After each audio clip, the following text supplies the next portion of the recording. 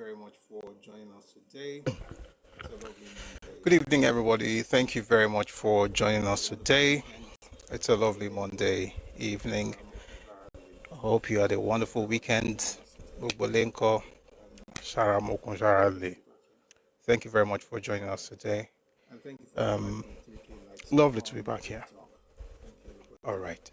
And thank you for the 5.3K likes on TikTok. Thank you, everybody. Please like the live. Let's power tap on TikTok, so that means we have to power tap. Please power tap, like the live, share the live. Let's try and push the live together. Also, click on the heart icon just here. If you're on TikTok, just click on this icon, this one right here. Click on it, join the team. If you're already a member of the team, please drop your heart to me, drop a gift. That way we can push the live together to the FYP. So let's do that, please, as we power tap. All right. Thank you very, very much. For folks on YouTube, glad to have you join us. Please like the live as well and share with others, and same for our friends on Facebook. Thank you very, very much. Okay, everybody's good. God is good. I had an interesting weekend. Okay, hope everybody's good. I had an interesting weekend. I don't know about you, but I hope you had a great one. Like I said, It's good to be back. It's good to be back. Like I said, just in case you join us for the first time, we have these sessions every weekday, Mondays to Fridays, 4 p.m. Ife time, West African time. We spend, the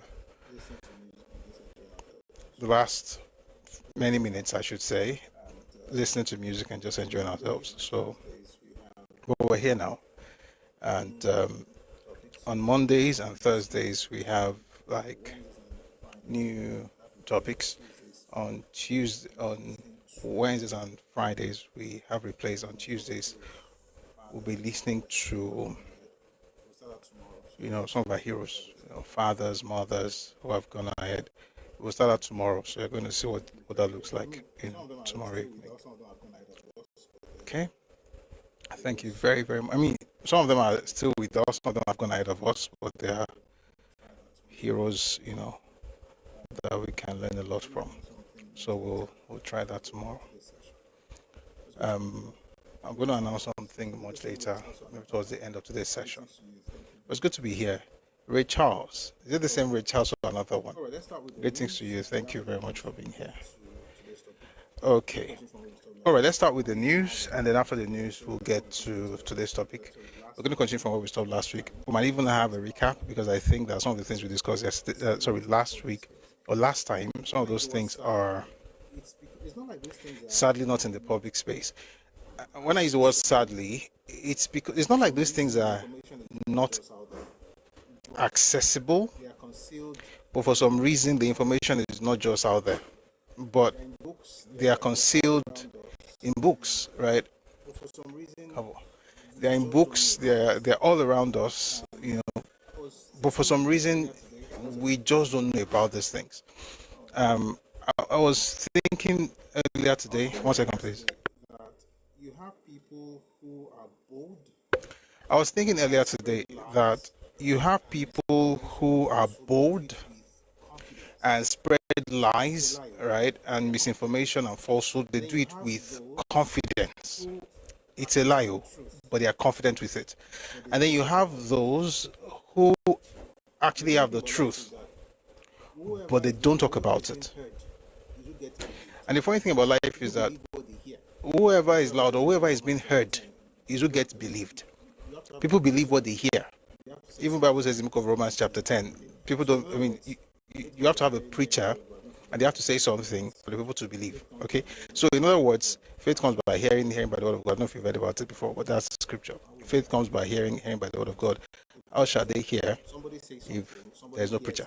How will they have a preacher if no one is sent? The point is that somebody says something, somebody hears it, and somebody believes. We tend to have facts of history. Without having to color it, just laying it bare. This happened and that happened. we have the facts of history at our beck and call, so to say, but we just don't talk about it. But it's the person that is sharing propaganda and just, because it's the one speaking. So I hope that in our generation, pissing everyone off is the one who gets hurt because it's the one speaking. So I hope that, in our generation, we'll make things right by, again, not by getting involved in propaganda warfare, which is unnecessary, just by uncovering the truth and sharing it so that we understand what actually happened. And one of those things, of course, is what we're discussing today, which is Awolowo on trial, why Awolowo was tried for treason. A lot has been said. One of the things I've noticed is that on social media, people just say things like, Awo did this in prison, Awo did that, and you white people just be like, okay, we have no comeback. we don't know. We just watch because there's really, we don't know any better. Excuse me, please. I think it's a lot better. We don't know any better. So once we hear it, we're like, okay. But I think it's a lot better if we actually spend time to understand what happened, and so that we're informed about it. Not necessarily to answer clowns who say nonsense, but just so you know what really happened, and then that way you're able to, number one, be impervious to blackmail and manipulation, and also be able to answer clowns if need be. Having said that, let's get into the news.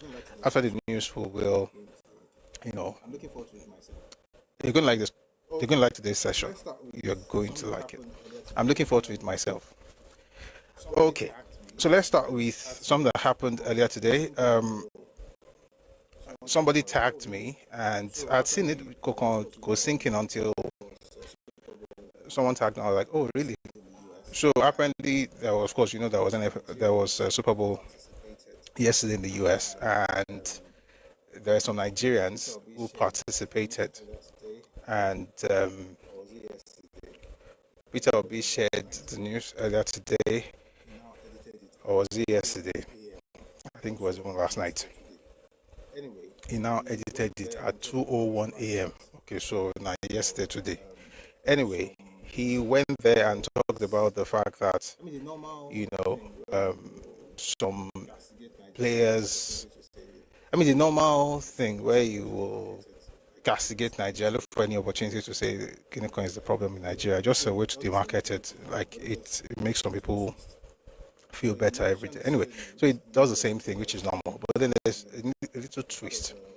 So he mentioned certain names, names of players who were part of the NFL or part of the march, and he only singled out certain names. He mentioned Michael Onwenu, Uche Nwosu, and Jackson Smith Njigba, which is cool, which makes sense.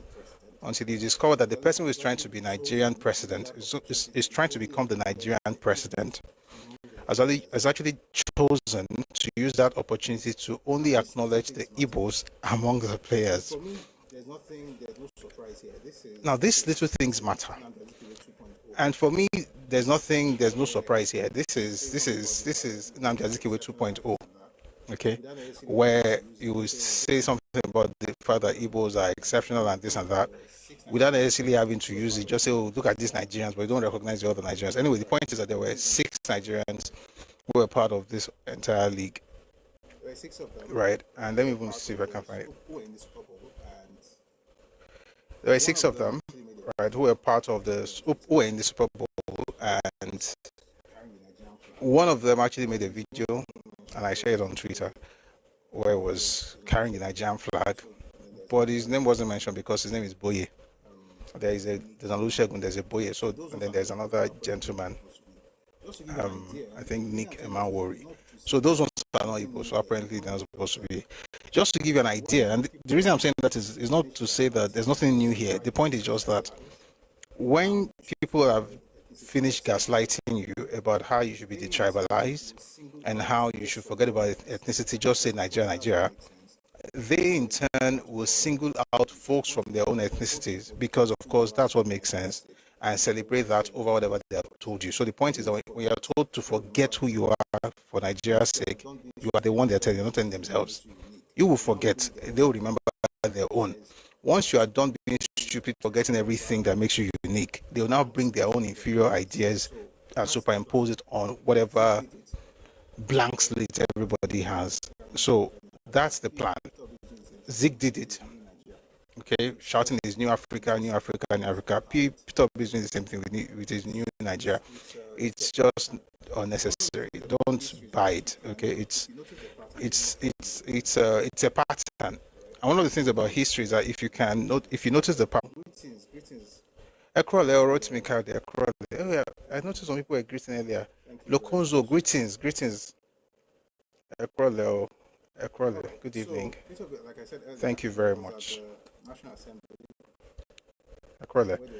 All right. So, like I said earlier, it was at the National Assembly where they were protesting. Apparently the way to do everything is to protest. So take a listen. I don't know if you can hear much of it, but maybe you at some point hear a little. Take a listen to Well, it's part of his speech, if that helps. Please take a listen to this protest / Peter Obi's speech at the National Assembly, where they're protesting on the issue of INEC electoral reform bill. Please take a listen.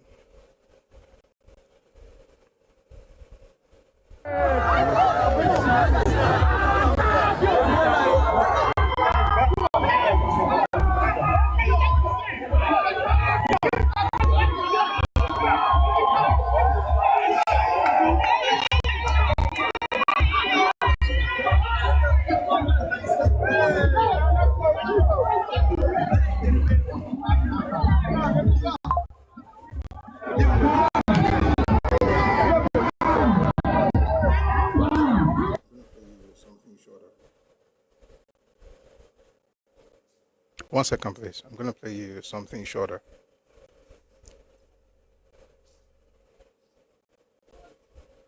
We have suffered the danger. That's what we have suffered before.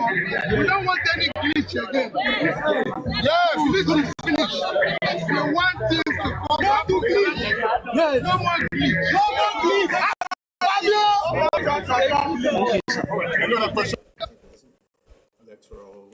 All right, so a lot has been said about this whole thing of electoral transmission and things like that.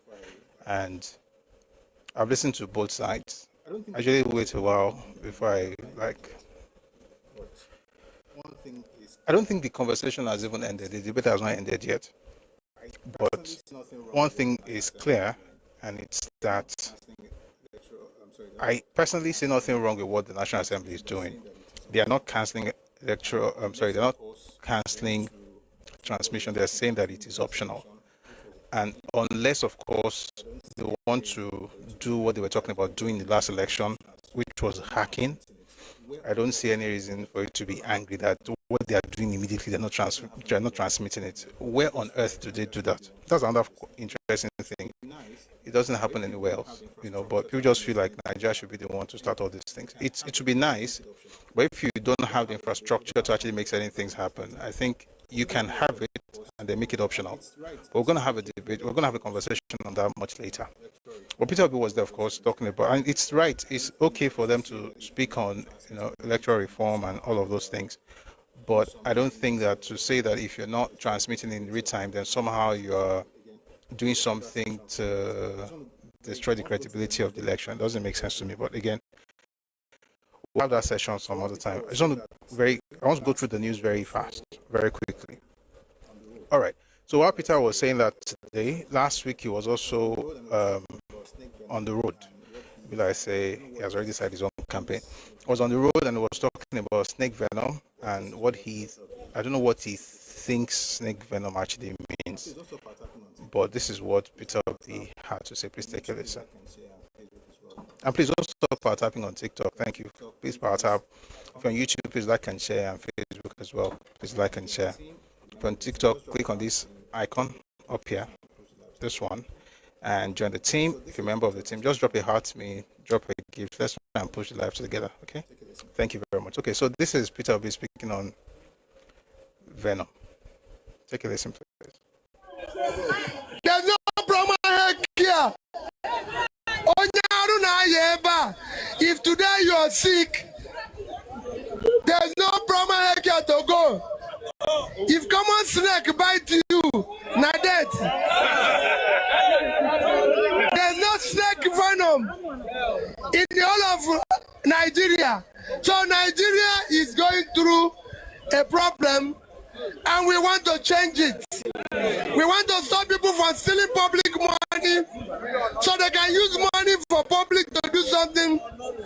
We want your children to be in school. We want primary school. There's no primary health care. If today you are sick, there's no primary health care to go. If common snake bite you, na death. There's no snake venom in the whole of Nigeria. So Nigeria is going through a problem and we want to change it. We want to stop people from stealing public money so they can use money for public to do something.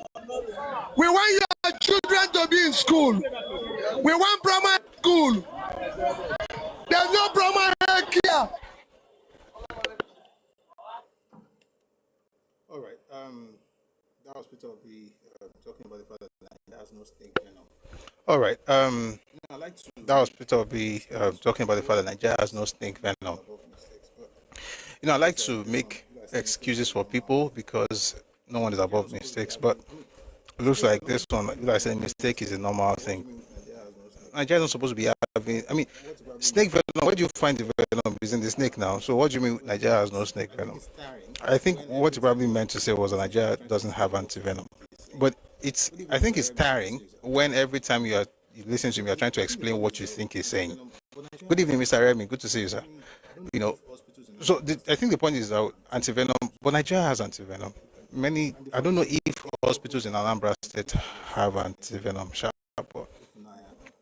And the funny thing is, the girl who died, which was unfortunate, Ifunaya, the FMC actually spoke on the fact that Federal Medical Center in Abuja spoke on the fact that they actually administered the antivenom, but she had a neurotoxic. Whatever happened led to neurotoxicity or something like that. Again, it's big medical grammar. But the point is that it was not. Excuse me.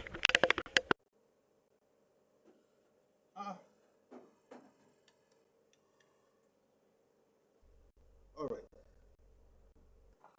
Mr. Valentine says when you talk too much, you end up talking. All right. The girl. Mr. Valentine says when you talk too much, you end up talking. Was that they actually administered antivenom. The girl, and again, the death was unfortunate. The point was that they actually administered the antivenom. It's just that it was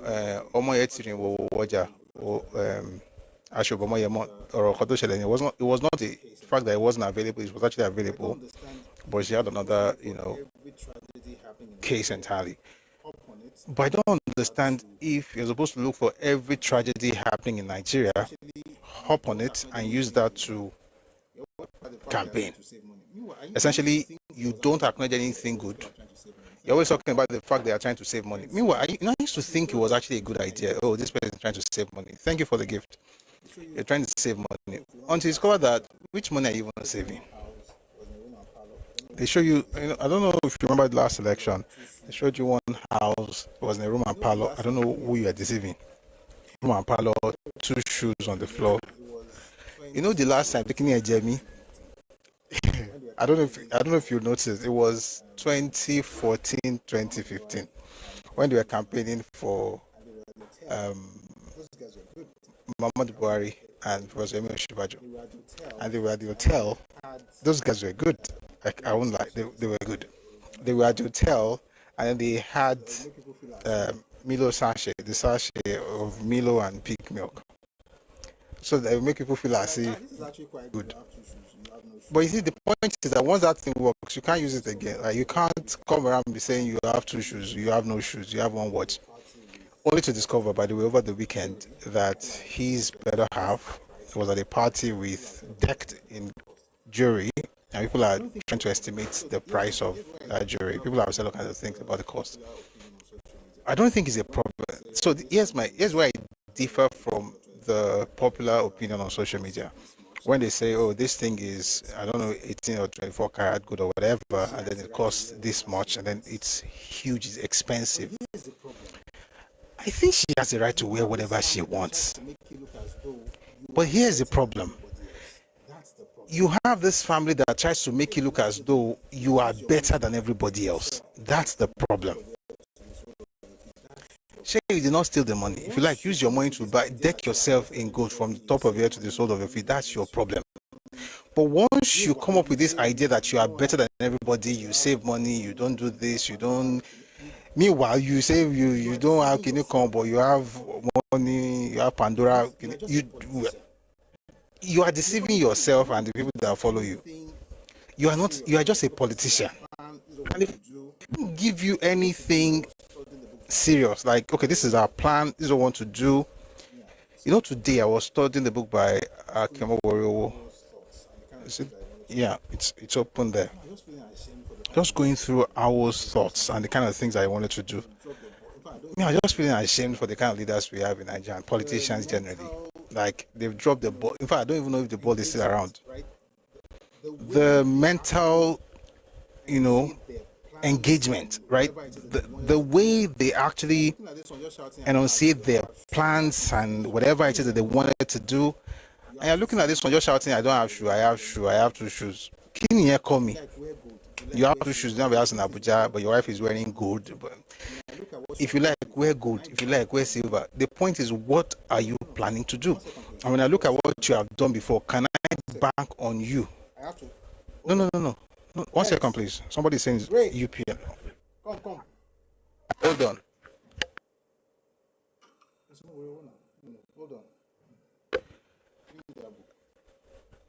It's someone now.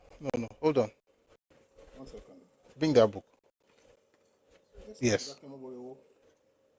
1 second. Select themes on the complex ideology of Yes, now. Is that Awolowo? Awoism. Select themes on the complex ideology of Chief. I know what I'm saying now. This one was a deputy governor. Was deputy governor Ondo State. And maybe you moved later to join. I think you're talking about another one. Wait, though. And maybe you moved later to join. Wait. No. He was deputy governor to Adekunle Ajasin now. Anyway, the point I'm trying to make is the book is actually very good. It's called Awoism. The point I'm trying to make is just going through the kind of things they did. Just going through the ideologies of Awolowo and the way they did stuff, and then I read other Awolowo's books. Then you see the quality of opposition. Like, what are these ones doing? Now, let me tell you one of the things about this present government. They don't have any opposition. They don't. They just have rabble-rousers and noisemakers. No opposition. We need an opposition, a very strong one. Imagine what APC was. I mean, even if we don't remember what Awolowo was like, or you have not read the books, at least you know what APC was like before 2015. Oh God, this topic is not about Awolowo. It's just about the book that he wrote. I'm just talking about what the book was written in 81. At that time, it was not in MPN. It was still in UPN. Let's not change the topic. It's not about Aki Awolowo. It's about the fact that he wrote the book on Awo. Well done, people in the comment section. Anyway, the point I'm trying to make is that when you look at what APC did to PDP pre-2015, the work of someone like Alhaji Lai Mohammed, and look at what's going on right now, this is just a joke. There's no opposition. Nobody is keeping them on their toes. APC can decide to do whatever they want to do. You just have a bunch of jokers shouting, I wear shoe, I don't wear shoe. There's no snake venom. Just being ridiculous. It is well. And they cannot win, by the way. APC is going to win again. They will win again. By the way, I'm supporting President Tinubu. And from time to time, I'll be playing his clips going forward, so I will remember the things that he has done. I also think APC people need to actually make more noise. They've done a lot.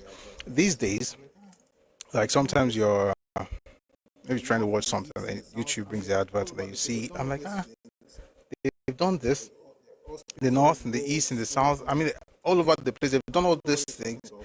like there's all there are hospitals, roads, schools. I'm like, how come nobody's talking about it?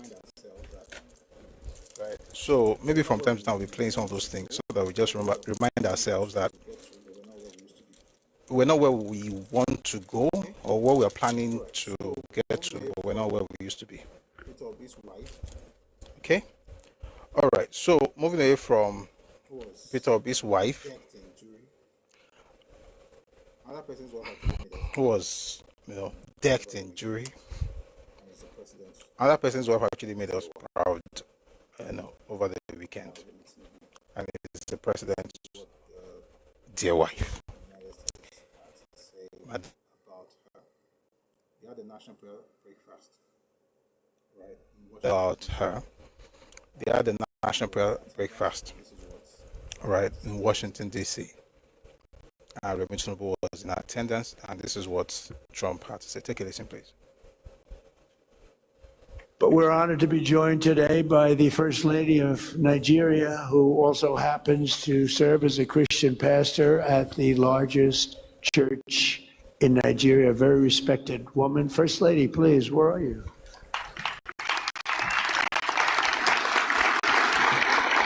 Thank you very much. It's a great honor. Thank you very much. Very respected person, too. Thank you. Yoruba. So that was the President of the United States, President Donald Trump, acknowledging our First Lady. And I think that we have a genius for a president in Nigeria. Our president is smart. This is how to play the game. They're shouting Christian Kineko Kinekon. Your wife is a pastor in the largest church in the country, goes out there and then checkmate. So that's actually quite nice. But that's not the end of good news. The King of England, King Charles, has also invited the President Bola Ahmed Tinubu, for a state visit.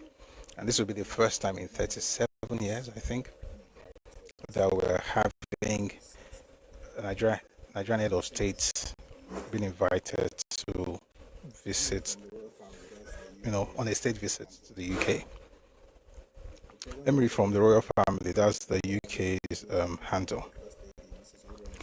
The President of the Federal Republic of Nigeria, Mr. Bola Ahmed Tinubu, accompanied by the First Lady, Mrs. Oluremi Tinubu, has accepted an invitation from His Majesty the King to pay a state visit to the United Kingdom from Wednesday, 18th March to Thursday, 19th March 2026. The King and Queen will host the state visit at Windsor Castle. So this is good. This is very good. All makes sense though.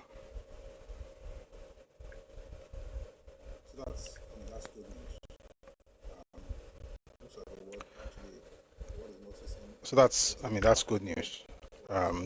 Looks like the world is noticing what's happening. Last week we read what an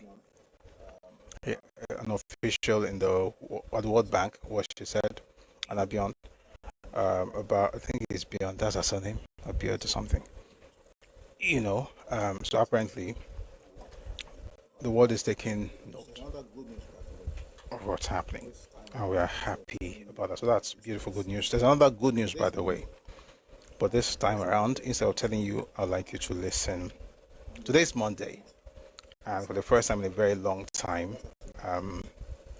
Monday will be different in the southeastern part of Nigeria going forward. That's actually good news. I'm happy on their behalf. I'm happy for them. Okay? And this is what they have to say, and I want you to take a listen. Take a listen to IPOB representative as it gives us the lowdown.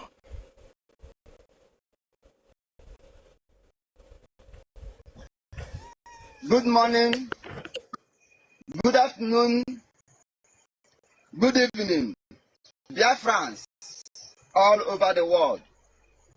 Today is 7th of February 2026.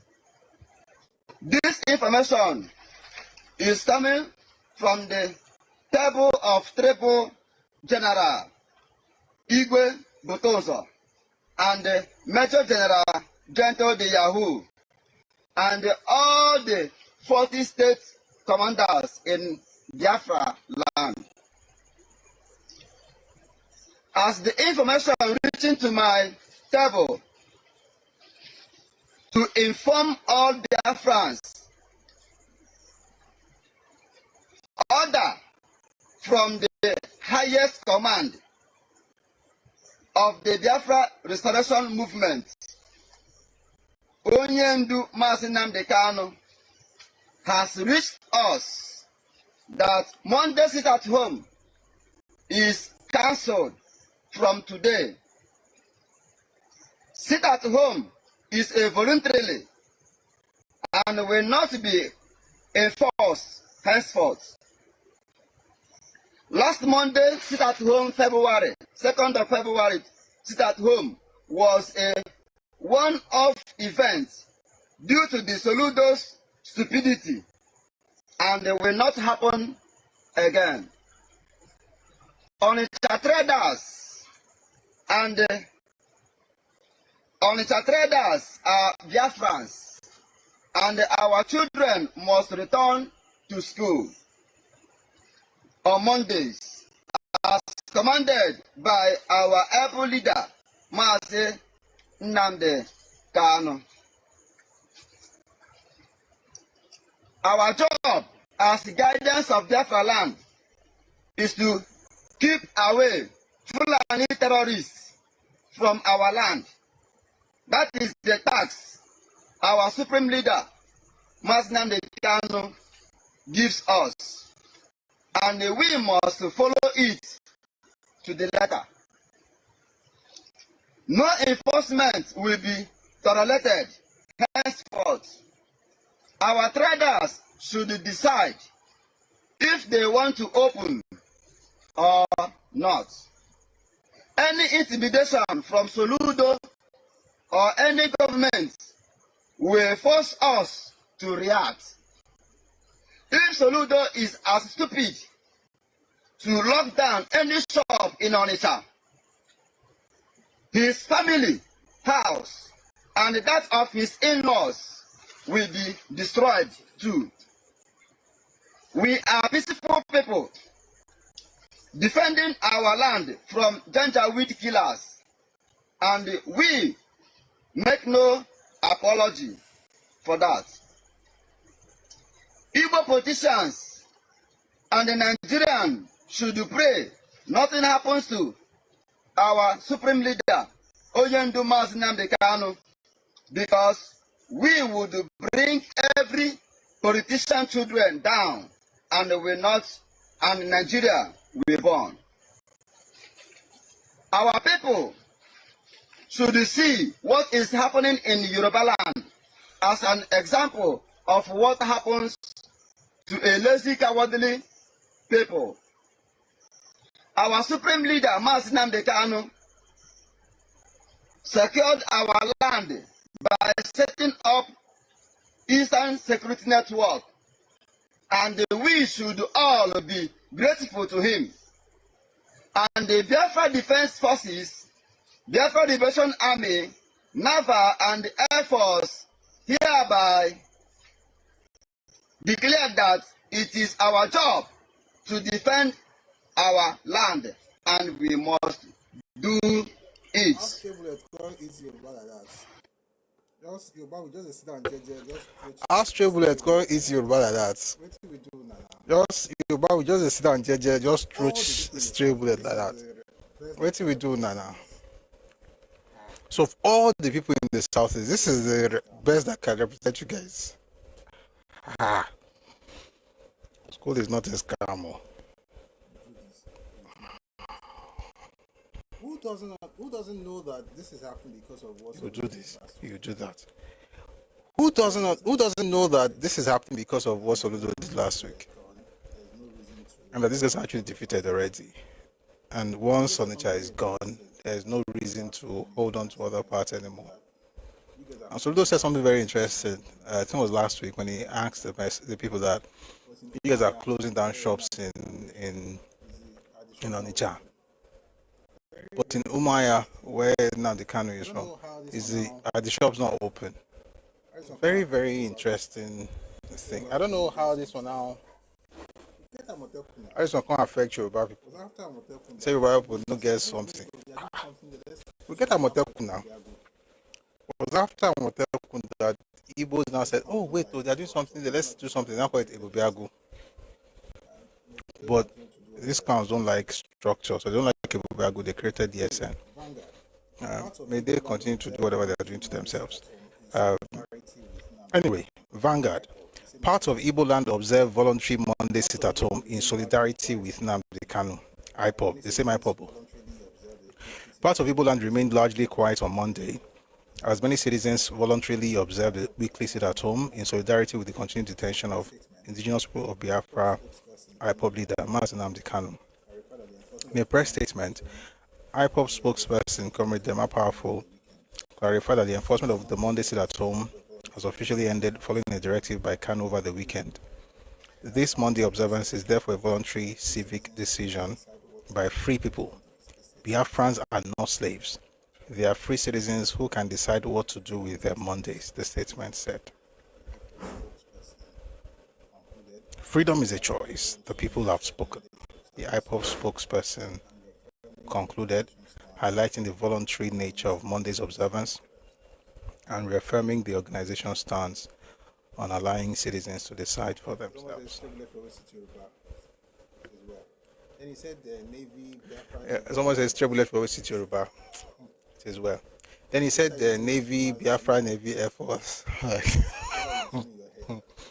Are they start using dreamers? I mean, like, whatever you dream in your head, this is now count. So when he said, I don't know if there's hyper. Anyway, let's just leave the matter. It's just ridiculous. But I'm happy that they've told them that they can open their market. But while those ones are celebrating, something else is happening in Ekowa in our Lagos. In case you have not heard, I'd like to listen to something from TVC, and if needed, I'm going to read the news report later. Take a listen, please.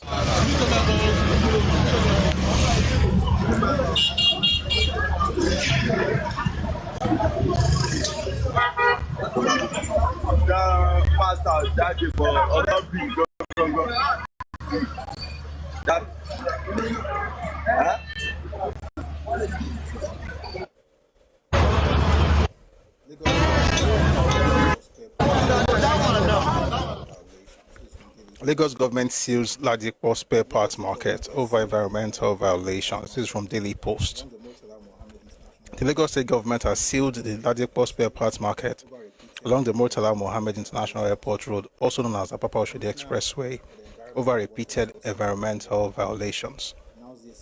The Commissioner for the Environment and Water Resources, Tokunbo Wahab, announced this action on Sunday via a post on X, citing indiscriminate refuse dumping and illegal street trading. Quote, the Lagos State government this morning sealed the Ladipo spare parts market along the Murtala Mohammed International Airport Road over repeated environmental infractions, including indiscriminate refuse disposal on the median and highway, as well as illegal street trading, Wahab said. He explained that the enforcement was part of the state's zero-tolerance approach to environmental abuse and disregard for public safety. So that's that. The popular spare parts market in Mushin was shut as part of ongoing efforts by the state to compel compliance with environmental regulations and restore order along major highways. So that's that about Ladipo.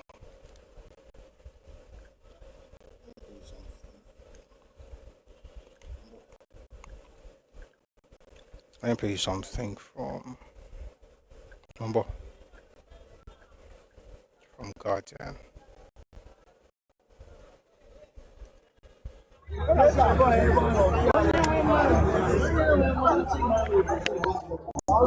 The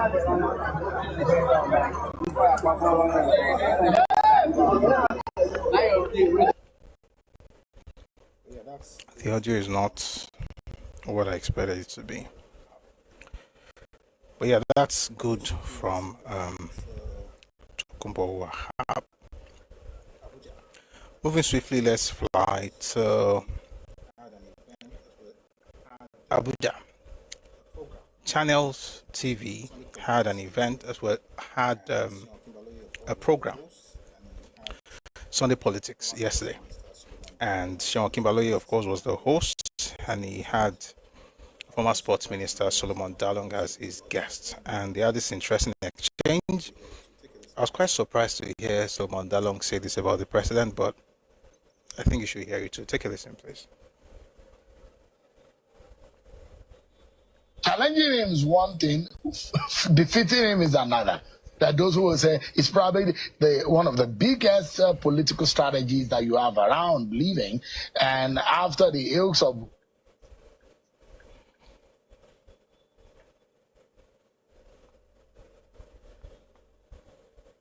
war, is very tall as across the Niger, and the weight that he pulls as a sitting president and the leader of the ruling party. The question is, who can defeat him? Tinubu is the dwarf in Nigerian political history, and he should not be compared with great leaders like Sadona Napolitano, because great political leaders leave legacies.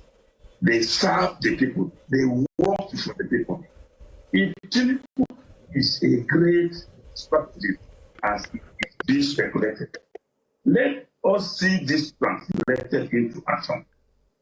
Tinubu cannot manage insecurity. Tinubu cannot manage the economy. Tinubu cannot manage even common palliative that were rolled out for the purpose of augmenting some of his economic policies. His strategies will be seen in his performance, but not somebody who everything is failing. Even as we are talking to you, even with the coming in of the Americans, today a whole village yesterday was told, a whole village was wiped in Kwara. The economy is in shambles. Corruption is flourishing everywhere. So where does this strategy of the great strategies make any impact for the benefit of Nigeria? Hunger, poverty, hard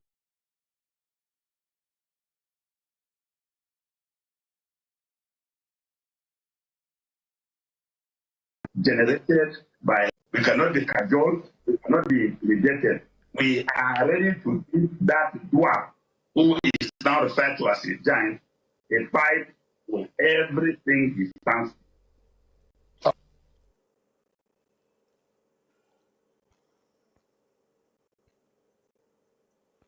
Spider-Man! Spider-Man! Spider-Man! Does whatever spider can. Shoot away anytime. Try to see, does not try to do that. There comes the Spider-Man. There comes the Spider-Man. There comes the Spider-Man. There comes the Spider-Man. There comes the Spider-Man. There comes the Spider-Man. There comes the Spider-Man. There comes the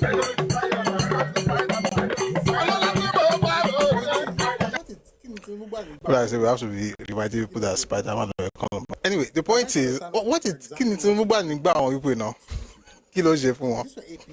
But I'm trying to understand exactly what Tinubu did to these people. Like, these were APC guys, right? So I don't get it. But there's other, apart from that Spider-Man, there's another one I wanted to play. Let me play Kokomi Ballet.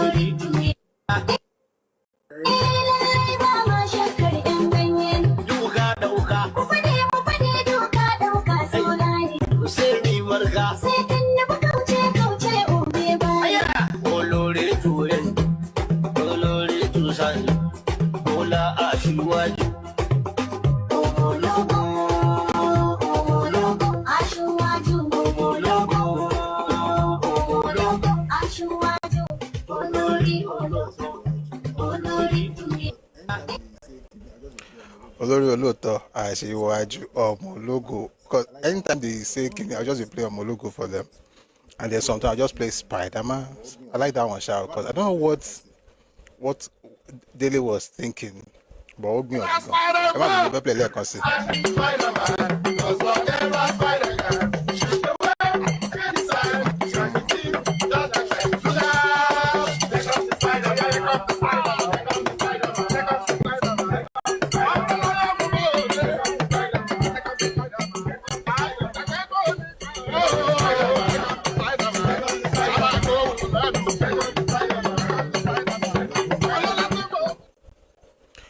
No, he said Olori Golo. No, not Olori Golo. He said Olori Oloto.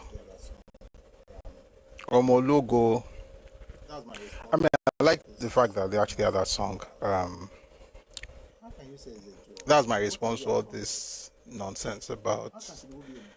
How can you say it's a dwarf? What have you accomplished? How can Tinubu be a political dwarf? You have about 30 governors in APC now. Ha. Just listen 1 second. You did not hear what they were saying? No. Just listen 1 second.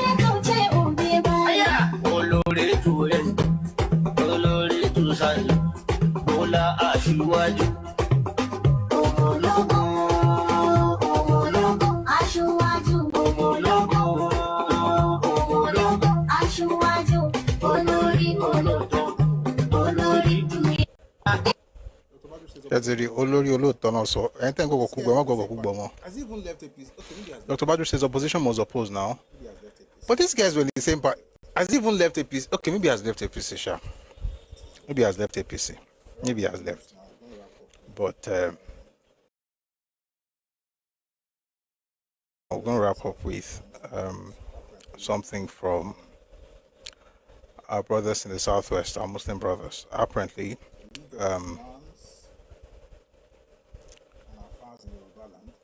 the League of Imams and Afars in Yoruba land. Ademola Omoba, good afternoon. Good to see you, my brother. I'm thinking of what Solomon Lalong did, but again, What this copy says, Solomon Lalong that Manand. Because me, I'm thinking of what Solomon Lalong did, but again, anyway, let's get to this. it is well. From the League of Imams. Anybody can talk, Sha. It's allowed. Anyway, let's get to this news. So this is from the League of Imams and Afars in Yoruba land. And I like what they even put at the back. They wrote League of Imams and Afars in Yoruba land, founded in 1964. So it's not new, apparently. Anyway, let me read this news report. Southwest League of Imams announces February 18 as first day of Ramadan. Islamic leaders and scholars under the League of Imams and Afars in Yoruba land have declared Wednesday, 18 February 2026 as the first day of Ramadan, or Ramadan. I like the way my Muslim guys used to say it. The announcement was made in a communique read by the Grand Mufti of Yoruba land, Sheikh Abdulrazak Abdulaziz Ishola, at the end of the league's meeting in Ibadan on Thursday.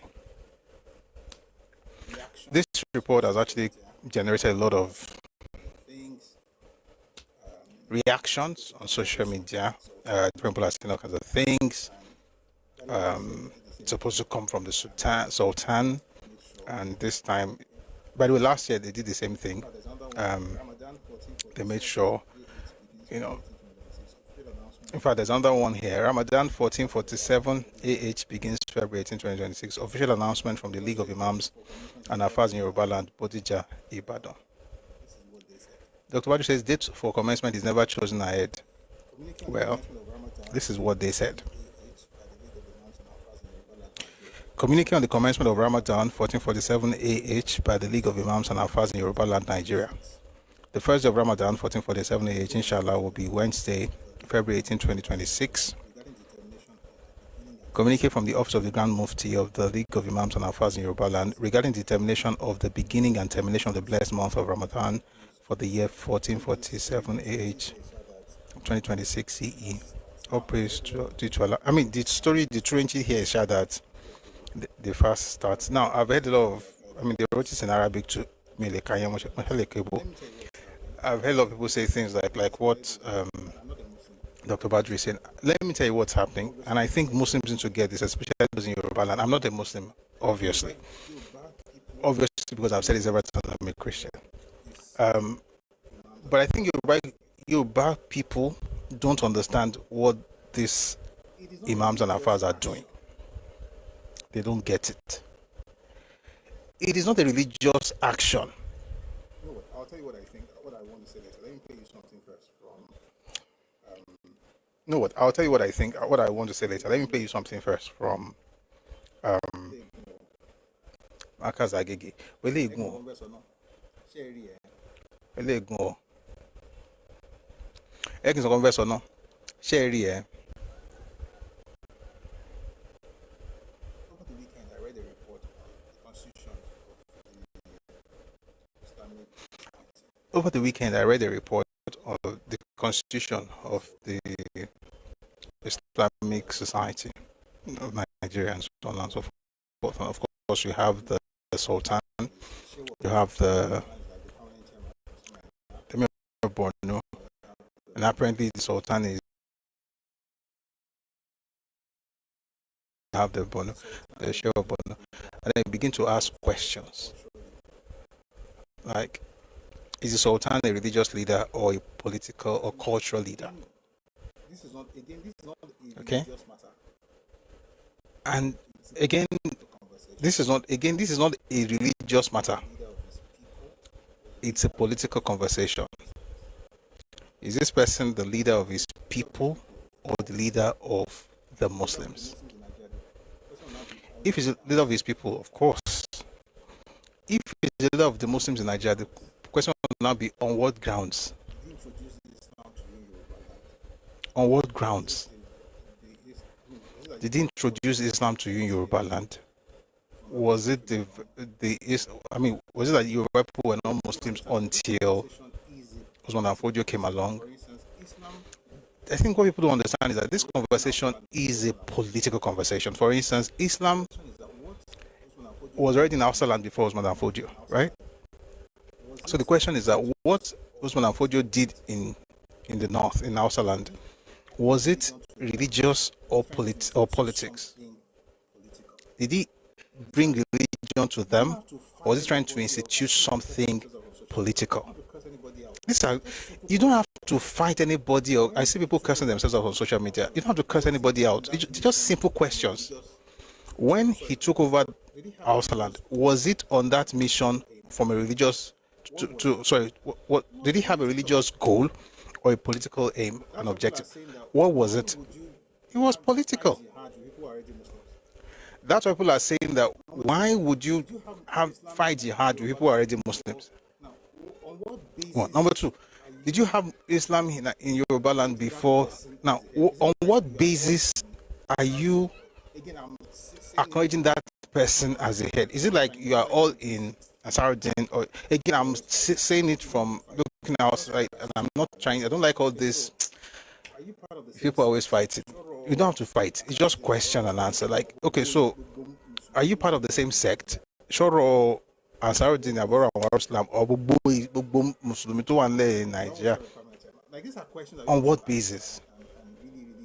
So when you tell me about, and why would you have a permanent chairman? Like, these are questions that people should answer and really. And so when you tell me about why the League of Imam, why are they doing like this? Because they're in Yoruba, and by the way, I like the fact that they're saying they've established this since 1964. And Okono Bere. I don't get it. So if you are not in Nigeria, okay, on what basis, Shah? That's the question. you're doing it because you're in Nigeria, which means that now it has a political. On what basis? Is it that you're doing it because you're in Nigeria, which means that now it has a political coloration? If not, you could have taken. Because you're determining your leader based on the borders of a country. If not, you could have taken orders from Ghana. Someone says, why can't you determine your own? Shared. who is the leader of the Muslims? Is there no moon in Yoruba land? And someone says, the pertinent question is, who is the leader of the Muslims in Yoruba land? I mean, the point is that this body seems to be a body that they've acknowledged as a body that leads them. I've been around for a bit and I've League of Imams and Afars. And this is not the first time, of course. I've been around for a bit and I've heard them say it, over and over again. I don't think you need. what the answer is. Someone says no. My point is that I see no reason. Tell us what the answer is. Why one is following Fulani without no My point is that I see no reason for Yoruba people fighting over why one is following Fulani and the other is not following Fulani. Like Shag Money. It's a shame. This is not a religious conversation. It's a political conversation. Things, I mean, I don't even bother because it's your And it's a shame. but they are political conversations. I mean, there are religious things. I mean, I don't even bother because it's your religion. But they are political conversations. Was this not what happened? This is how Sholagber also thought it was okay because they were all Muslims. People know what they are doing. If you don't know, that's your ignorance is your fault. It's not because they are not It's politics. thankfully they are Muslims. And if people are saying no, it's not because they are not Muslims, or thankfully they are Muslims having that conversation. So me, I'm just looking at things from the outside. If Muslims are saying, Yoruba Muslims are saying, no, this is how we want to do our thing, they're not saying they're not Muslims again. They're not necessarily going against the religion itself. They're just saying that they want to assert their cultural identity and their cultural autonomy. I don't get, What's the problem with that? Permanent chairman I don't get. Let's say that you have a permanent chairman of and on what Nigeria. How's it going to look like? on what basis? On what basis are you having a permanent And on what basis? You can have one, but on what basis? On what basis are you having a permanent chairman that nobody can contest? On what basis? religion versus this religion? I'm just saying that I don't like to do comparison. I don't want to say this religion versus this religion. I'm just saying that beyond the religion, folks, especially Muslims who are having a conversation, they should look beyond the religion to the cultural context of the conversation. It's beyond who is leading Muslims. It's beyond with Along Badra. It's a very serious thing. And Yoruba people should start speaking up. I mean, some of them, not all of them, clearly. Our fathers have always been Muslims before. I mean, some of them, not all of them, clearly, I think right? But it's not. The Sultan did not determine the kind of Islam they will practice. I think, like, of course, they are all Muslims and they have the way they do their thing. But as a Yoruba person, when I see, and it happened last year, when I see the Yoruba people saying this is how they want to do things, and I see people saying, you can't do that. You are trying to destroy Islam in Nigeria. And I'm like, like you always have your Bible that we shall break ranks, just like you're saying Peter Obi. It's the same thing. Why? Charlie Telewani, Kiniko. Kill them back at Kiriki Gogolo showing Pomo, Kini Yadosesin. She ìjẹ́ yóò bá yín yẹn káwá ìyá sọ́tọ̀ ọkọ̀ kà ń ṣe Yorùbá mọ́ wọ́n tún wá ya fọ́tò kan mi ìfẹ́ dárúkọ ẹni wọ́n ya fọ́tò kan wọ́n ní ẹni lọ lórí Muslim dẹ̀ Yorùbá àgbà tó máa múra ó múra bíi Fúlàní. Islam has its rules. What rule in Islam says that the Sultan must be your head? Dr. Badu, let me engage you for a minute.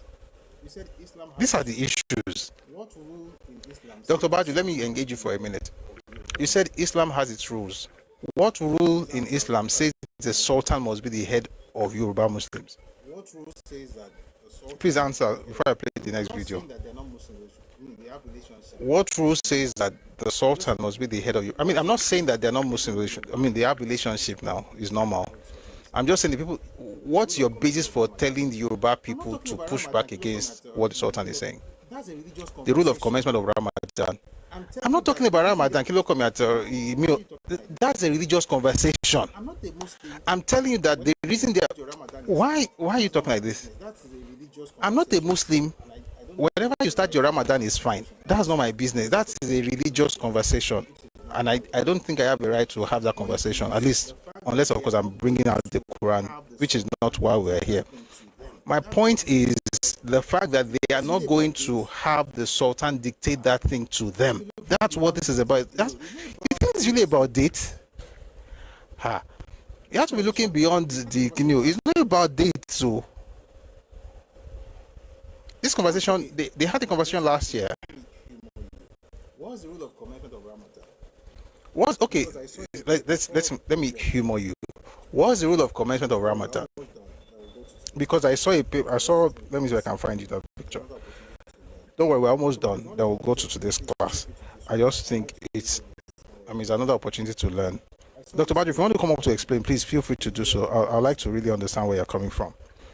I saw this thing, the 33-year Ramadan cycle. Ramadan begins 10 to 12 days earlier each year because it is based on the lunar Hijri calendar with months that are 29 or 30 days long. This was actually published by Al Jazeera. And apparently there's a method to the whole thing. For instance, in year 2030, they're saying that Ramadan will be observed twice.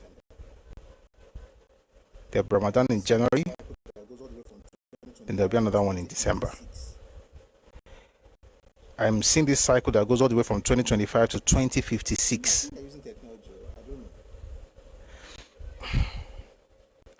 I think they're using technology. I don't know. For me, like I said, I don't even want to go into when they should declare Ramadan because Muslims, that's an Islamic conversation, it's a religious conversation. But the thing they are doing, to be honest, from what I have seen, or last year, they are trying to assert cultural autonomy. Don't take people's autonomy from them under the guise of religious brotherhood. So forget about your ethnicity, we are all the same. Is it not the same Yoruba land we were when people came into Yoruba land and started saying that people should not prostrate for their parents? Only for them to go to Lori and Gambi. Changing is saying that according to the religion, only for them to go to Lori and Gambi kneeling down. I saw a video last week, I was like, I saw one king. May God forgive that king. The king will be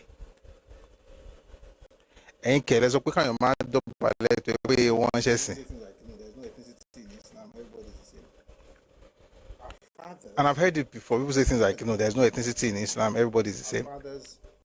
Our fathers, I speak as a Yoruba man, not as a religious. Our fathers adopted different religions, but they did not forget who they were. They were Yoruba people, but they were Muslims. They were Yoruba people, they were Christians. They were Yoruba people, they did traditional worship. They even did more than those three. The Yoruba people that were doing Kabbalah. The Yoruba Buddhists, they still are. There are folks in Grill Message. I've met a number of people from different faiths. It's not just those three groups that we're always shouting, but they are still Yoruba. So I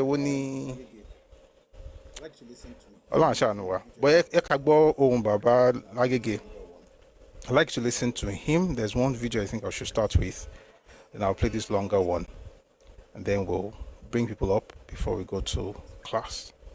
Give me a second. Let's listen to. Okay, found it. So let's listen to. It's not fast, and I think people should be able to read between. The conversation is not the fast, and I think people should be able to read between the lines. It's not about the fast. There's something deeper going on. As a Yoruba person, I speak up for Yoruba people who belong to any religion. Like, your religious observance or whatever they're doing is what they are doing. That's a religious conversation. But that's Yoruba. No, we shouldn't jettison that, especially when it has to do with your autonomy as a people. What does it take for you to be commanded by a person if you can't even say, why are you leading us? Anyway, let me play you something from Markers, Baba Markers ní Agege. Take a listen, please. Àwọn kan wí pé àṣẹ sultan láti Sokoto ó dẹ́kọ̀ èmi ò bẹ́ jiyàn. Èmi ò bẹ́ jiyàn. But ní ìsìn àwọn Yorùbá ti ń sọ fún yín pé ara ń tà ń wí tá fẹ́ sọ tá inú ẹ̀ á bọ̀ sínú ẹ̀. ara tá à ń sọ fún yín òun nìyẹn torí wípé ọ̀tọ̀ ní ọ̀rọ̀ ẹ̀sìn ọ̀tọ̀ ní ọ̀rọ̀ ìlú ọ̀tọ̀ ní ọ̀rọ̀ ẹ̀sìn ọ̀tọ̀ ní ọ̀rọ̀ ìlú. nínú ìlú ọ̀tọ̀ láàyè ọ̀tọ̀ nílú ìlú ààyè ò kí ń jẹ́lú nínú ìlú láàyè máa ń wà nínú ìlú ni ààyè máa ń wà. ẹmọ ìyàtọ̀ láàrin gbogbo ẹ̀ bá bẹ̀rẹ̀ sí ẹ̀rọ ẹ̀ṣẹ́ bí Bala Johnson yìí àbí so fi mi ń sọ èdè mí ni o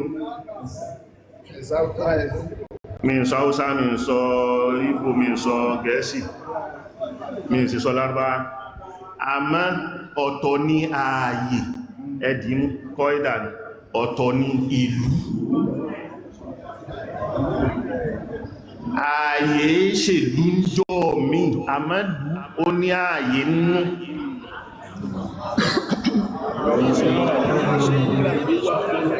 nínú ìlú ni ààyè wà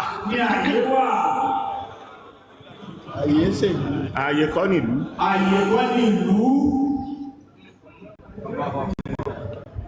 àmọ́ nínú ìlú láàyè wà. inú ìlú láàyè máa ń wà nínú ìlú ni ààyè máa ń wà. Markazi ààyè ni Markazi bí ààyè ni àmọ́ nǹkan ní ìlú Agége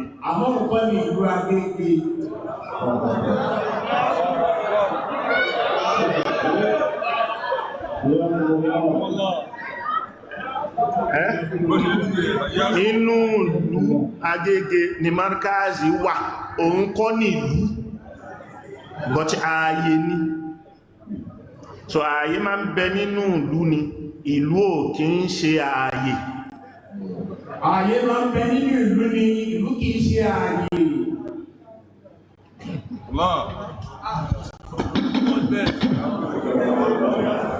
so àwọn nǹkan wọ̀nyí ẹbá ní èmi ò jíyàn sí pé sultani ìpé kìíní níjà èmi pẹ̀lú sultani ẹni àpọ́nlé ni lọ́dọ̀ mi púpọ̀ bá ṣe bá táwọn bàbá Sheikh Adam gbogbo wọn gbọ́dmọ́ ṣe ń kọ́ wọn léyàn kìí ṣe pé akálukú ní ààyè tí ẹ̀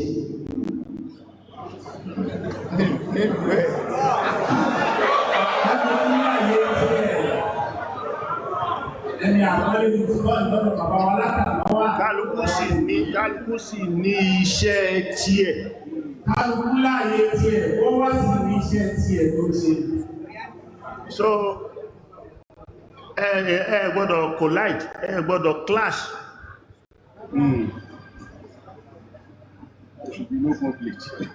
kò gbọ́dọ̀ sí conflict so ìdí nìyẹn èyàn bá ń wo àwọn míì ìdán pé kìníkan ẹjẹ́ kí sótánà èmi ni mo mọ̀ nǹkan tí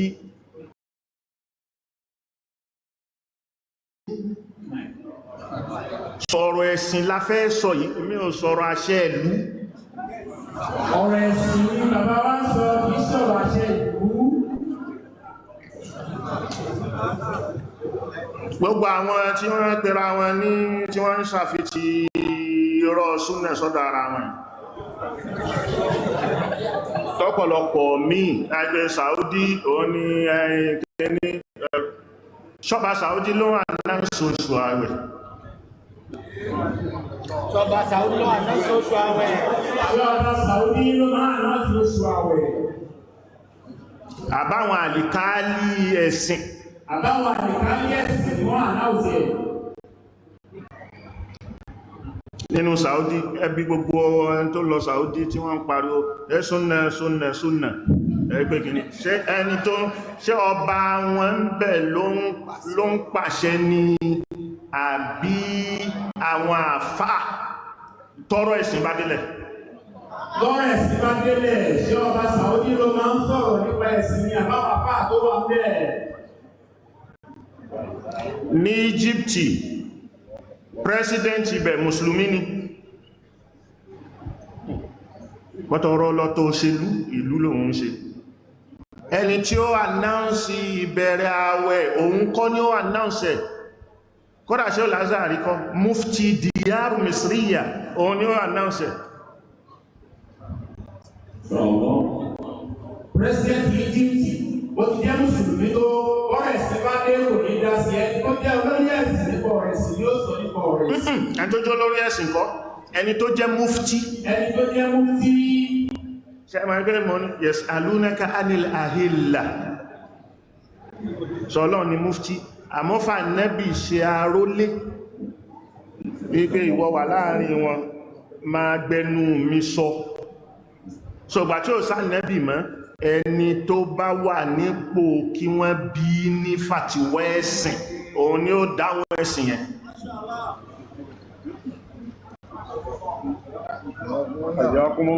Ọlọ́run ni mufti, òun ló sì máa ń pàṣẹ fún ànábì pé bá ti bí ẹlẹ́rìí nípa ẹ̀kọ́ báyìí sọ báyìí sọ fún wọn. Nígbà tí ó wá sí ànábì mọ́, ẹni tó bá wà ní ẹni tó jogún sí ànábì ló yẹ kó máa bí léèrè kó sì máa fún wọn lésì lórí ẹ̀.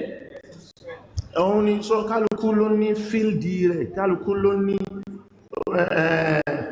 ojúṣe rẹ̀ tó fẹ́ ṣe. Ó wá lórí ojúṣe rẹ̀ tó fẹ́ ṣe. So tí àyè bá jẹ́ ẹ̀sìn àyè mímọ̀. Tí àyè bá jẹ́ ẹ̀sìn ẹ̀yẹ mímọ̀. Tó sì já sí pé ọ̀rọ̀ ẹ̀sìn ló ń kọ́ wọn, ló ń kọ́ ayé. Ẹ̀sìn ló ń kọ́ wa bí. So báwo la ṣe fẹ́ wà lẹ́yìn ká máa retí pé àwa kọ́ ni iṣẹ́ responsibility yẹn kàn ẹlòmíì ní ká wá yí sí lọ́rùn.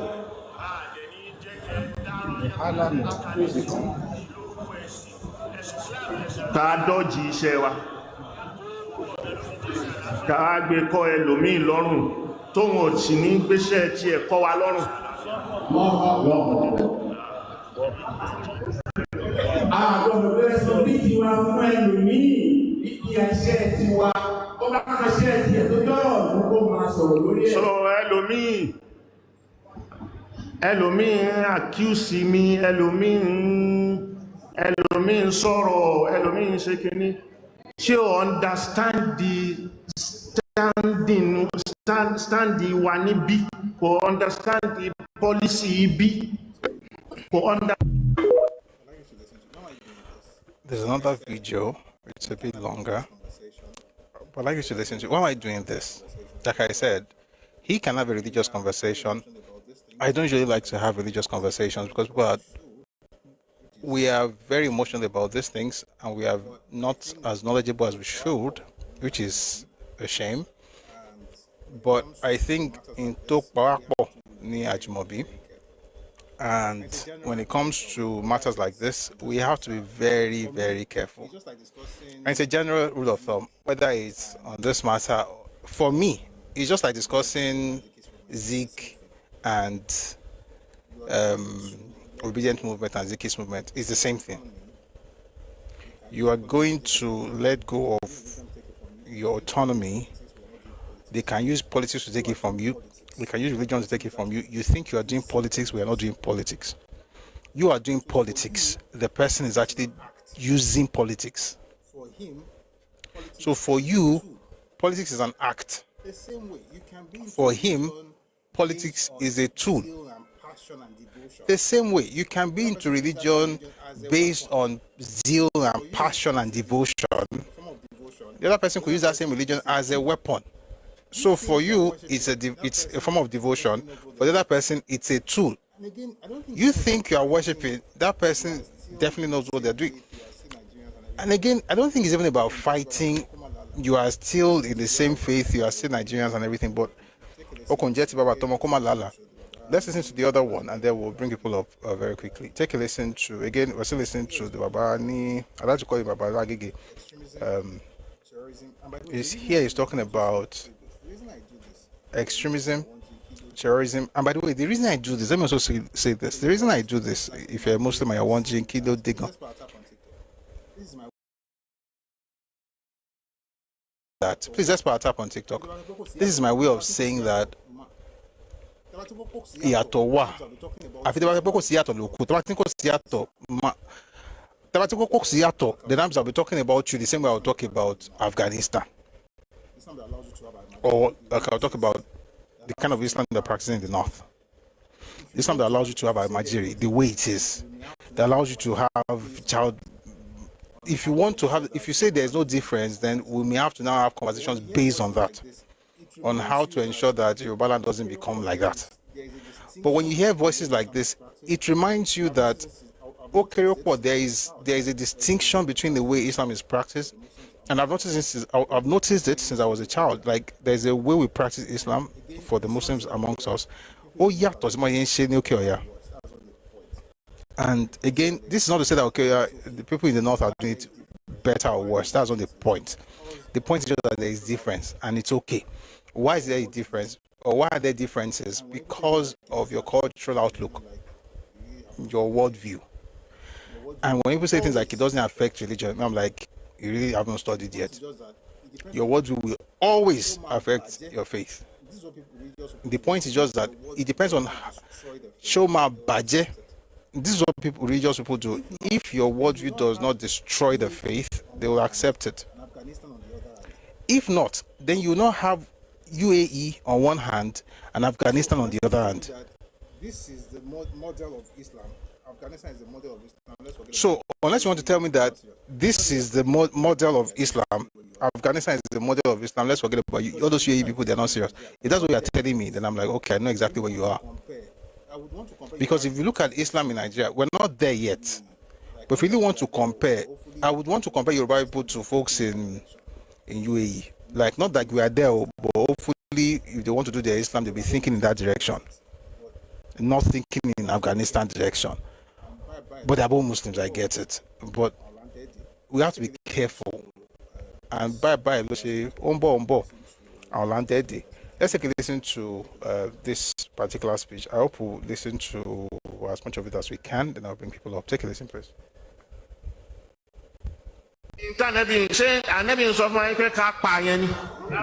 Sẹ́rí gbogbo àwọn àdìsí tó bá lálàáfíà bẹ́ẹ̀ tó bá Kùránì lọ nìkan ṣo la máa gbà. Tó ṣe bá làákàyè lọ, tó bá ọmọlúwàbí lọ, tó bá ìntánẹ́bì mú wá lọ. Sallallahu alayhi wa sallam. Ó nìkan làdìsí tá a gbà ibi àdìsí tó lálàáfíà rèé. Àmọ́ àdìsí tó bá ti di pé nǹkan kí nǹkan ló ń kọ́ wa. Àdìsí yẹn ò gbádùn. Àwọn tí wọ́n sì hun wọn lálàáfíà nínú làákàyè. Àmọ́ iṣẹ́ rẹ̀ ọ̀ràn yẹn gbogbo kálukú ni. Bàbá ti jẹ́ Mùsùlùmí, bàbá ti ń kírun tó ń gbààwẹ̀ fi iṣẹ́ rẹ̀ tì. Ànábì wa Muhammad sallallahu alayhi wa sallam wọ́n lọ bá ń jọ́ kan, wọ́n bá ń ròyìn obìnrin kan pé innaha tusalli wa tasumu wa ta'mal a'mal al-birr walakin tuzi jaraha.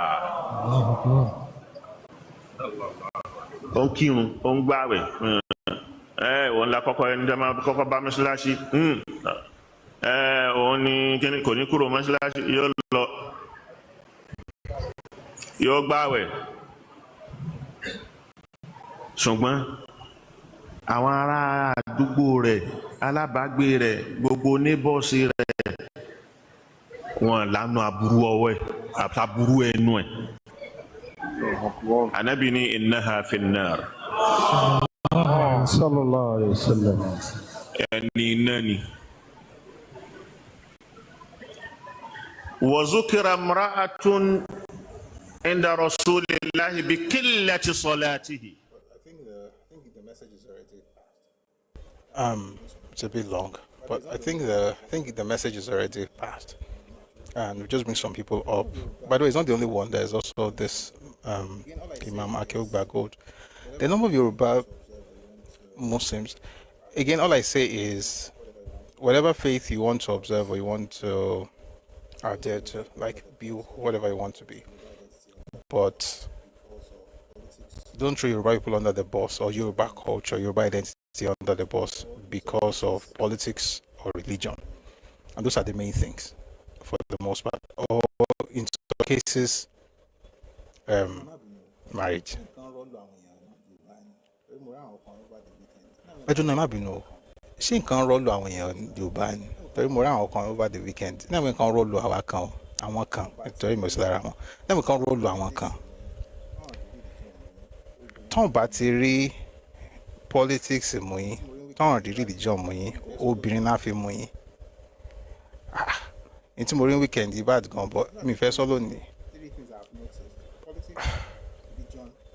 It's crazy. Those are the three things I've noticed: politics, religion, and I don't know if I should say sex or relationship, because it could be on the other side too, men and women. Religion is not a tool. Religion can be a Olusegun Oshinawa says religion is a tool that someone could use to conquer. Religion is not a tool. Religion can be a tool. I also want to be very careful so it doesn't look like as if one is attacking a particular religion. The religion, and I'm very careful with Islam because, again, I don't like to have those kind of conversations, because you can go into it and ask questions like, is this the design of the faith? Is this the design? Short design a buying, and if you want to go into that, that's a rabbit hole. But I've noticed that the way people practice Islam is totally different from how they practice in the north, and I think it's great. Not because I'm a Christian, but because I don't want to see the kind of decadence or the kind of social issues that they've had there because of the practice of their faith, even though I don't want to go deep into the religious part. But I've noticed, for the most part, it's either politics by using Sikhism or obedient movement, or religion by weaponizing faith, and it could be Islam, it could be Christianity, it could be traditional religion. You can weaponize any religion. So it's not like one religion is better. Any religion can be weaponized, including Christianity, Islam, or traditional religion, or Buddhism, or anyone. All they have to do is to find a way to make it into something that is not. Once you politicize the faith, you have changed the exact form of that faith itself. You've changed the form. And any faith can, again, I'm very careful. It's not about Muslim are this, Muslim are that. That's not the point, though. I've seen it. Is when it comes to the matter of the heart, emotions, woman, man, especially for men. Yoruba men need to sit down. I don't know, what is it? You are dating a girl, or you get married to somebody, and somehow your sense just gets evaporated. Now, you can't have conversations with respect, of course, but you can't have conversations that even acknowledges the greatness of Yoruba people. You can't have conversations that acknowledge the greatness of Yoruba people. You have to pander and apologize and tiptoe and walk on eggshells and make the person feel comfortable. It's just ridiculous. Can we not be respectful to people and still be who we are without apologies? I think it's possible. Anyway, let's have some people respond to these things, and then we'll listen before we go to class. Please make it quick, and let's not spend too much time on this section because it's past 6. And please, when you get up, please mute, and then we'll call on you to give your submissions. Thank you very much for listening. So we have a number of people trying to come up. Again, please, if you come up, whatever you are talking about, especially if it's about that religious bit, keep it respect. In fact, about everything. Keep it respectful. This is not an opportunity to say, look at this particular religion, they are the problem. You may even be our problem. So please don't. This is not the platform to now use and say, okay, let me quickly attack them. That's not the point. All right. I bring people up. If you want to explain something to us as well, you can explain, but don't come with jagidi jagon, so that we can all get better after the conversation. Okay. All right. So I'm bringing you up now. Please mute as soon as you get up, and then I'll call on you to, speak. Please mute.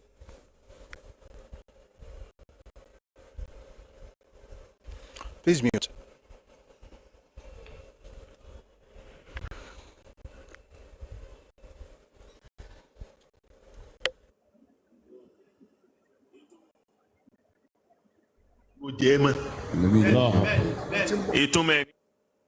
Let's start with Dr. Badru. Hello. Let's start with Dr. Badru. Good evening. Hello. Hello. You are up today. Good evening. Good evening, Mr. Busui. Well, you're up today. Well, I just feel I should just. I appreciate your effort at making things simple, and but I just feel that there's a need to throw some light on this issue. I grew up in Morikas. My father's house is a stone throw to the main mosque. So, mo mọ everything nípa ibẹ̀ yẹn. Now, issue yìí kò ń ṣe issue tó ti bẹ̀rẹ̀ lénìí, ó ti bẹ̀rẹ̀ tipẹ́. Before now, when Baba Adam, the father of the current Mudir, was alive, there was a I don't want to say a superiority contest between Baba Morikas and Sheikh Gumi, the father of this Gumi. Baba Adam believed that Gumi, the father, kò gbà wọ́n ní àfà. So at that time, through the years, Yoruba Muslim a máa ń ṣe àwẹ̀ lọ́tọ̀ away from the Muslims in the north, like a day difference. Now, sorry, is it because of is it because of Baba Marcus? Because the Marcus video was yes from Agege, but the other thing Mokoka is actually from Ibadan. League of Imam is not from Agege. Now the League of Imam, Baba Adam was the secretary when it was established. It was in a way to bring the Yoruba Muslims together. There's no doubt about that. But the issue commencement of Ramadan has to do with sighting of the moon. In fact, what has been agreed all over the world is that the different countries of the world should use the moon of their own area to commence Ramadan. So, meaning that, like, I'm in Malaysia now, Malaysia, Pakistan, and the likes. The last year, our own Ramadan here was a day later than the other people. Now, ibi tí ó ti Nigeria ti ṣẹlẹ̀ ni pé what he said is that for a country like Nigeria, it should be one, as in the country. For example, like if I pick Malaysia now, everybody in Malaysia started on the same day and ended on the same day. In Nigeria, báwo ló ṣe máa jẹ́ pé àwọn kan bẹ̀rẹ̀ ní north on one day, àwọn kan bẹ̀rẹ̀ ní south on another day. Now, kí wàhálà yẹn má bàa máa ṣẹlẹ̀ over the years, even the Muslim leaders in Yoruba land, àwọn oṣù táwọn sọ yìí pé why should we put the authority at the feet of Sultan? That issue is being discussed. But for the purpose of unity, okay, commencement and the rounding off of Ramadan starts same time and ends on the same time. Okay, but I said, but on whose authority? I can't hear you, please. I said, but on whose authority? The fact that it starts and ends at the same time, on whose authority? Authority àwọn Mùsùlùmí ni, because the sighting of the moon, the Muslim normal wá oṣù fúnra wọn. Tó bá ti, like the last year, wọ́n rí l'Ógbómọ̀ṣọ́. They saw the moon at Ògbómọ̀ṣọ́. But the Imam Ògbómọ̀ṣọ́ announces, Taloma announced on whose authority? Now, there is a committee of moon sighting. Muslims from different parts of Nigeria wà níbẹ̀, including the current Mudir of Morikas. What is said is, tó bá ti rí oṣù yẹn, wọ́n á wá sọ fún Sultan pé wọ́n ti rí oṣù báyìí o. The Sultan will now announce. That's the point. We're on the same page now. It still has to get through the Sultan. I think that's the issue, to be honest. The question is that if they've been talking about this for all this, for like you said, okay, I agree.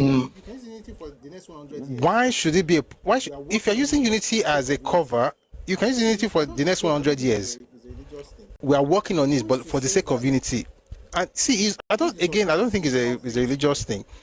Who is to say that if the Sultan says this is how things go, then the Yoruba Muslim can say that only my Jebenyo, because it's your leader and it's permanent. I think they give you the pushback is that this is my question. Just a question that you can speak. Why can the person who sits in Ogumosho, how come they cannot have that conversation in Yoruba land and people in the north also follow suit? Now, let me give you an example. Like I said, tí o bá sí Nigeria as a country, this issue will not arise. It will have been among the Yorubas, we announce and we start. Now, and again, for saying that, it doesn't mean that Yorubas have gone against the authority of Sultan before. In the year 2000, the Ọdún Iléyá is done after the mountain of Arafah in Makkah. The Sultan then, I think was it I can't recall who was the Sultan then, announced that Ọdún Iléyá could come up ní ọjọ́ tí wọ́n gun Arafah. The Yoruba Muslim did not follow because ó lòdì sí nǹkan tó wà nílẹ̀ as far as the knowledge of Islam is concerned. So by saying pé wọ́n fẹ́ follow ẹ̀, it's still based on pé ó announce nǹkan tó jẹ́ pé ti Islam ni. Now àwọn tó ń mú déètì lẹ̀ yìí ń sìn, if they have said that ẹ̀yin Mùsùlùmí lẹ̀ Yorùbá ẹ wá oṣù tí this current month bá ti pé 29 tẹ́ bá ti róṣù kẹsọ fún wa o kan wá announce, it would have been better than picking a date ahead. So my question is this, Dr. Badran, please be sincere. If they go through this process you are saying right now, yes, and they announce it in Yoruba land, will you not still fault it? No, hold on. The issue here is look at this way. I said it. No, hold on. The process you said they should go through, if they go through that process, they cite the moon and do everything like you said they should do, but decide to announce it like they did. Wouldn't you still have a problem with it? You still have a problem with it, yes or no? I mean, you don't have to say yes or no, but wouldn't you still have a problem with it? The Sultan to still speak on it because as far as that would be another conversation entirely. You would want the Sultan to still speak on it because as far as you're concerned, he's the head of Muslims in Nigeria. It's not about Sultan. It's about the process and the rule to one leg, the way it should be started. You don't think the process is rightly done? Okay. So for you, it's not because for you. It's about the. You're not sure. You don't think the process is rightly done. Yes, because in this one not on Sheyi, but she ìmí máa ń wà tó máa coincide pẹ̀lú èyí tí Sultan announce and at those time ó máa the same. So for me it is about the process, not about pé Sultan announce or somebody else lower announce. But you have not answered my question. If they go through the right process, if they go through your own, what you consider to be the right process, if they go through that process, who should make the announcement after going through the process you just mentioned? That will now lead me to the second issue. Like I said in the comment section, Yoruba, there is a problem among the Muslims in Yoruba land, and that will do with who is the leader of Muslims in Yoruba land. The current Mudir wants to start that leadership based on the role by removing the name of Sheikh Adam. No. Let's not do that. This is not about Sheikh Adam. This is about League of Imams and Afad. No. Look, Mr. Busi, I'm a Muslim. I know the politics. Sorry. So 1 second. And I like what you said. You're a Muslim. I'm not. What I'm saying is that this is how I see it from outside. And again, if you know me, so I'm not trying to speak down on a religion. This is how I see it from outside. I hear Baba Marcus. I hear Akeogba Gold. For me, I'm just hearing different Muslim leaders who are speaking as Yoruba people. But I've noticed that, they have a League of Imams and Afars, and last year they made that decision and they announced it, and some people had the problem with it. It was not about Marcus, it was about that Babato Adagege.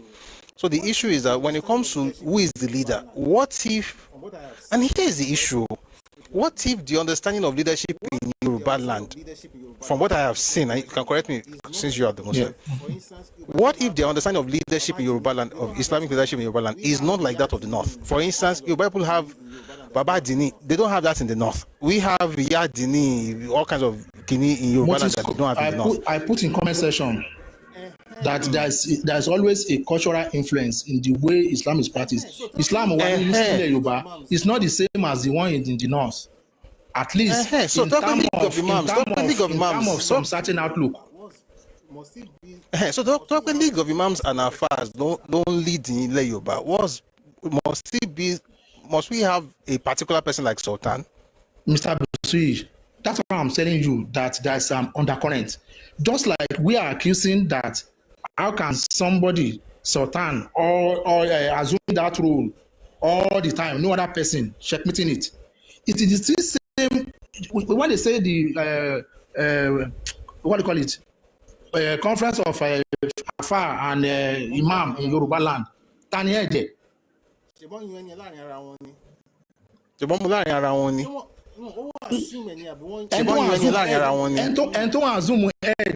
still the Mudim. Okay, the fact they don't have the mandate of all Yorubas as far as the Muslim Yoruba land is concerned. No. So I don't agree with you, and I'm not a Muslim, and I'll tell you why. You are making a collective argument seem as though it's about a sect. This is what I know. You correct me if I'm wrong. Babalagege is the leader of that particular body of Muslims, but he has great influence amongst Yoruba Muslims or among Muslims generally. Am I right or wrong? Yes. He leads a let's say a congregation. Let's just use that word. He leads only the Joka. Yes. But he has influence amongst all Muslims, right? But that doesn't mean that among Muslims in Yoruba land, in Yoruba, even beyond the influence beyond. But then you now have League of Imams. So just pé àwọn tó jẹ́ irú àwọn tó wà ní agege àwọn tó wà níbà àwọn tó wà níbà tó wà níbà ọ̀pọ̀lọpọ̀ ìjọ wọ́n wá kóra wọn pọ̀ wọ́n jẹ́ League of Imams. League of Imams kì í ṣe bóyá under Marcus àbí yes. So League of Imams yẹn wá jẹ́ pé wọ́n jẹ́ bí aṣojú fún gbogbo wa bí ìgbà tẹ́ pé bí ìgbà tó bá ṣe can. They are supposed to. There are many other Muslims in Yoruba land that are not part of it.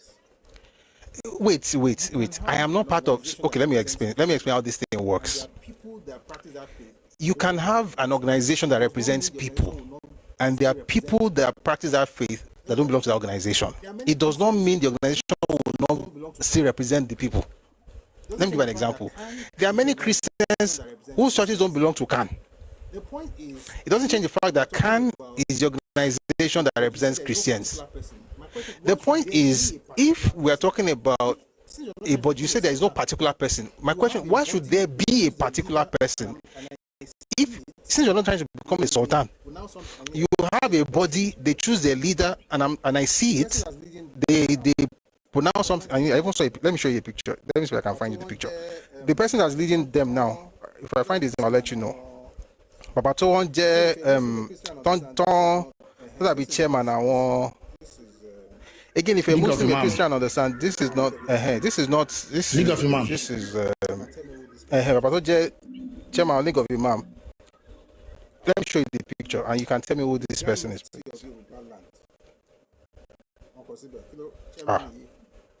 The Grand Mufti of Yoruba land.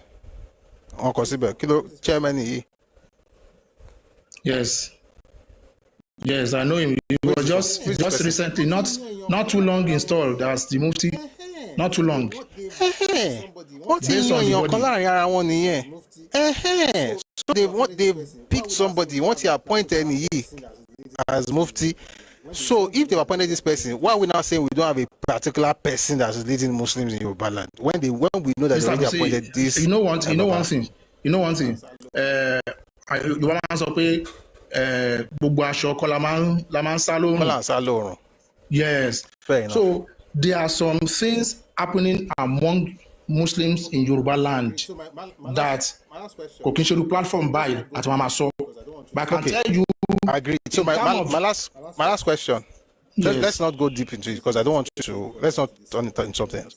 My last question.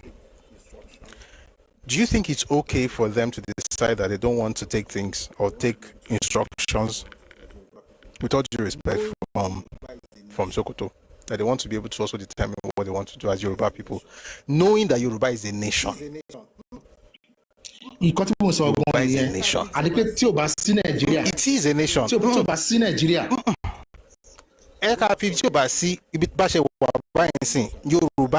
a nation. Yes. We don't have sovereignty. But we're a nation. Just like Scotland doesn't have sovereignty, so Scotland is a nation. Yes. So Yoruba is a nation. A nation decides what they want to do amongst themselves. Or Muslims there decide that. Yes.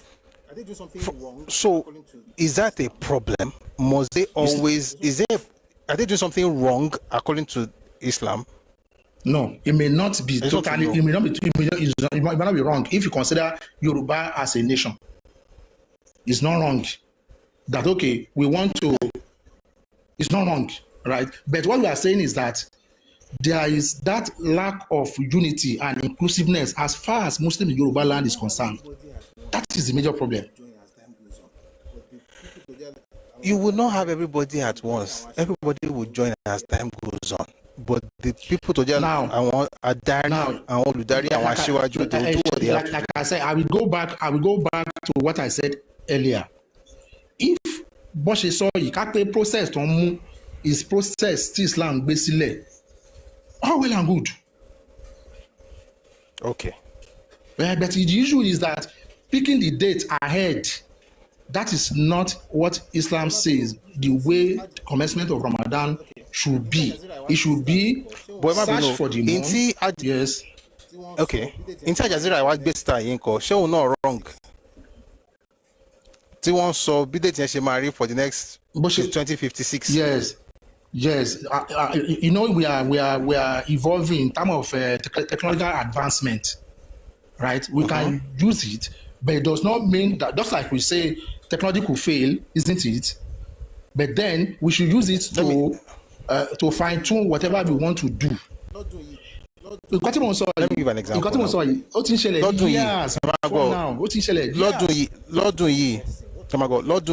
Jazeera, this is what Jazeera said though. Yes. It's actually quite interesting. What Jazeera actually put out is the same thing as what League of Imams in Yoruba land put out.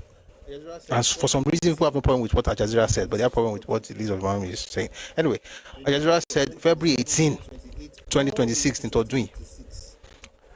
Then they have for 2027, 2028, all the way to 2056 with exact dates. They now said subject to moon sighting. So exactly. I would say, so this is what we are going to say. Maybe Yoruba people want to do their things like folks in Dubai or in UAE, and they say, you know what, it's February 18, but before they are going to do it differently, just like you do it abroad. My question is that they are Yoruba people. It's a nation. They can decide how they want to do their own. Why must it be subject to another person from another ethnicity? And again, please let me explain something. It's not that there's something wrong with listening to somebody from another ethnicity. I'm a Christian. My pastor could be a Hausa man. That's not the point. The point is that the person who is having the conversation is also a political leader. In other words, when you look through history in Hausa land, the man that was occupying the office of the Sultan is not just, he's doing two things. He's leading the people politically, but also leading them from a form of religion. So today now, there are two co-chairmen of the traditional rulers in Nigeria. Is the Oni and the Sultan. The two of them are the permanent co-chairmen. Now imagine the Oni being the one telling Christians in different parts of Nigeria, how they must do their thing, subject to whatever committee he has, but he's the permanent chairman of that committee on religion. So the issue is not that there's something wrong with someone from another ethnicity leading your, because I see a lot of things on social media. I just feel like you should talk about it. You can have a Muslim leader who is not a Nigerian, who is not a Yoruba, who could even be Hausa, it could be Kanuri, be anything. Or could be anybody. I don't think that spirituality is limited to geography. Personally, it's fact. I can prove it, whether in Christianity, in Islam, or even in traditional religions. There are many people that observe it. But the point is that when you notice that there's a historical precedence, then there's a political angle to the conversation. You can't just have it like we can follow anybody. I think that's where the thing is coming from. And personally, I respect the elders, the League of Imams, and I think they're doing the right thing, personally. And the reason is because Baba is on lẹ́ẹ̀kan, ọ̀tọ̀ ni ìlú, ọ̀tọ̀ lòṣèlú, ọ̀tọ̀ lẹ̀sìn. Tó bá tọ̀rọ̀ ẹlẹ́sìn dé, èmi ò sábà fẹ́ dá sí lórí social media. Àfi tó bá pọ̀ kẹ́ni yìí ó mọ nǹkan tó ń sọ, ká wá gbé ìfúnra wọn ká jọ máa sọ̀rọ̀ gan. Kò dẹ̀ ní bínú tá a bá sọ̀rọ̀ débì kan, bọ̀ kò ń sábà ṣẹlẹ̀ bẹ́ẹ̀. Ṣùgbọ́n tó bá kọ́ rọ̀ pé what's identity? Excuse me. Tó bá jẹ́ ọ̀rọ̀ pé ìjẹ́ Yorùbá, àwọn League of Imam lójú tèmi ò ìjẹ́ Yorùbá náà ń ṣe. Ìyẹn ò túmọ̀ sí wípé wọn ò ní bá àwọn Hausa ṣe àbọ̀ wọn ò ní bá Fúlàní ṣe àbọ̀ wọn máa bá lójú tèmi o. I think you should be with everybody, Oba the Muslim to jẹ́ Igbo. But once you notice that there is a political conversation, you can't just say, oh, it doesn't really matter. Especially because of what we're noticing in the last few years. For instance, and I've mentioned the other time, they say things like, don't prostrate to your parents. I don't know where those are. I know where they come from. Them not say it. I know, but I won't say it. I don't want to say I don't know because I know. They came from a particular place. I just started teaching all kinds of doctrines in Yoruba land. You must not prostrate for your parents. You must not kinika. The things that you are doing as a Yoruba person, you cannot do it. Now, they are questioning your traditions and your culture. Now, if the thing is anti-faith, I get it. For instance, if they're saying that má ṣe nǹkan tó ní ṣe pẹ̀lú ẹ̀sìn tó lòdì sí ẹ̀sìn tiwọn, I get it. But má ṣe nǹkan tó ní ṣe pẹ̀lú àṣà àti ìṣe tí ò ní nǹkan tó fi pa ẹ̀sìn lára. Why would you tell a person not to prostrate for the parents? The point is this: in Saudi Arabia, they may not prostrate, but they have a way of showing respect. If your representatives is our way of showing respect, who on earth has the right to come and tell them how not to do it? And the crazy part is what I saw last week. I actually got very annoyed. I saw a king, and some people. What them? I was surprised. I was surprised seeing that. I was surprised. But they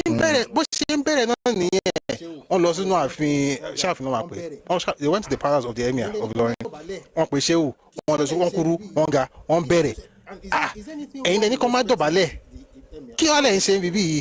Is there anything wrong with respecting the emir? Of course there's nothing wrong, but is there something wrong with the king doing that? Of course there's everything wrong with it.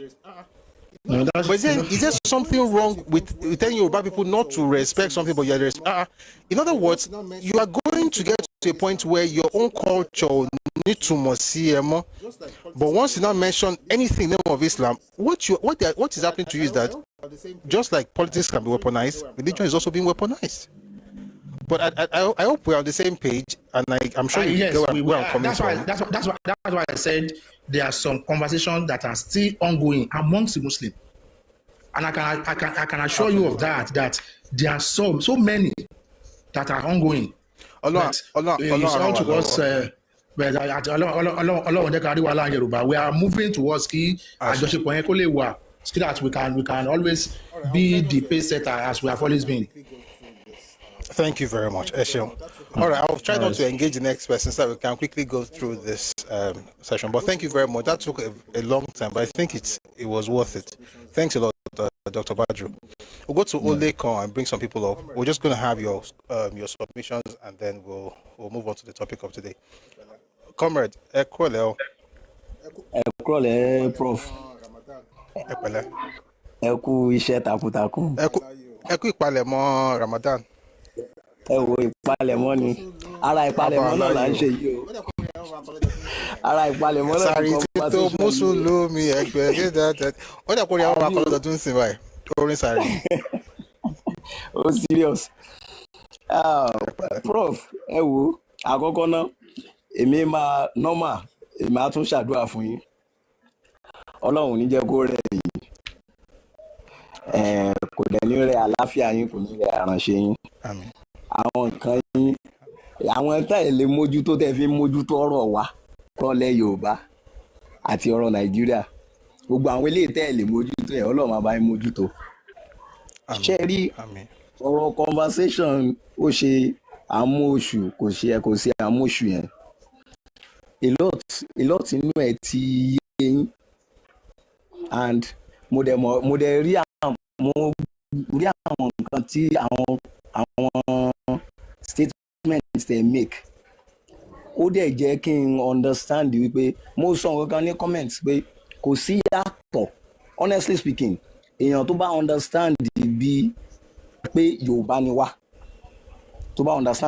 ni wá first ó máa understand the problem táwa Muslim Yorùbá táwọn face pẹ̀lú ọ̀rọ̀ ó ṣe pé báwo la ṣe fẹ́ balance who decide what.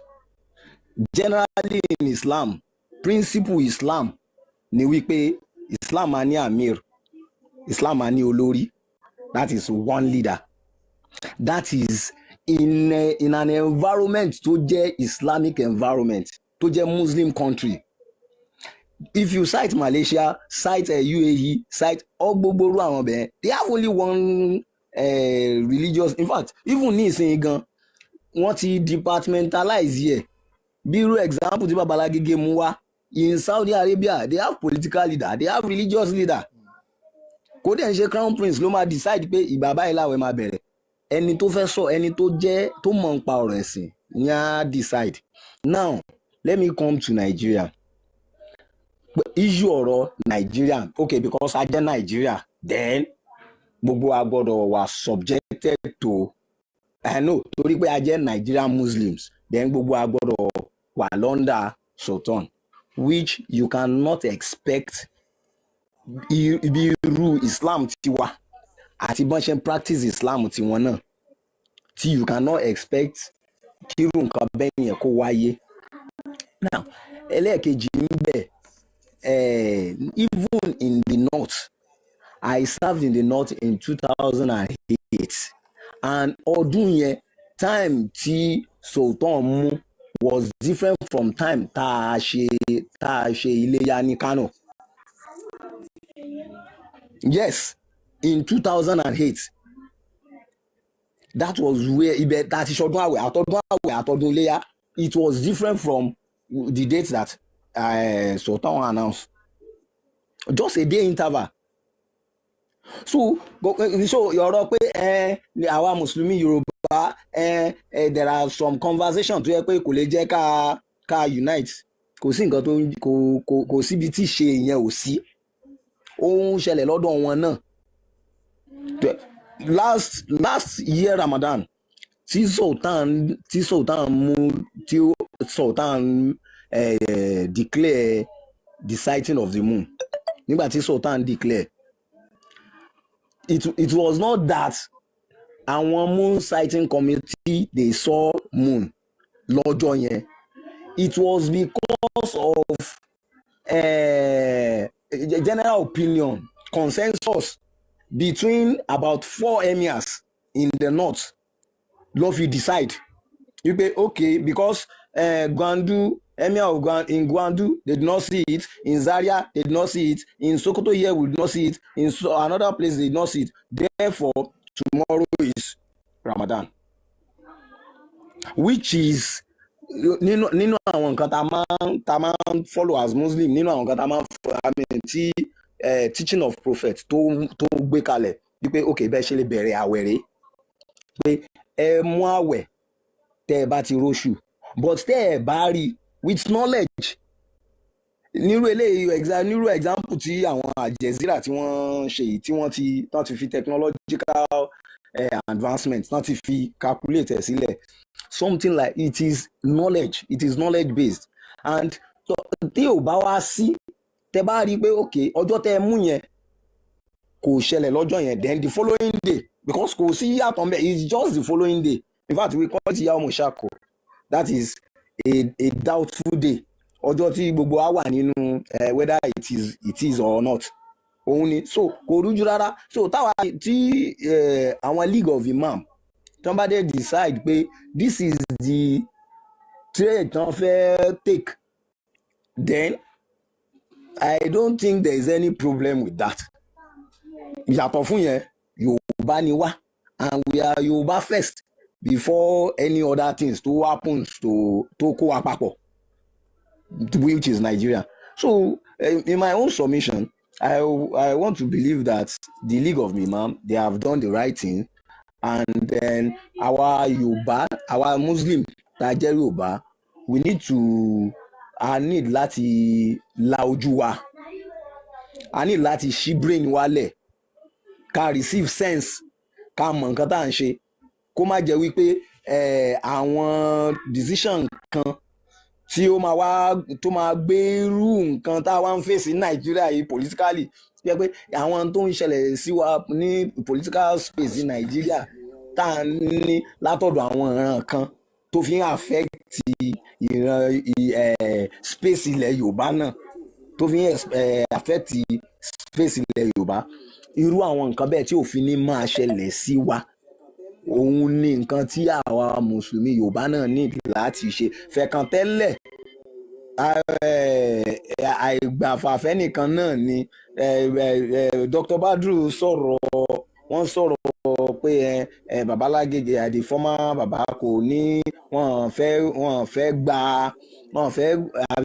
kò sí rapport láàrin wọn àbí ẹnìkan ò fẹ́ gba ẹnìkan ní àfà bí Islam irú environment yìí irú geographical space yìí irú Islam bẹ́ẹ̀ bó ṣe máa rí nìyẹn because Yorùbá làwa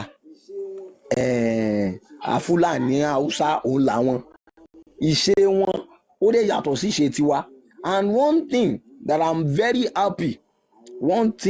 been very happy with òun ni wípé I was able to discover ní platform yìí wípé in fact àwọn bàbá wa àwọn forebears wa wọ́n ti ń ṣe Islam before ká tó ní contact as in before kí Usman Dan Fodio jihad kó tó dé so kí wá ní tó fẹ́ sọ àti bóyá àwọn north ló mú Islam wá fún wa.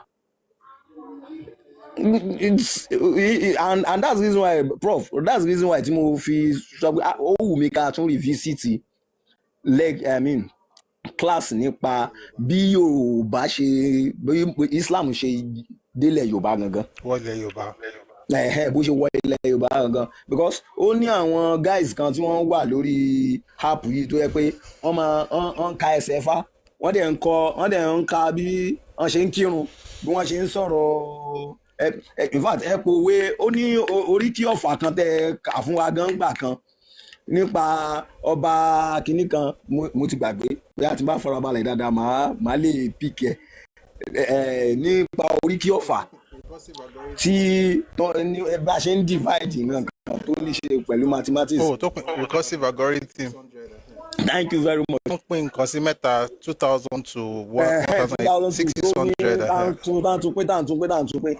Now tí ẹ bá wo trend yẹn àti àwọn odùfá tó ní ẹsẹ̀ bí wọ́n ṣe ń kírun bí wọ́n ṣe no definitely it is beyond this Usman Dan Fodio jihadist everybody think pé òun ló mú Islam wọlé Yorùbá so I think ibi tí ọ̀rọ̀ yẹn ti ń wá nìyẹn and I need láti wà very careful gan in fact títa àwọn Muslim nísìn àwọn Mùsùlùmí tí wá tún wá di méjì we are struggling in the middle of the political space and we are also trying to survive in the religious space too. pé sọ̀tọ̀ ni kó ṣáà sọ then gbogbo wa ká rẹ̀ tẹ̀lé.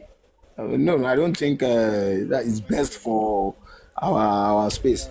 Thank you, Eshe Ungani, Prof. Eshe, thank you very much. Thank you very much, comrade. Eshe, at the end of the day, it's a Yoruba conversation. It's not an opportunity to disparage any religion. I think it's important to repeat that as many times as possible. The point is that Yoruba people, I mean Nigerians, but particularly I should start with our people, Yoruba people have to acknowledge we must understand this thing that Yoruba is a nation. We don't know what that thing means. I don't think we know yet that we are a nation. And I know that people are always saying that we must get our nation. Anybody that says let's get our nation doesn't understand what he's talking about. Yoruba is not going to be a nation. It is a nation already. Why is that important? It gives you a sense of identity. In other words, you are not outsourcing responsibility to another in the name of apparently, after all, I'm just a tribe, one of the tribes in Nigeria. Nigeria is a nation. Whoever is doing this kingdom, it's a joke. When it comes to the religious matters, we must be able to say this is how I want to do the thing. Again, when it comes to the religious matters and everything, I'm very sure those who practice that faith can have that conversation. But as a Yoruba person, especially when the person you're taking orders from is also a cultural and in some ways political leader. Let me say this before we move on from this topic. I think the Fulani I think they have this fantastic ingenuity. And I think Usman Afojo was a genius. He was a genius. That man was a genius. And I want you to be glad that they're not Hausa. I mean, for this particular topic. Do you know how you are having this conversation? Whether you agree or you disagree, that's okay. But at least you are having it. Do you know how difficult it is to have this conversation in some parts of the north? They have successfully mixed religion. Because they have, that man is brilliant. They have successfully mixed religion and ethnicity to the point where you don't even know which one is your identity. So you are in between. It was a brilliant move, and I respect that man. You are in between. If you cannot go against it, because if you go against it, as if you are hurting yourself, but you are still this, but you can't say you are not. So your culture, your religion, everything is so mixed up. You are all over the place, and you are almost nowhere at the same time. It's brilliant. But you're right, but you don't have to get confused with things like that. I think you can practice your faith, whatever you want to do. There's no compulsion in religion, but we shouldn't jettison our Yorubaness for that. But thank you very much for listening to that. We're going to move very swiftly to the topic of today. I'm seeing things on YouTube, so let me read some of the comments on YouTube before we go on to the topic. Thank you very much, Dr. Badru and Comrade Lekon for coming up. Eshego. Ogro says on YouTube, now I'm searching for the Spider-Man song.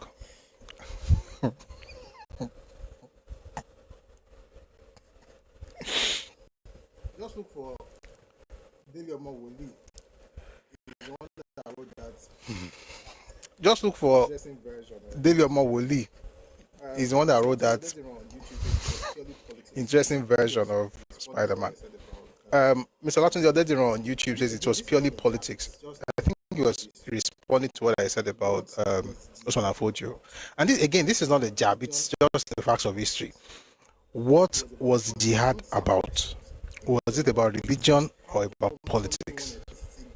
If it was about politics, I mean, these are questions. If it was about politics, how come only one ethnicity gets to lead the people? Sorry, if it was about religion, if it was just about politics, how come religion is a major factor? Like I said, I think Usman Afojo will probably go down as one of the brightest, most brilliant folks I know from the north. One of the most, he's brilliant. This is not 21st century. You have to acknowledge, you have to look at them like, oh, this guy is good.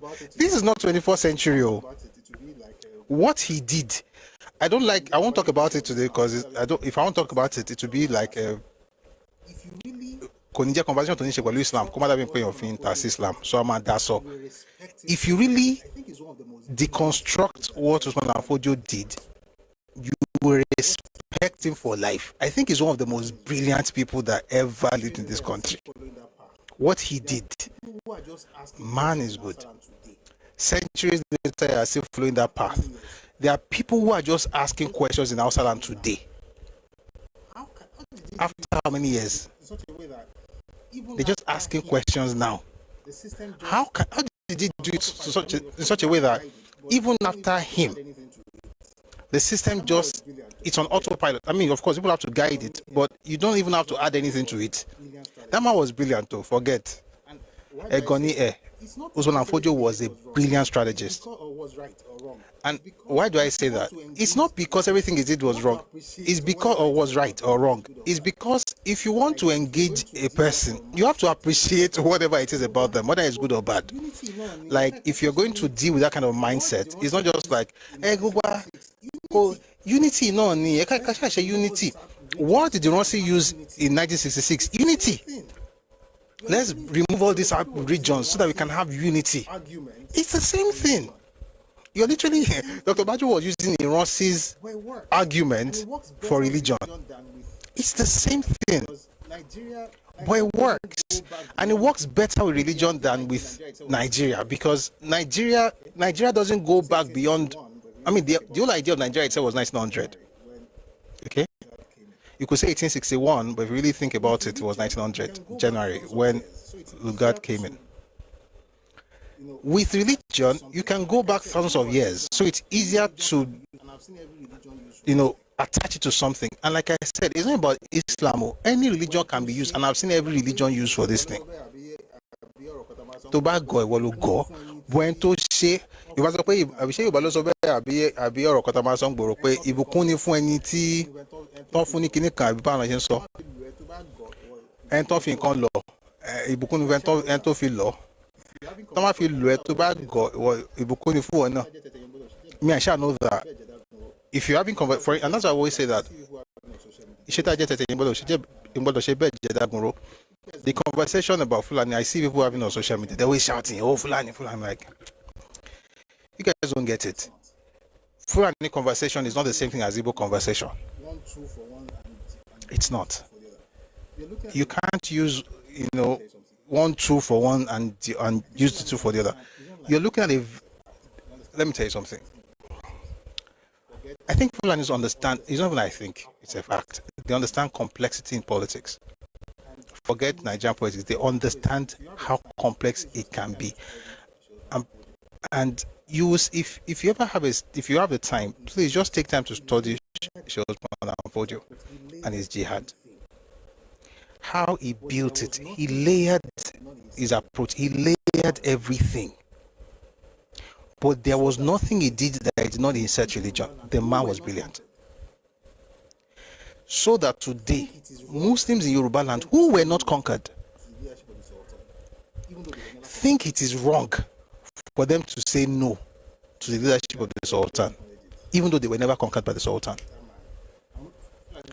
If you see a brilliant person, just acknowledge it and say respect. That man. Fulani generally, I think they understand strategy. That's why to have a conversation about them is totally, you have to use a totally different approach. And like I said, and I should say it, briefly, when people ask me, and people have asked me several times, why don't you say anything about Fulani? The stuff about Fulani is policy. Fulani is not helping you do psyop. It's strategy and policy. It's a governmental conversation. It's not about social media. Why do I talk a lot about the war and what Igbos have done? And it's because it's psyop. For Igbos, it's psychological warfare. Fulani don't do psychological anything. They want to fight, they fight. Why do we spend time talking about? So to fight against those people is not by shouting on social media. Why do we spend time talking about stuff? Because Igbos spend more time going after your mindset. They know it works. And Azikiwe did it, and it worked. and they know it works. They just keep going. They repeat it. It's propaganda. You repeat to the point where the person is doubting their own existence or their own sanity. Am I sure I'm here? Am I sure I'm not tribalist? Am I sure I'm in one Nigeria? You will now begin to doubt yourself. So the way to help Yoruba people who have been held under that stranglehold is to begin to go back to the truth of the matter. Not even to do. Some people will do aura for aura, propaganda for propaganda. I don't even have that. I don't have that time. Just do truth for propaganda. After a while, they will wake up. If they wake up without the truth, they will become like the folks on Twitter that curse people out anyhow. They're on TikTok too. Omabu, Ibobi. I think it's under extreme. But with the Fulani thing, it's more about, of course, there's knowledge bit, but there's also policy bit. And I'm going to say this, where you find the similarity between what Igbos are doing and what Fulanis are doing is in Islam. In Yoruba land is in Islam. It's not in politics. For the Igbos, it's in politics. They tried to introduce it into Christianity last election. We spoke against it, and I'm a Christian. All those church take back your country, it's nonsense. There's nothing like church take back any country. The person who's telling you to take back your country is in the church. The person saying church take back your country. Did they not Anglican and Catholic church against each other in Anambra State? Which church take back your country? It's a political statement. It's not religion. It's the same thing you now have with what you're discussing right now. Should we take orders from League of Imams or should we go to Sultan? It's in religion that whatever is happening to those people is happening to you. And if you don't know it, you may actually be doing the same thing that you are insulting Yoruba bots. What the Yoruba bots are doing in the obedient movement is what some of us are also doing with Islam. May God help us, right? And may Kolon Galada gbogbo àwọn tó ń gbààwẹ̀ Ọláwo ní pẹ́ bẹ̀rẹ̀ báyìí. Sáré tító mùsùlùmí gbèrè kẹjọ lọ́sọ̀ Ramadan tó bá ti dọjọ́ ọjọ́ Ramadan. Àlẹ́ má bàa ń gba Ramadan á bàa ń jẹ sàárì á sì bàa ń ṣinú. Tó bá tó wá di ẹlẹ́mọ̀ ṣe náà ṣé fìtírì ni àwọn wọ́n máa ń pè é dẹ́ fìtírì. Láti bẹ́ẹ̀ ṣe kẹ́ fi oúnjẹ tí wàá ránṣẹ́. Let us go to the next topic. Well, Yoruba first, that's the important thing, right? Yoruba. Please, guys, I have to say one more thing. I think when it comes to faith, there are things that you may not do because of your faith, even if it's your culture. If it goes against your faith. But to be honest, all these arguments that I hear on social media, nobody mentions one thing that actually goes against their faith in Yoruba culture. When they mention things that are going against their faith, they're not talking about Yoruba culture, they're talking about a subset of the culture. They're talking about the religion. Religion is a subset of Yoruba culture. It is not Yoruba culture. The same way you can talk about Islam and, in Saudi Arabia, for instance, there are Middle Eastern people who are not Muslims, but they are Middle Eastern. They are Saudis, they are Emiratis, but they are not Muslims. Cultural identity or ethnic identity is not necessarily the same thing as religious adherence or religious or your faith. But we model things up a lot. May God help us in this country, particularly Yoruba people. We can't afford to be fighting on things like that. All right. Thank you very much for being here. And we're about to go to get these numbers to 100K. Please, let's part up. If you're on YouTube, thank you for being here. Please like and share. Facebook people as well, thank you very much. Glad you're here. Please like and we're not streaming on Twitter today because we're using that device to upload one very large file. How Iran abolished Nigeria's regions. It's actually, I put out the video today. It's been uploading for hours. What's that thing? Kintai to Kenya now. Why Iransi and Igbo leaders why they wanted jobs and lands all over Nigeria. It's actually very nice, but it's almost 1.5 hours, so it's very heavy. All right, we're going to get back to that. Maybe tomorrow, we'll see. But today, Awo on trial, why Awolowo was tried for treason, part 2. But of course, we have to discuss some of the things we talked about in part 1. All right. How did we get into all of this? Last week or 2 weeks ago, thereabout, a gentleman came on stage and asked a question about Papa's trial. Now, let me say this.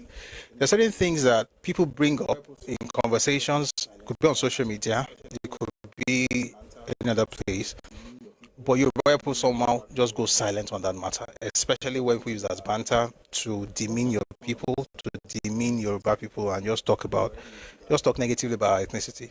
Most times come from the south, east, but we're already used to that. However, I think we don't have the right responses, and it's probably because we don't know what happened. So you hear things like, Awo went to prison for treason. Therefore, let me give an example. What do you think will make Nnamdi Kanu's lawyer get so bold to the point of saying he would compare Papa to Nnamdi Kanu? I say Awolowo went to prison for treason, therefore Kanu. Now, it's insanity. It's insanity. The idea that you compare Awo with that comparison itself is a product of... People don't know that man. They don't know him. But that comparison itself is a product of insanity. There's nothing to compare. That's the first thing. Number two, the person telling people to carry gun and go and kill people and asking, what have you done in Lagos? Have you destroyed the place? Somebody said, oh, something's happening in Kiniko. No, I want you to tell me. How many people have you burned? Go down to the airport. You're comparing that one with Awo. It's a shame. This is what Nigeria has done to Papa's legacy. We're going to redeem all of that. He went to prison. What's there to talk about? But a lot of people will say things like, how did it? So you also be like, oh, well, he went to prison. What's there to talk about? It's important to understand what really happened. So the person that came 2 weeks ago, he said that he had read a book by Max Yolon, no surprises, and that he had said that Sami Koku, acknowledged the fact that he was part of the training, in Ghana, and so because of that, the guy who now came up now said, okay, so because of that, or he believes that shows that, the inference is drawing, or definitely must have been part of the whole thing. And so we read the book that he talked about. So I think we should just quickly do that. I hope we can do that in the next few minutes, like a quick recap of everything we discussed last week. I don't know how we'll do it, but let's see. So let's start with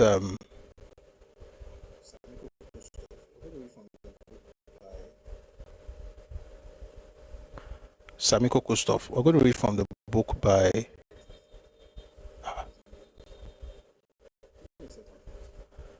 how much have I read since that time? I think it's in the other book. Give me a second, please. I have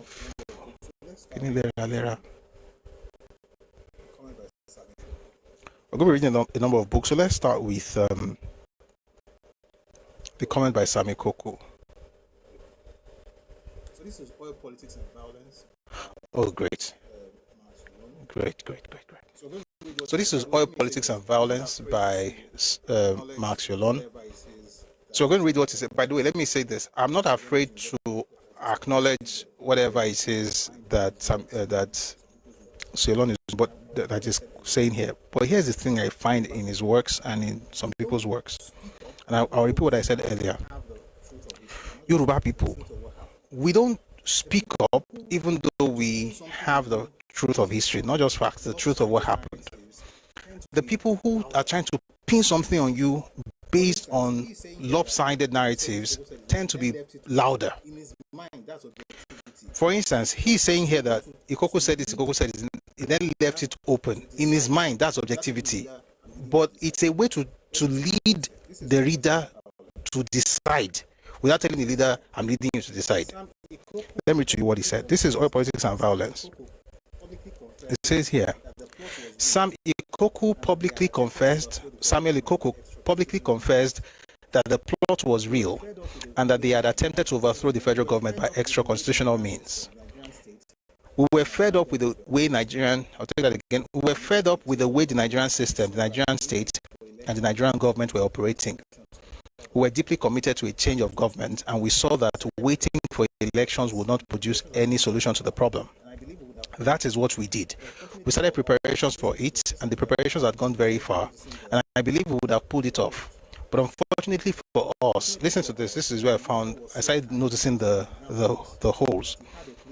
But unfortunately for us, our leader was so kind to the Nigerian police that he had a police informant among his planners. And so the police knew every move we were making. Hold up. Your leader was so kind to the police. He had a police informant among his planners. And so the police knew every move we were making. How does that make sense? Is your leader having an is the police having an informant amongst you, or your leader has an informant amongst the police? If your leader has an informant among the police, what that basically means is that he's getting information about what the police is doing. It cannot be that the police knew what's happening in your team because your leader has an informant amongst them. Like, it doesn't make sense. Whoever the informant is, we'll read about him very shortly from Ebenezer Babatokwe very soon. But because he was there, you almost want to give his speech legitimacy because he's saying it, therefore it must have happened. He was in Ghana during the whole trial. He was in Ghana, but let's just continue. So that's why I started asking questions. How can you say your leader had an informant amongst the police, and that's how the police knew what you were doing? Doesn't make sense. But let's read a bit more. He said, unfortunately for us, our leader was so kind to the Nigerian police that he had a police informant among his planners, and so the police knew every move we were making. Makes no sense. And so it was easy to trip us up. Well, after the act, people have been saying there was no coup because we went to court. There was no plan to overthrow the government. Naturally, if you catch me over a coup plot and take me to court, I have to enter a plea of not guilty. I did not do it. This is normal. Our leader even became the number 2 citizen in the country. I felt it was time to tell the country the truth so that our history would be correct. So all I am saying is that yes, there was an attempt to overthrow the government. Yes, I took part in the attempt. Yes, it failed, thanks to people like MD Yusuf and co. Then the writer went on to talk about Awolowo's incarceration. So it's a way to say, I'm not telling you anything, no, I'm just telling you what Samuel Ikoko said. But in reality, you are leading us to believe that Awolowo actually was guilty for what he was tried for. Was he guilty? No. How do I know? Read a few more books. Let's read the book by Emmanuel Babatokwe. Ebenezer Babatokwe. Awo's Great Life Battles. In that book, it describes that Papa had. This man eventually went ahead to work. I don't mind how she left nothing. This man eventually went ahead to work with NPNO. He left the party. I was there. And you know the funny thing, it's easy to believe them because they were really there. Let me. No, not this one. Sorry, we're quite there, Lori. No, tomorrow. I made this very long note. Okay, good. Samuel Gumsu Ikoku was one of the frontline leaders of the Action Group in the First Republic. Take it again. Samuel Gumsu Ikoku was one of the frontline leaders of the Action Group in the First Republic, who ended up as a member of the ruling National Party of Nigeria in the Second Republic. In other words, was in the action group in the First Republic. By the Second Republic, he had joined MPN. Please, if you're on TikTok, participate. This is showing an activity. We can't really do well if we have this kind of messages. So please, let's partake on TikTok. We're gonna have a great time, I promise. But I need you to help me by partaking. Thank you. Samegumsu Ikoku was one of the frontline leaders of the action group in the First Republic, who ended up as a member of the ruling National Party of Nigeria in the Second Republic. A very brilliant economist, S.G. Ikoku was one of the students of the famous Harold Lasky, a professor of economics at the London School of Economics. S.G. Ikoku holds a master's degree in economics. S.G. Ikoku defeated his father and consequently became the official leader of the action group opposition in the then Eastern Regional House of Assembly. By 1960, S.G. Ikoku had become a major force in the politics of the country. His brilliance, his oratorical power, his charm as a revolutionary socialist activist soon warmed him close to Papa Obafemi Awolowo. It is now part of Nigeria's history that the insistence of Chief Awolowo on having Ikoku as General Secretary of the then Action Group in preference to Chief Ayorosiji was one of the causes of the Action Group crisis of 1962. At the Just Conference of the party, S.G. Ikoku was unanimously elected the General Secretary of the Action Group. He defeated Chief Ayorosiji, who had held the post for many years in a landslide. Chief Ayorosiji withdrew from the conference and joined forces with the Akintola faction of the party. A major rift within one of the best organized political parties in Africa had thus begun. One of the highlights of the Action Group Just Conference of 1962 was the declaration of democratic socialism as the ideological stand of the party. Consequently, the Action Group Federal Secretariat was organized massively along radical lines. S.G. Ikoku contributed immensely to the process of radicalization of the party. Conservative elements within the Action Group, who found the new ideological trend of the Action Group as not being suitable for their class positions, did not waste time in declaring open war against the party. Late Chief Okunowo from Ijebu-Ode was to later explode on the floor of the House of Representatives that Chief Obafemi Awolowo was now surrounding himself with young and bearded communist rascals. By the way, that's from Awo himself, his book. The Action Group crisis later worsened, leading to the declaration of a state of emergency in the then Western region controlled by the party. An administrator, Dr. Koye Majekodumi, was appointed by the Balewa-led NPC government to rule the region. S.G. Ikoku later fled to Ghana to seek political refuge there. As Papa Awolowo himself said, please, I want to ask us to pay attention. I know I'm reading. I will try and explain, but it's self-explanatory. But please pay attention. As Papa Awolowo himself said,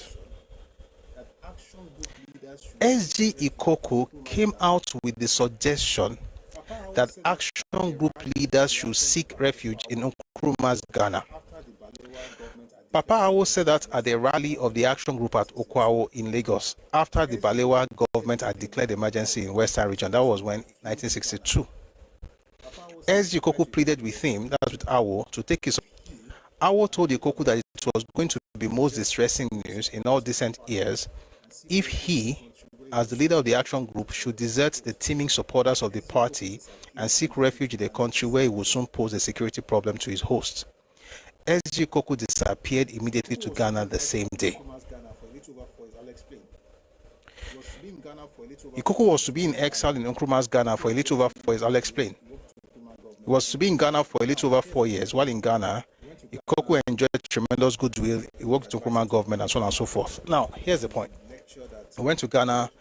He became the economic advisor to Kwame Nkrumah. He lectured at Ideological Institute at Winneba, and then published a socialist weekly called Spark, which was the radical socialist weekly of the African Revolution. All right, let me just stop here for now. Let me quickly explain something. The man who came up with the radicalization of the young men, because they were trying to change the way things were, was Ikoku. The man who asked Awo to run to Ghana, to flee to Ghana. Why is everybody in the East fleeing? Why they always flee? Anyway, was one trying to get Awo to flee? The same person. It's a question people should answer, Sha. Anyway, he was one trying to get Awolowo to flee. The same person. He fled to Ghana. He then said that I will send them there to plan something to overthrow the government of Nigeria. That's what Maxwell wants us to believe from what he quoted. Now, this man, Ebenezer Babatokwe, is showing the other side to explain exactly who this person was. The fact that, yes, he became the secretary, and we read that in Papa's book, The Travel of Democracy and the Rule of Law, Adventures in Power, Book 2. He also mentioned how Ironsi became the secretary at JOS, and how Rosiji, lost that post to him. So he had this radical, guy, amongst his crew. But then the question is this: he was very close to Awo. He said, "I will send them to go and, train to essentially carry out a coup in Nigeria in '62." Because of his closeness to Awo, I think Shillong wants us to believe that he was right. However, there's something else that is missing from that conversation, and that one is what we're going to be talking about again today. We talked about it the other time, but I think we need to go deeper today. Try not to read too much. The books we read before, so that we can quickly rush to where we're going. You know what? Before we go, let me read something to you from this book. Let me read something from Ebenezer Babatokwe's book. This book is called Awo's Great Life Battles. I'm going to rush. It says Chief Obafemi Awolowo again moved to his. You know what? How do I do this? I'll explain. I'll read a little, then I'll explain. He moves to Ghana, begins to live in Ghana, works with Kwame Nkrumah. By the time they had a coup in '66, he returns to there was a coup in Ghana, February 24, 1966, where the government of Kwame Nkrumah was, gotten rid of. Himself and Ayo Adebanjo, the same one. Papa, don't tell the big bang. The same one, both of them were repatriated to Nigeria. So let me read from there. If you're just joining, please just hold on. You're going to listen. There's nothing wrong with the audio. Just hold on. It's the app. Following the February 24, 1966 coup in Ghana, which terminated the progressive government of Kwame Nkrumah, the military rulers in Ghana, led by General Joseph Ankara, arrested S.G. Koku and another Nigerian, Mr. Ayo Adebanjo, also an action group who had fled. Can anybody hear me? Can you hear me on TikTok? Something tells me this person just came to distract me. So, you know what? Sorry, guys. Nonsense. You can listen, whatever your name is, but we can hear. The sane people can hear me. You are not very sane. All right, let's go on. Thank you very much for the responses in the comment section. So, himself and Adebanjo were returned to Nigeria. The two men were subsequently detained by the Nigerian military rulers. S.G. Koku remained in prison for about 18 months before being released by General Yakubu Gowon. After his release, S.G. Koku was appointed senior lecturer in development economics at the School of African and Asian Studies on the recommendation of guess who? Chief Obafemi Awolowo. S.G. Koku was to later become a roving ambassador for the Gowon regime during the Civil War. He was also later appointed Commissioner for Economic Development and Reconstruction in the Ukwabi Asika-led East Central State Government. When Chief Awolowo visited Enugu in 1970 in his capacity as the Federal Commissioner for Finance, S.G. Koku threw a big party for him and paid glowing tribute to Awo as a great leader who had helped the Igbo states tremendously in the post-war reconstruction program. Many dignitaries were invited to the party.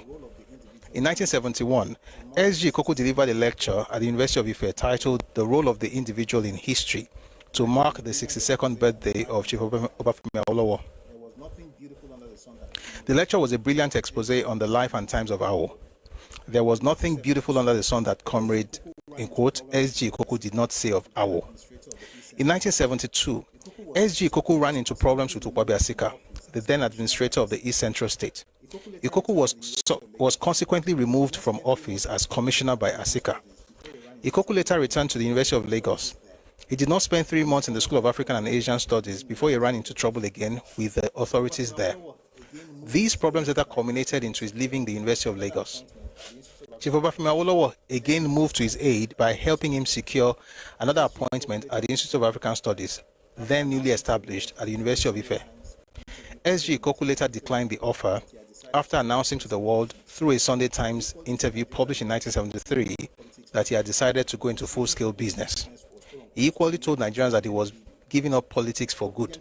His reason for going into business was, quote-unquote, to maintain a living. No cogent reasons have been given till today by S.G. Ikoku on why he decided to sever political association and ties with Awo. Please pay attention. He is, however, the author of the rather unfair accusation against Papa Awo that Awo was the leader of a Yoruba irredentist movement. His break with Awo became noticeable by the public about 1976 when he, Ikoku, issued a statement attacking Chief Awolowo's refusal to serve in a hand-picked constitution drafting committee by the then military regime led by General Murtala Ramat Mohammed to prepare a constitution for the country. As brilliant, as intelligent, and as eloquent as Samuel Gumsu Ikoku is, it is said that he has always found it easy to sever ties and connections with leaders that he has had the opportunity of serving. He served Kwame Nkrumah, but when Kwame Nkrumah was overthrown by the Ghana military, Ikoku wrote a book, Le Ghana de Nkrumah, published by Masperos Paris, whichever language, which contained strong indictments of the Nkrumah regime in Ghana. In other words, he worked with Nkrumah when he was away from Nigeria. He worked as a special advisor when Nkrumah was caught, or when the coup happened and his government was toppled. S.G. Ikoku wrote a book where he now talked about all the things that were bad about the same Nkrumah. I'm trying to show you a pattern. It says here, the book contains strong indictments of the Nkrumah regime in Ghana. One would have thought that S.G. Ikoku was a very close aide of Nkrumah in his days in power, and he had the rather unique opportunity of solving some of the problems that he highlighted in his book. There are still some of Nkrumah's old associates in Ghana who feel very bad about the comments of S.G. Ikoku's book on Nkrumah's Ghana. It is equally well known that S.G. Ikoku decamped to the National Party of Nigeria from the People's Redemption Party, PRP, led by Malam Aminu Kano, few days before Malam's death. S.G. Ikoku served as advisor to President Shehu Shagari on National Assembly matters during the Second Republic. All right, let me pause here to say this. It looks to me like we're dealing with a self-serving person here, because I went out on a limb for this person several times. I think there was an interview of Dr. Oshuntokun when they started talking about the whole idea of the radicals that got into. Thank you, Prof. Remy. S.G. Ikoku later worked for Abacha. When it comes to people, okay, there was a conversation interview I listened to. They were talking about the people that came up with this radicalization thing in AG at the time. I must have looked at them as young people who needed to be worked with, to be able to, reach out to more people in Nigeria, at the time. But I think about it several times, and I'm wondering, was it worth it? Was it worth it? This same person who went to Ghana, who told Awo to run away with him, went to Ghana, and then comes back and says that Papa sent him there to go and plan a coup.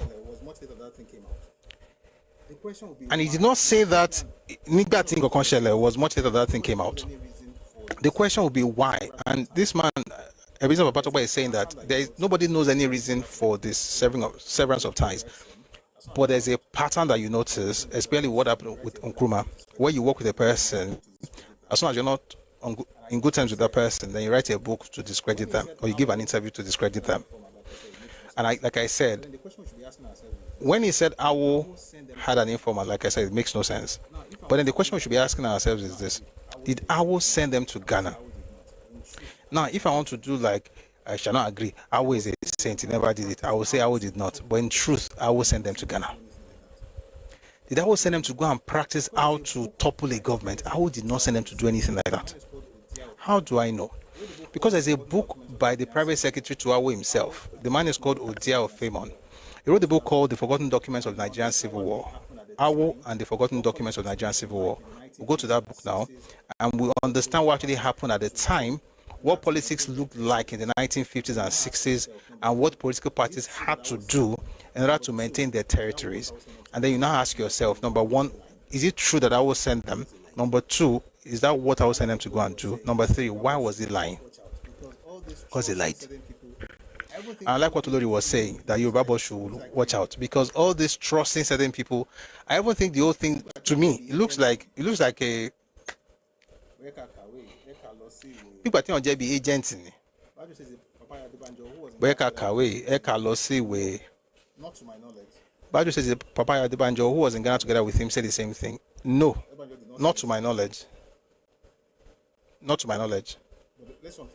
Adebanjo did not say the same thing. But let's even know why they went to Ghana in the first place, so that way we'll be able to. So we're not going to go to everything we read the last time. We're just going to go to the part that actually we need today. Awolowo and the Forgotten Documents of Nigerian Civil War by Oje. So again, this is Awolowo and the Forgotten Documents of the Nigerian Civil War by Oje. Who is Oje? Was Awolowo's private secretary.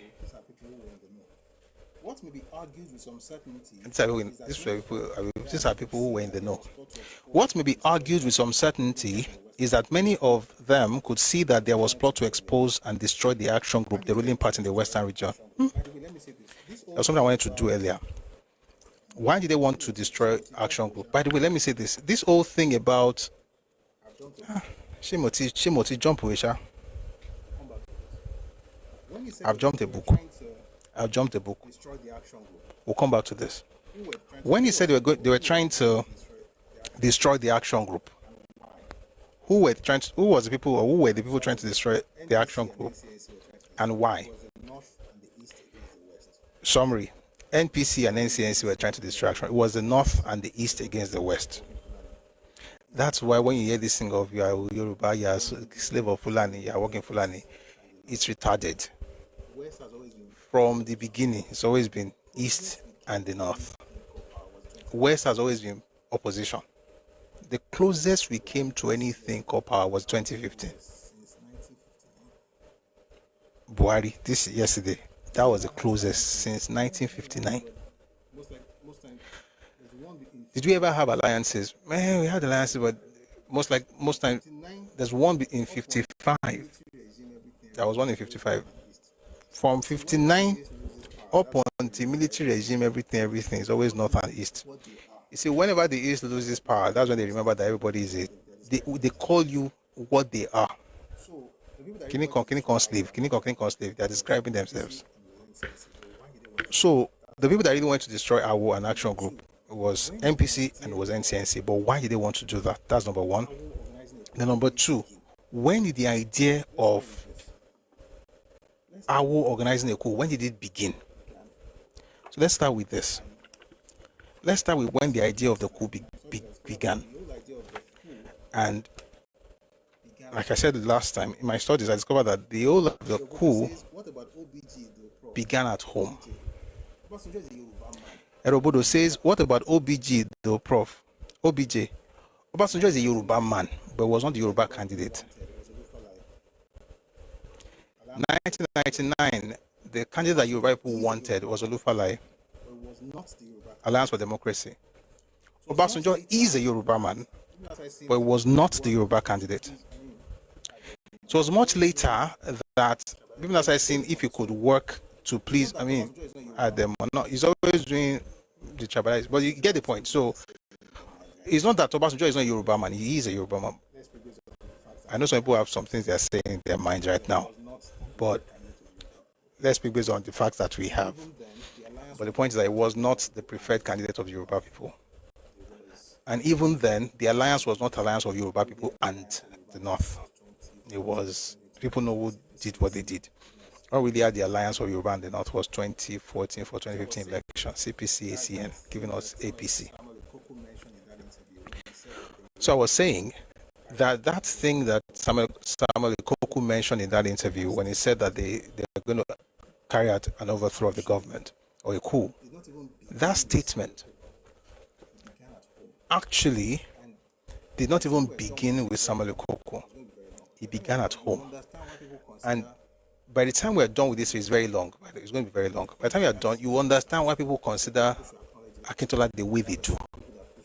I think he has his good size, and people should acknowledge it. But I understand people that push back a lot against Akintola. This happened in 1962, February. I'm not going to go back to everything that happened, but let me just quickly say that there was a Congress in Jos. Akintola, said, excuse me. Akintola wanted to, travel to Ibadan from Jos. And so Akintola wanted to, travel to Ibadan from Jos. And so it was permission. Thank you. That was what I was looking for. He wanted permission to travel. So he was allowed to travel, only for people to discover that he had gone to welcome the Sardauna at University of Ibadan. What was happening at the time was that University of Ibadan had built a hostel. It was called Sultan Bello Hall. It's still there.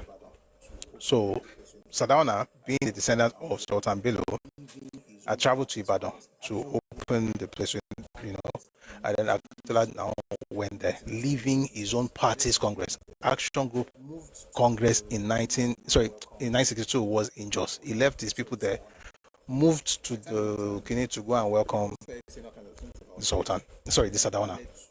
By the time he returned, people started saying all kinds of things about it, and then that led to him saying he was going to go back to Ibadan. So let me just quickly from there. So Awo goes to meet him, tries to persuade him not to return to Ibadan because they still had a lot to do. The Congress was not over.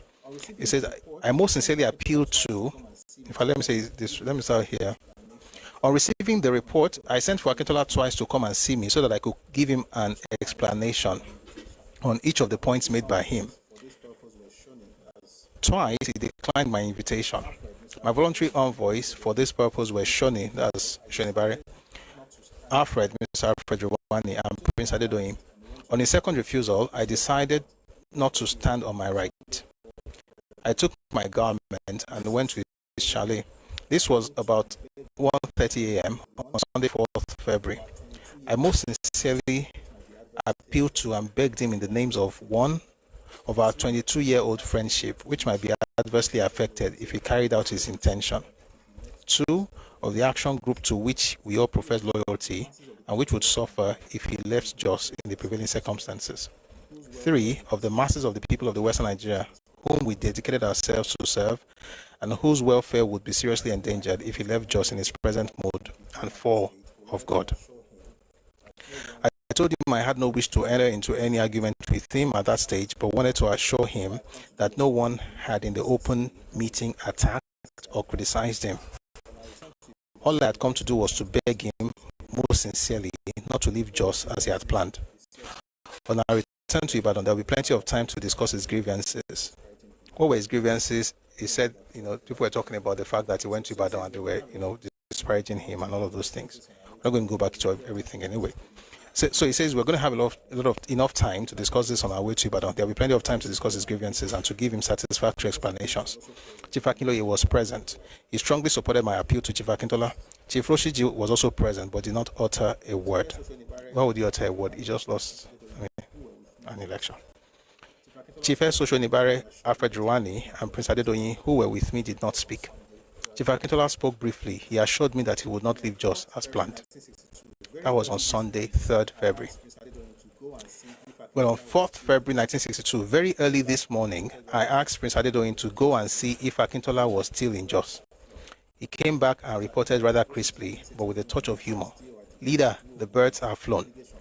Chiefs Akintola, Roshiji, and Ese Tinubu, and Messrs. J.O. Adigun and Duro Ogundiran, and delegates from Osun and Oyo divisions had left Jos by train at 7 a.m. At 10 a.m., I and the remaining party leaders and delegates attended a Congress Thanksgiving service at the Methodist Church, Jos. As if the preacher knew what was happening within the AG, the text of his sermon was, "Can two walk together except they be agreed?" Amos 3, verse 3. Now, this happened. He went to Ibadan. Papa also went to Ibadan much later. And then he arrived in Ibadan on the 8th of February. He was welcomed by some people. They were booing him in Mokola. That's, if you know Ibadan, that Mokola area. And then on 9th February, they were going to have a meeting. This was about a week after the whole Wahala started in Jos. So this was one to actually, this was the first time I saw the word coup.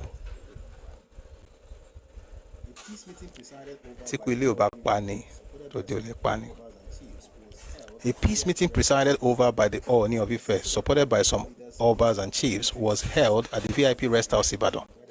I had insisted that all divisional leaders, ministers, and parliamentary secretaries should be invited to this meeting, in order that they might, for once, know the truth of the real issues, instead of the lies which Akintola had propagated among many of them.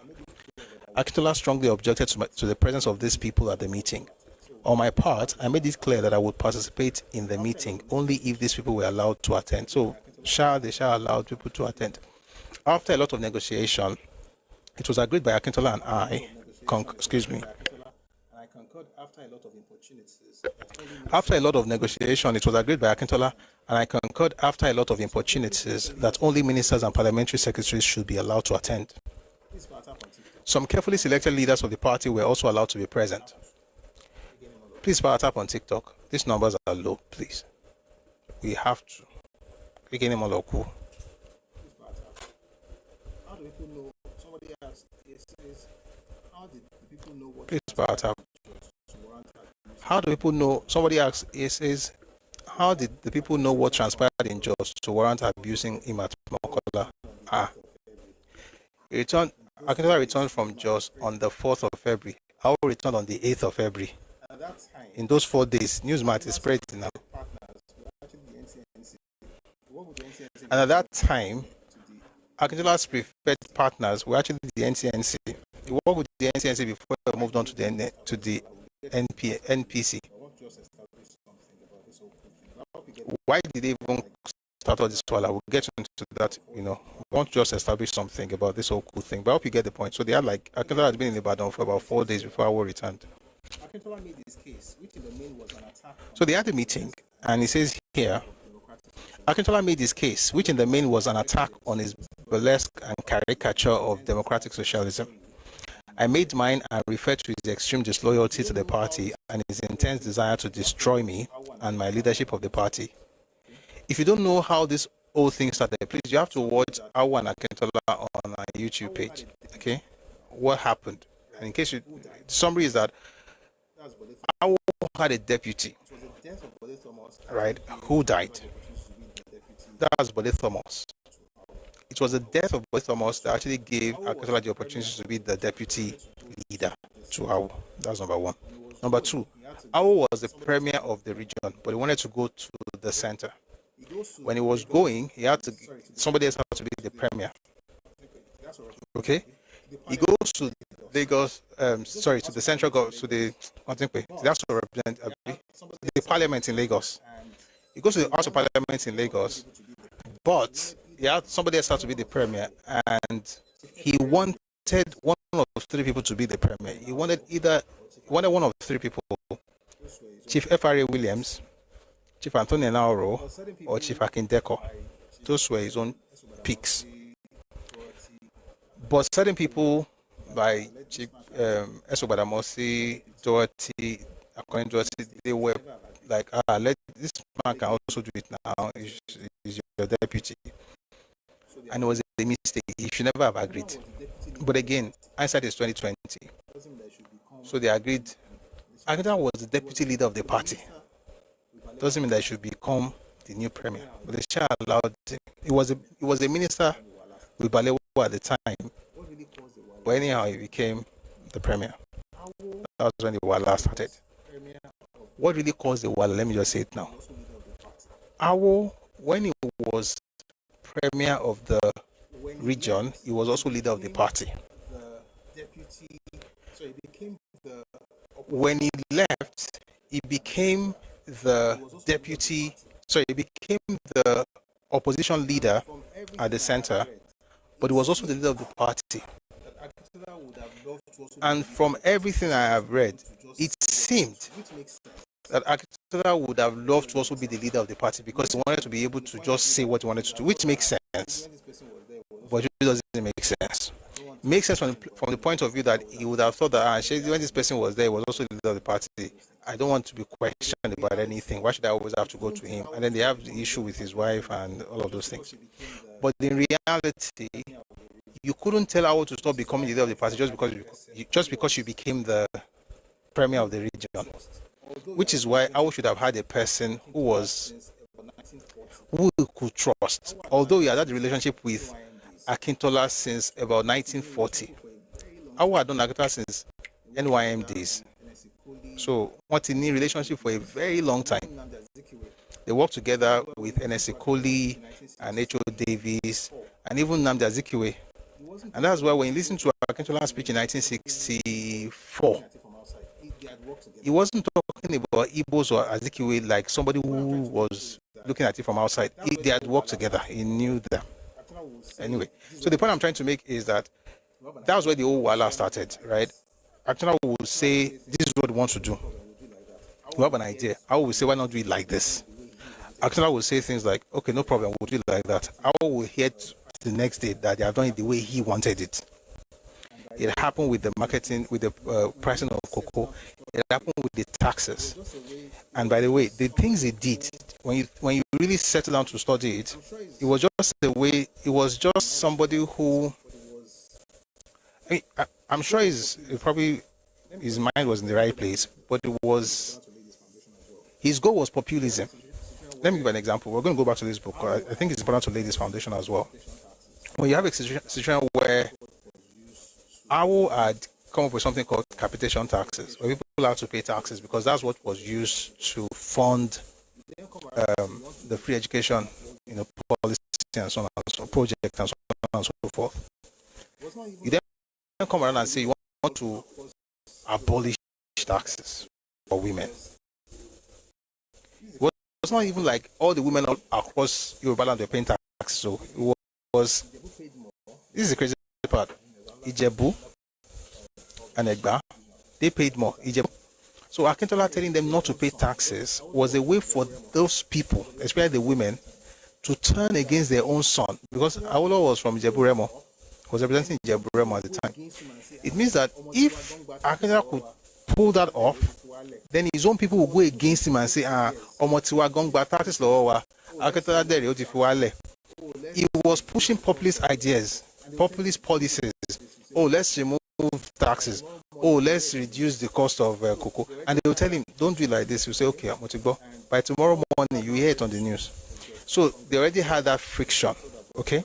And all that now led to the Just Congress, which was, the straw that broke the camel's back, with him going to Ibadan, returning later, for them to say, oh, so you actually did this while all of us were here for the party's Congress.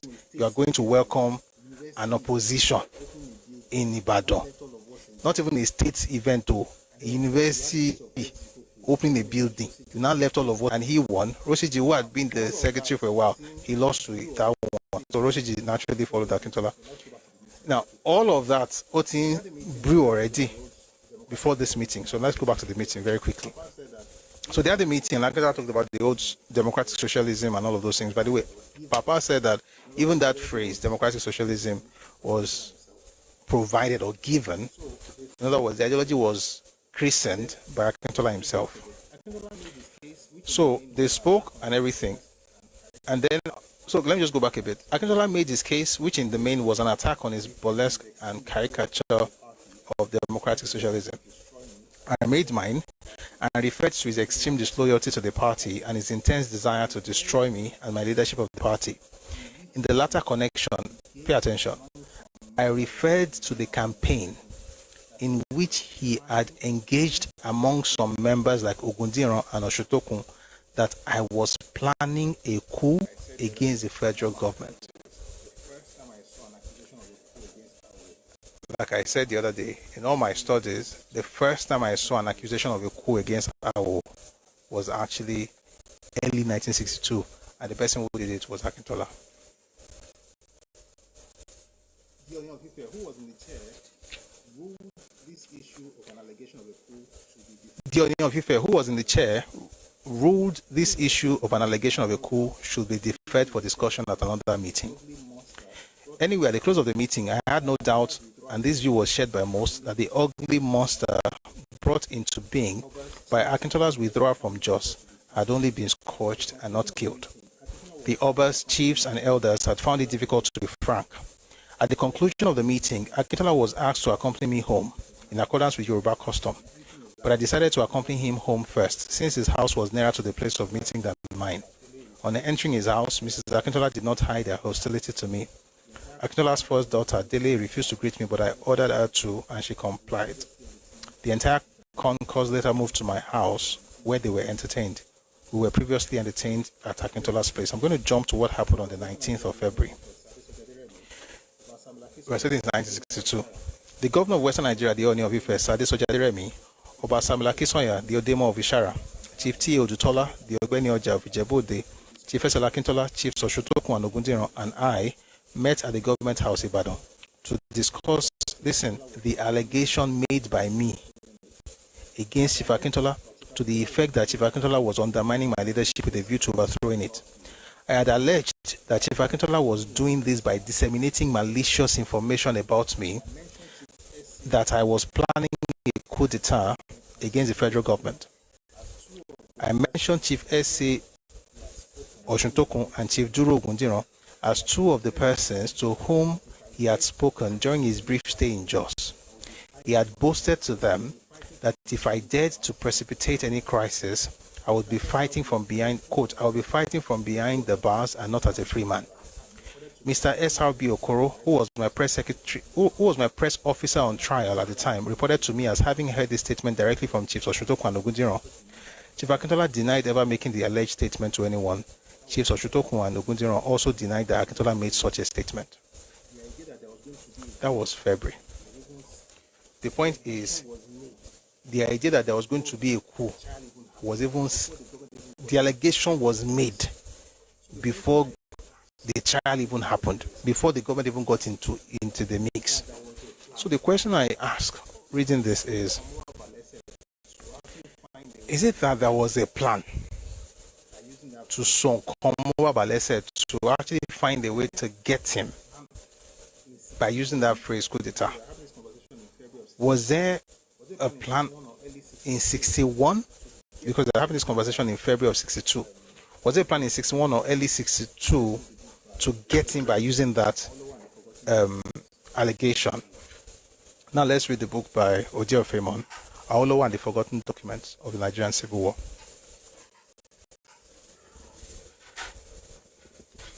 This conversation was a throwaway statement. It wasn't a throwaway statement. It was a case according to this. But this conversation was a throwaway statement. It wasn't a throwaway statement. It was a case according to this book. Okay, please tap on TikTok. This is showing red. If it shows this thing long enough, Omako, it has happened before. Please power tap. This red is the shortest way to end the life on its own.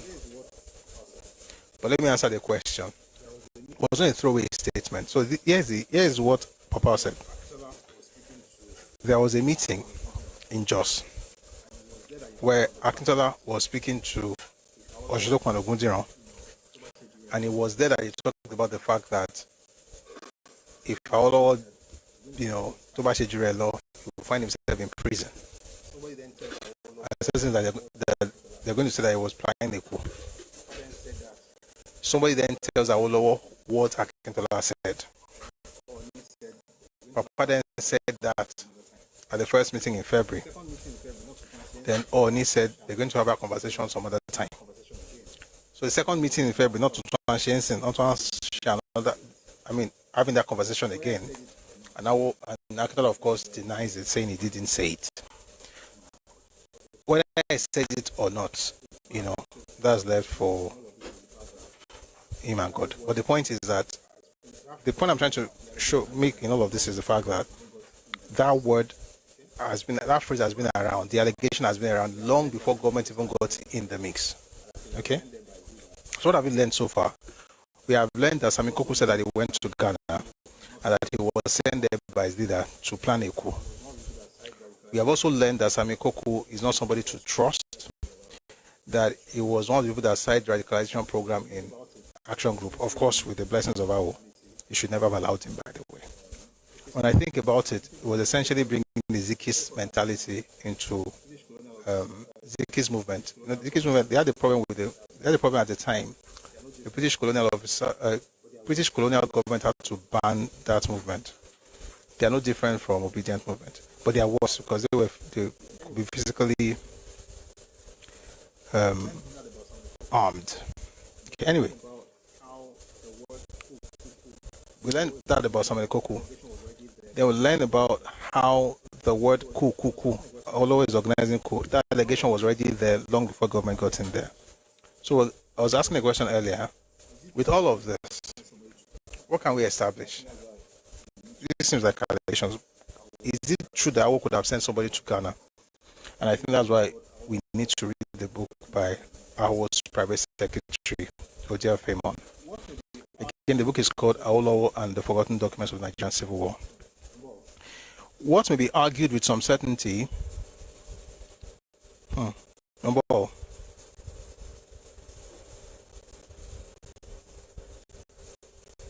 not long after all of this crisis, all began to have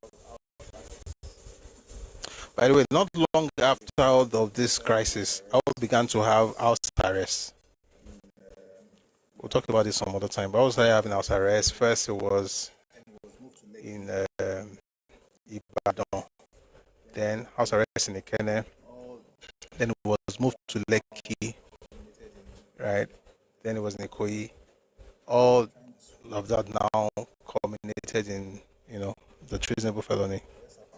I'm trying to not go to the beginning. Okay, let's start from here.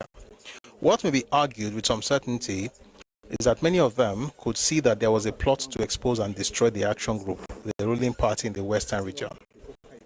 The plot had begun with the declaration of a state of emergency in the region, the setting up of the Commission of Inquiry to prove corruption in the management of AG's company, the NIPC, so that the federal government could seize the assets of the company, and then the institution of a treasonable felony trial to settle the question of the party survival once and for all.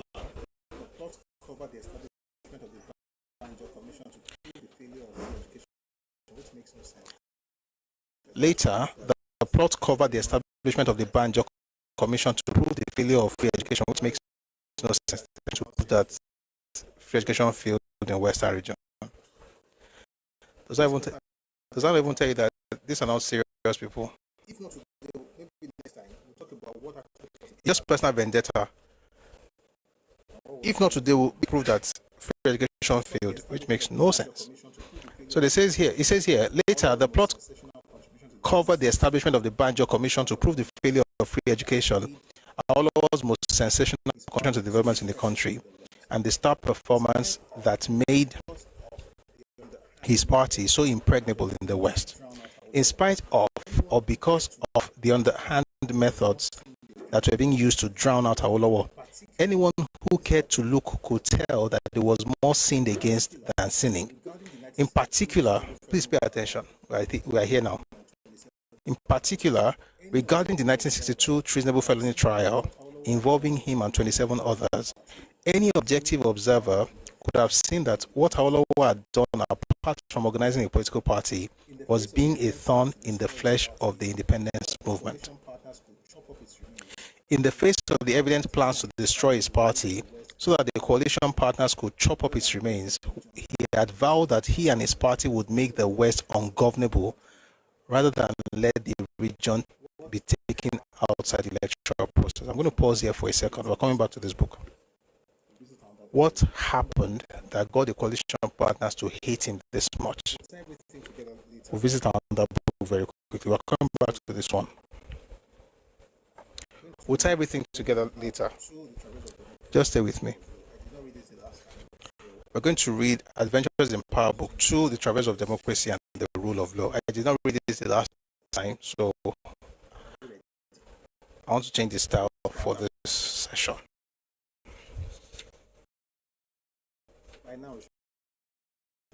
Are we ready? Please power tap on. By now, it should be at 100K. If you're on YouTube, please tap well and like. Thank you very much. And share on Facebook too. Thanks a lot. Ẹkáàbọ says, wasn't Ikoko the one who turned against his own father? Yes. Kubo says, wasn't Ikoko the one who turned against his own father? Yes, yes.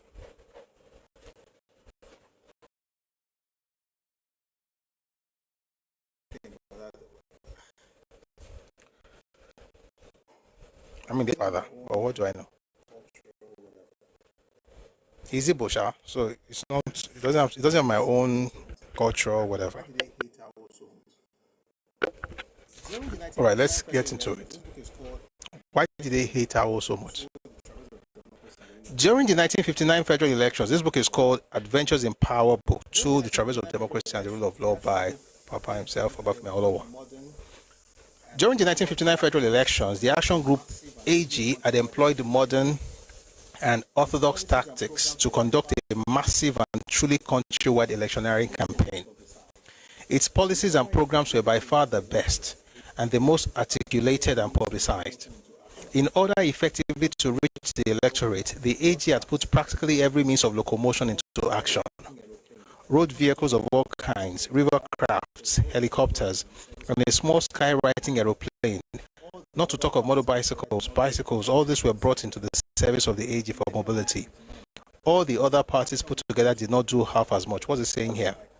Election of 1959. Action Group used helicopters, motorcycles, river crafts, had a small skywriting aeroplane. 1959. Was it doing all of this thing in Western region? No. Baba went into the north. The National Council of Nigerian Citizens, NCNC, felt intensely embarrassed and outclassed in a game in which the leadership regarded itself as past masters and unparalleled. Its pride was deeply wounded and its image of superiority badly damaged. As for the Northern People's Congress, NPC, it regarded the AG campaign tactics with abhorrence and as an abomination. It felt outraged, provoked, and humiliated for the first time in all his princely life. Even the Sadana of Sokoto, Sir Ahmadu Bello, felt himself compelled to descend from his royal pedestal to take to the roads and marketplaces, to meet the common people, to solicit their votes. To him and the other members of his ruling feudal hierarchy, this was a novel, monstrous, and totally unbearable event. In the normal course of things, no one had dared or would even have been tolerated to dare to challenge the leadership and behest of the Sardauna. In his realm, his word was law. It was his place and birthright to govern and command, and it was a bounden duty of the common people within that realm to submit and obey.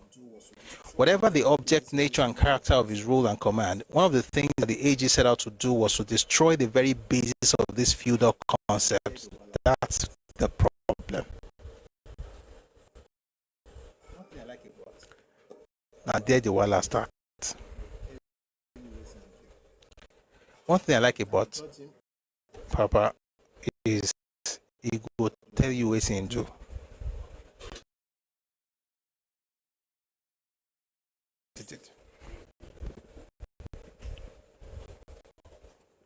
So we're not hiding anything. One of the things that the AG set out to do was to destroy the very One of the things that the AG set out to do was to destroy the very basis of this feudal concept. That's a dangerous thing to do. That's a dangerous thing to do.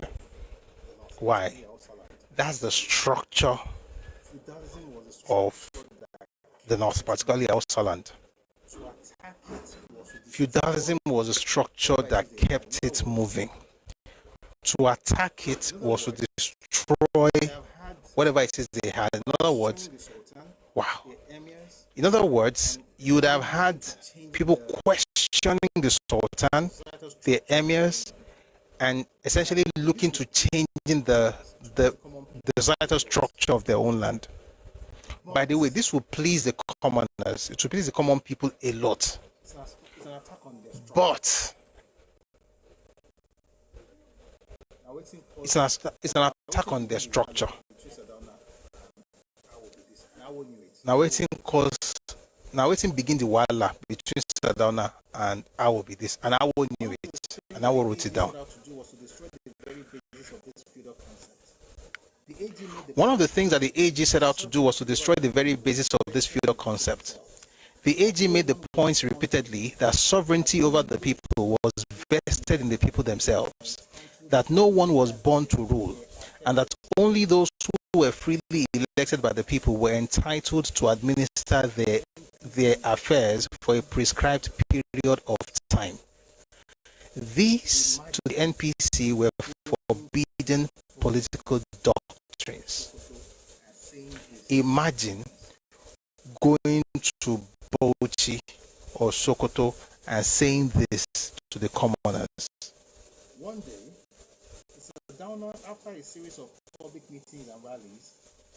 One day, Sardauna, after a series of public meetings and rallies, stopped at the catering rest house to have lunch. He took out his handkerchief, sneezed into it, and found that his nostrils were filled with dust. He looked at the handkerchief with obvious dismay, shook his head, and said in a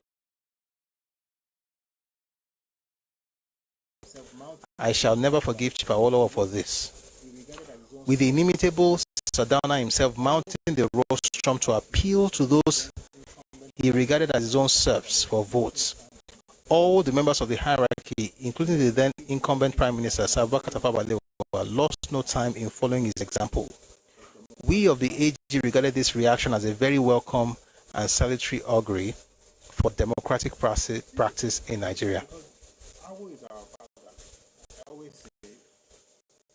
Think about it for a second. Because Awo is our father. Like I always say, is a deity for but there's some things we can learn. The Sardauna is a descendant of Osman Fodio himself, the grandson of Sultan Bello, Sultan Mohammed Bello, the same one. He is part of the aristocracy. He lives and thrives in a feudal structure where the class distinctions are so clearly defined. Class distinctions are clearly defined. If you needed people to vote for him, he just told them to do it. Now you carry your people. By the way, to be fair, Awolowo did not carry your people to go to the north to go and run for office. So it was still Northerners running for offices. So it wasn't like your people went to the north. But it was Action Group introducing a different ideology from what the north was used to. Constitutionally, he was right. Culturally, not so. He was wrong. This man, who is a prince of because the old sultanate, this man who is a prince of the old sultanate or caliphate now has to go on the road and he's asking people, vote for us. He looks at it like this is beneath me. But he asks the question, why am I doing this? Oh, is Awo caused this thing. Awo entered into that space and just bombarded the place with things that they've never seen before, trying to change their culture. And Awo felt like this is the right thing to do if we're going to build a nation. But if you ask me, using Awo's philosophy, in the book he wrote in 1945, published in 1947, The Path to Nigerian Freedom, we should have had a system where everybody just maintains his freedom. We look back we see the mistakes and we correct it. We can't judge how I say, nobody here is human enough or man enough to judge how, but we can see the mistakes and learn from them. The point is, when you read this book, Path to Nigerian Freedom, it talks about the fact that Nigeria is made up of several nations. And each nation, I think I should read that part because it probably brings the point home for me. It's talking about the fact that each nation should be free to determine what they want to do within their space. Now, when we were saying nation, to be fair, He was within the democratic experience. So he wasn't looking at it from people maintaining feudalism. But I think the mistake may have been that he probably thought feudalism was just a political structure. No, it was a political culture. It was both the political structure, it was a political structure apparently, but essentially it was a culture of the North. To go against it was to go against what made the North tick. If you remove that thing, Sultan has no power again. That's why we're talking about the old Fulani, Islam, Yoruba, Ramadan earlier. It's not just about who is fasting, who is not fasting. It's deeper than that. And I asked that question the other day when I was talking about Almajiri schools. Why do you think there are so many Almajiri in the North? Did Jonathan not build 150 schools in the North? How come all those schools, they are not in use? Because you cannot fix culture with legislation unless you are part of the people.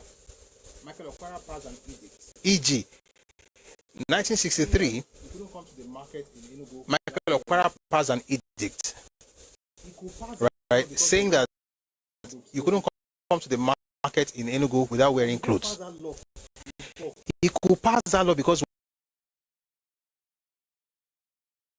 before, and they flouted it in Abakaliki. He could do it because he's one of them. It's like what happened last week. They've been having it at home since how long now? What's his name? The governor of Anambra State, His Excellency Charles Soludo, talks about the fact he said that okay, this ends now. They listened. Yeah, they throw tantrums but now even the Ejemekop and the leader in Sokoto, Nnamdi Kanu, they've had to also say that they should cancel the sit down at home or sit at home. In other words, until something happens within that culture, nothing external will work. That's why I say a lot that all this thing about we've got to change Nigeria, it has to be within. It has to be from within. You can't open Almajiri schools and expect that somehow they'll start going to school. Last month that the governors of the north had a meeting, emergency clinic on education. The best thing you can say to them is good morning. Whenever you wake up is your morning. All the things that Jonathan built that time. The point I'm trying to make is that the political structure, the political culture of a place will determine a lot of how they will run their system in that place. And I will go in there to campaign, even though it was campaigning for northern candidates. It wasn't like Yoruba people went there. But it was messing with their culture. I'll see if I can find you that book. 1 second, please.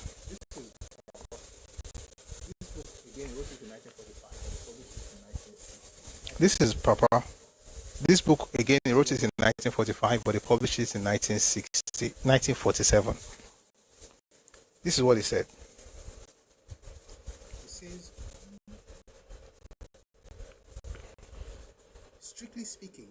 He says, strictly speaking, the political structure of any particular national group is primarily their own domestic concern. The others may criticize it in the same way as French and Russians may criticize the British Constitution, but they have no right to try to interfere effectively in the shaping of such a constitution. But this is exactly what is happening in Nigeria now. The Igbos, for example, unused to having chieftains, cannot understand why the Obas in Yoruba land or the emirs in the north should be entitled to the positions they occupy. On the other hand, the autocracy of the emirs caught the Yorubas thinking it is their business actively to work to bring about a drastic change in these constitutions. This is certainly not the correct attitude. But as long as every person in Nigeria is made to feel that he is a Nigerian first, and a Yoruba or Igbo or Hausa next, each will feel the need to poke his nose into the domestic issues of the others.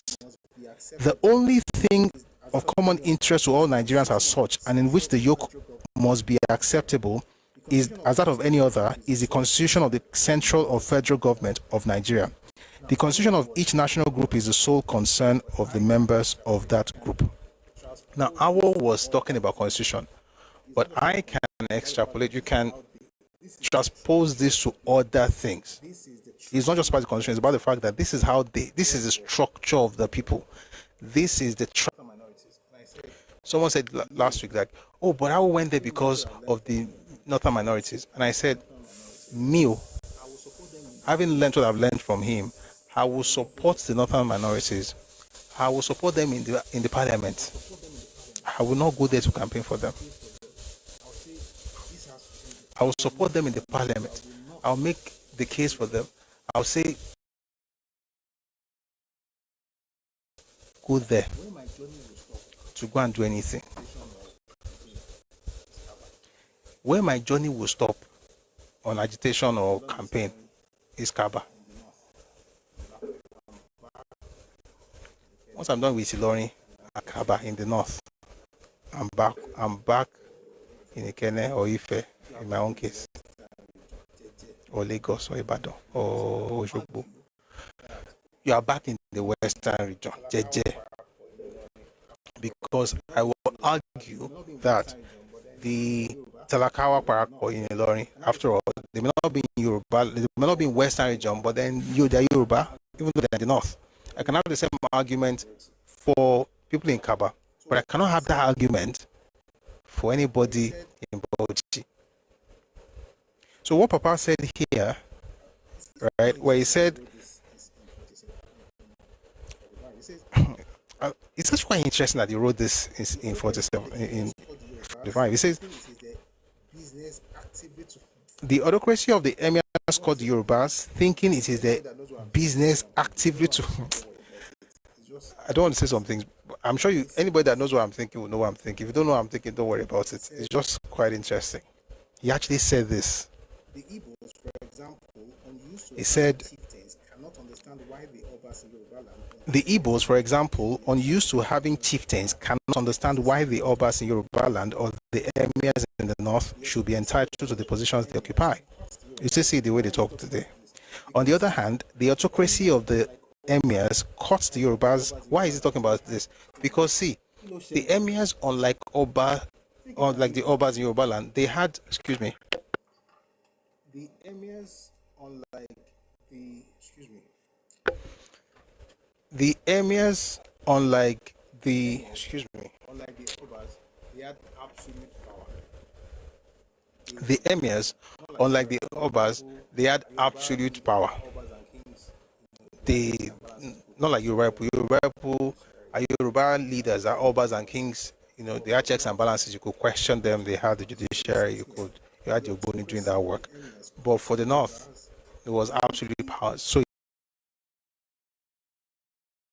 Yorubas thinking it is their business actively to work to bring about a drastic change in these constitutions. That was Papa. So the reason I'm saying I will not do what he did in 59 is because of what he said earlier. So I'm learning from him to understand what may have happened. And I think what happened was that at some point he thought that at this point we can now do Nigeria. We can never do Nigeria. Even today. And before you call me a tribalist, go and ask Good Luck Jonathan and go and look for what has happened to the Almajiri schools they built in the north. 150 of them. Billions. Just lost. So what he's saying here is a lesson for all of us. You can't legislate it. It's cultural. So what he's saying here is a lesson for all of us. Now their style be that. Leave them alone. Oh, but he's trying to change Nigeria. Oga, we'll change it another way. And I said last week that what I see in history is that I see it like it's the blessing of God, to be honest. Like within Nigeria, every group has its own thing. What Yoruba people actually bring to bear, no other person, no other group does. So when you, and that's why you look at our history, Nigerian history, there's no time. There was never a time, and there's still no time where you hear that Yoruba were trying to take over power in Nigeria and to own the place. You say for the north, you say for the east, you can never say for Yoruba. It doesn't exist. It never happened.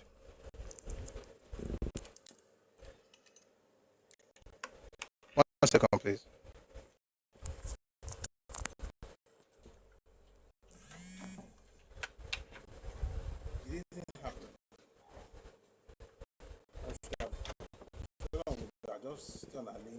It didn't happen. I should have stayed on with that, just stay on our lane. But what we used to do, and what we still do, is that Odabi Oyo State, anthem Oyo State, Aṣíwájú ni wá, Aṣíwájú ni wá. Aṣíwájú ni wá, Aṣíwájú ni wá, ipò Aṣíwájú l'Ẹlẹ́dùmarè fún wa nípìnlẹ̀ Ọ̀yọ́ or nílẹ̀ Yorùbá. The point is you are pace setters. So you do something, the North will sit and say, we can try that same thing. You do something, the East will say, we can try that same thing. That's the position that you occupy. Just stay there. By the way, it's even from now that we're not talking about presidents, I should even say, these campaigns that Awo went to do in the North, it was not to become prime minister. It was about getting people into parliament. Because I think it's also important. That's not what this was about, though. It was about getting people into parliament, though, because I think it's also important to mention it. Awolowo did not go to the North in 1959 to campaign to become prime minister. We were running a Westminster style, form of government at the time. There was no presidency. It wasn't trying to become. You couldn't campaign to become president or whatever. The point is that there were, like we say now, constituencies. So back then, you needed to win seats in the parliament. The more seats you won in the parliament, the greater your chances of effecting change. So I think for me, this is probably where you found himself in a conundrum. So you want to maintain your stance and stay in your lane, but you want to effect change at the center. But in order to do that at the center, you need a lot of seats in parliament. Now, the system is rigged against you from the south. The North has 50% of the parliament seats, thanks to Sidi Oyema and the Eastern region in 1950, allowing the North to have what the North wanted. When the West said no, it made no sense. It simply doesn't make any sense. The North wanted to have half the seats in parliament. The West said no. The East said yes. Where did I find it? Look for the legislative debates 1950. You will see it there. It's in here, but I don't want to change the topic today. So they got that. So now that you want to get to the center, Awolowo wants to get to the center, right? He has been doing fantastically well at the regional level. Now I want to go to the center. If I go there and I want to become prime minister, I want to change this, I want to do all those things. Okay, what do I need? I'm going to need seats in parliament. How do I get the seats in parliament? We have to win Western region. We have to get people in the east. We have to get people in the north, particularly in the north, because the north had too many seats. If we have enough people from the north, then it will be easy for us to push things and effect changes. That's where it was coming from. So I'm also trying to explain why Awo did what Awo did. Awo didn't do it because he was trying to look for trouble. Awo actually did it because he was trying to develop Nigeria. What he had done in the West, he wanted to replicate it at national level. But he could not do that because it was a system where, when you think about it, all our parliamentarians were the ministers, were the cabinet members. Just look at what's happening. It wasn't like what we have right now. So you want to just look at what's happening. Just look at what happens in England. In the UK, the way they do their whole House of Commons. You get it. It's just about the same thing. So you need to win those seats. That was why Awo did what he did. So I'm just trying to also explain. Awolowo was not looking for trouble. He was trying to get more seats. And he wasn't trying to become president. He was actually helping AG candidates in the north to win their seats. If they won their seats, then you have more AG parliamentarians. That when the time comes to appoint a prime minister or change things, it becomes easy because now you have a majority at least, or you have a substantial number to be able to form government with another party. So that's why he did what he did. But even then, I'm not sure I would have done the same thing. But hindsight is 2020. So I was not looking for trouble. It's important to mention that. But let's go back to this. But where the trouble came, Deji, good to see you, Ẹkáàbọ. Where the trouble came was where he said one of the things that the AG set out to do was to destroy the very basis of this feudal concept, where it's the Sadowna and the NPC guys that just determine who becomes what.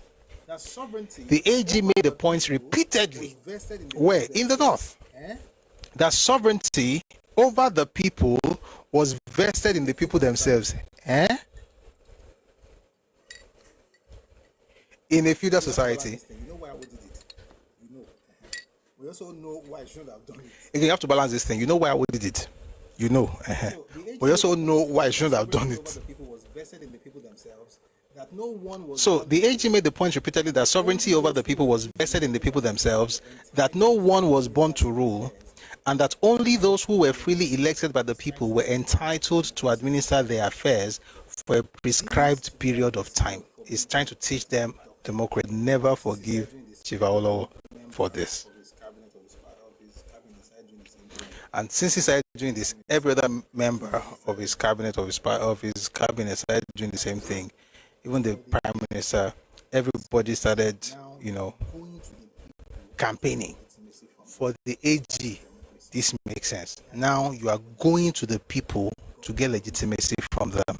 That is democracy. But that is not what they think government should be in the north.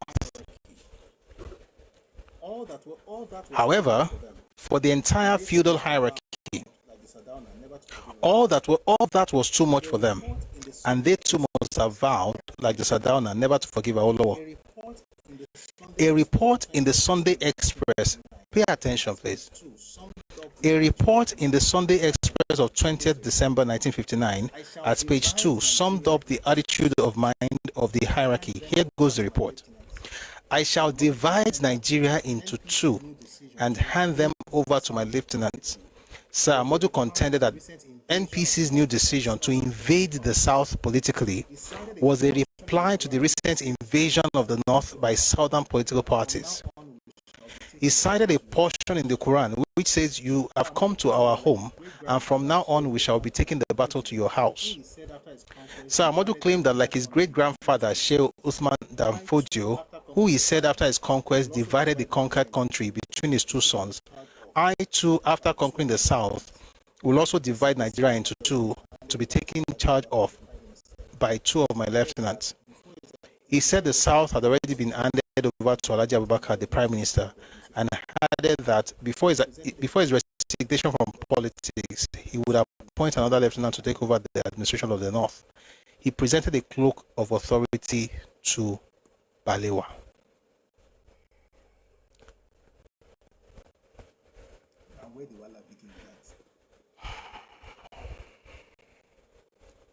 Now, where the wala begin with that?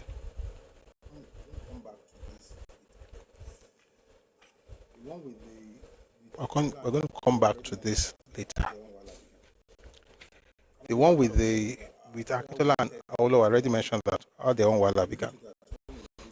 And then the other part, of course, was that Akintola wanted a particular. We'll get to that when we read the book by Olayiwola Begunde. I don't want to run ahead of myself. But essentially, you see what Ahmad Bello published December 1959 was going to. Why? Because the South invaded the North. Based on the 1950 agreement, So let me tell you what he wanted. Based on the 1950 agreement, where you said the North could have, which doesn't make sense. I don't even know how. I know why they did it, Sha.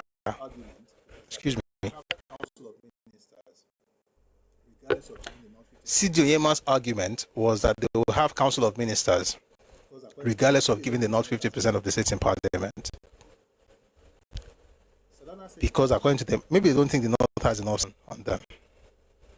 And they always choose the advantage. That's what he said. His book is called My Life, by the way. All of that to say this. what they wanted. Since you said What they wanted. was that since you said 50% of the seats in parliament belong to us in the north, leave it to us. Only we are the only ones that can determine who fills those seats. That's one. They would not mind. I think, this is my own theory now, I think Competition.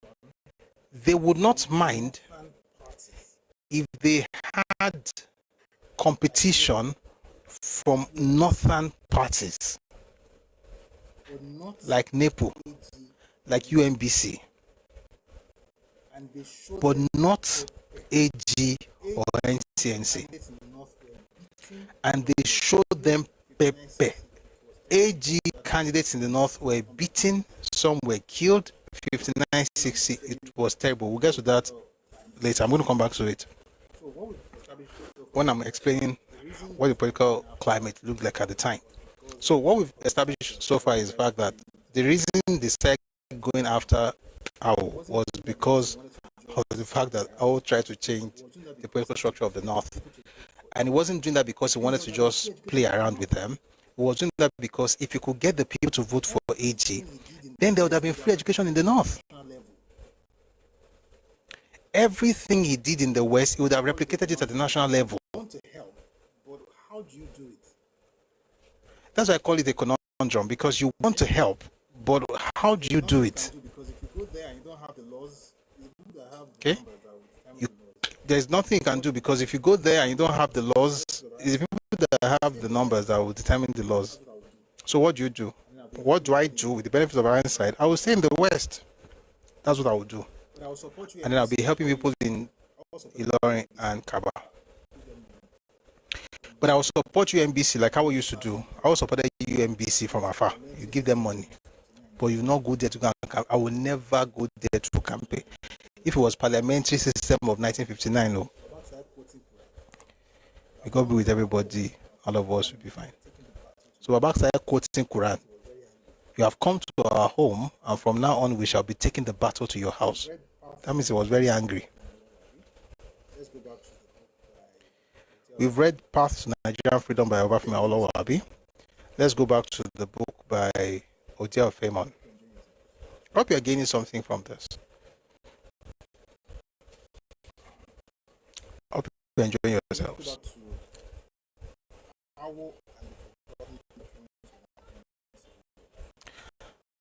So let's go back to Awo and the forgotten documents of Nigerian Civil War.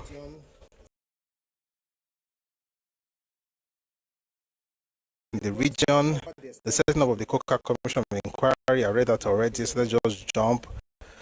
Later, the plot covered the establishment of the Banjo Commission to prove the failure of education, which makes no sense.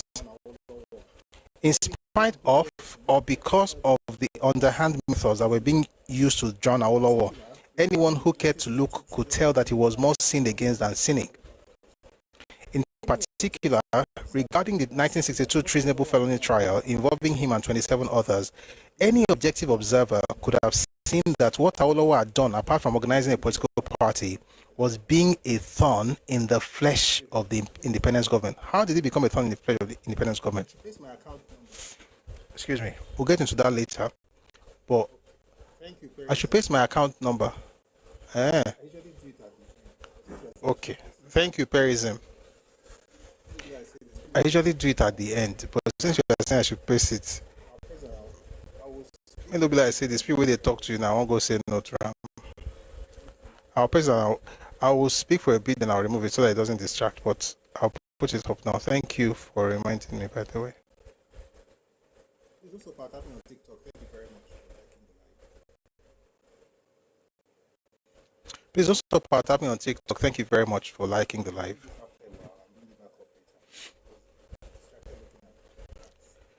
I may remove this after a while and bring it back up later because I'll be distracted looking at money like this. Where were we? So he says here that any objective observer would have seen that what Awolowo had done, apart from organizing a political party, was being a thorn in the flesh of the independence government. And how was it a thorn in the flesh of the independence government? Was through his work as the opposition leader. You see, Awo did not become prime minister, obviously. You know that from history. Thank you for the gift, Yemileke. I really appreciate it. Awo did not become the opposition leader, right? Sorry, Awo did not become the prime minister. So he became the opposition leader. And being the opposition leader, and by the way, the kind of opposition that Awo gave, something similar, not even close, but similar. We've not seen it again in Nigerian politics. Something similar, not even close, but similar. At least, I'll not try. It was 2014, 2015. No, it started in 2011 actually. It started in 2011 all the way to 2015. APC. They worked for 4 years. APC guys tried. That was opposition. In recent times, I think they are the only ones.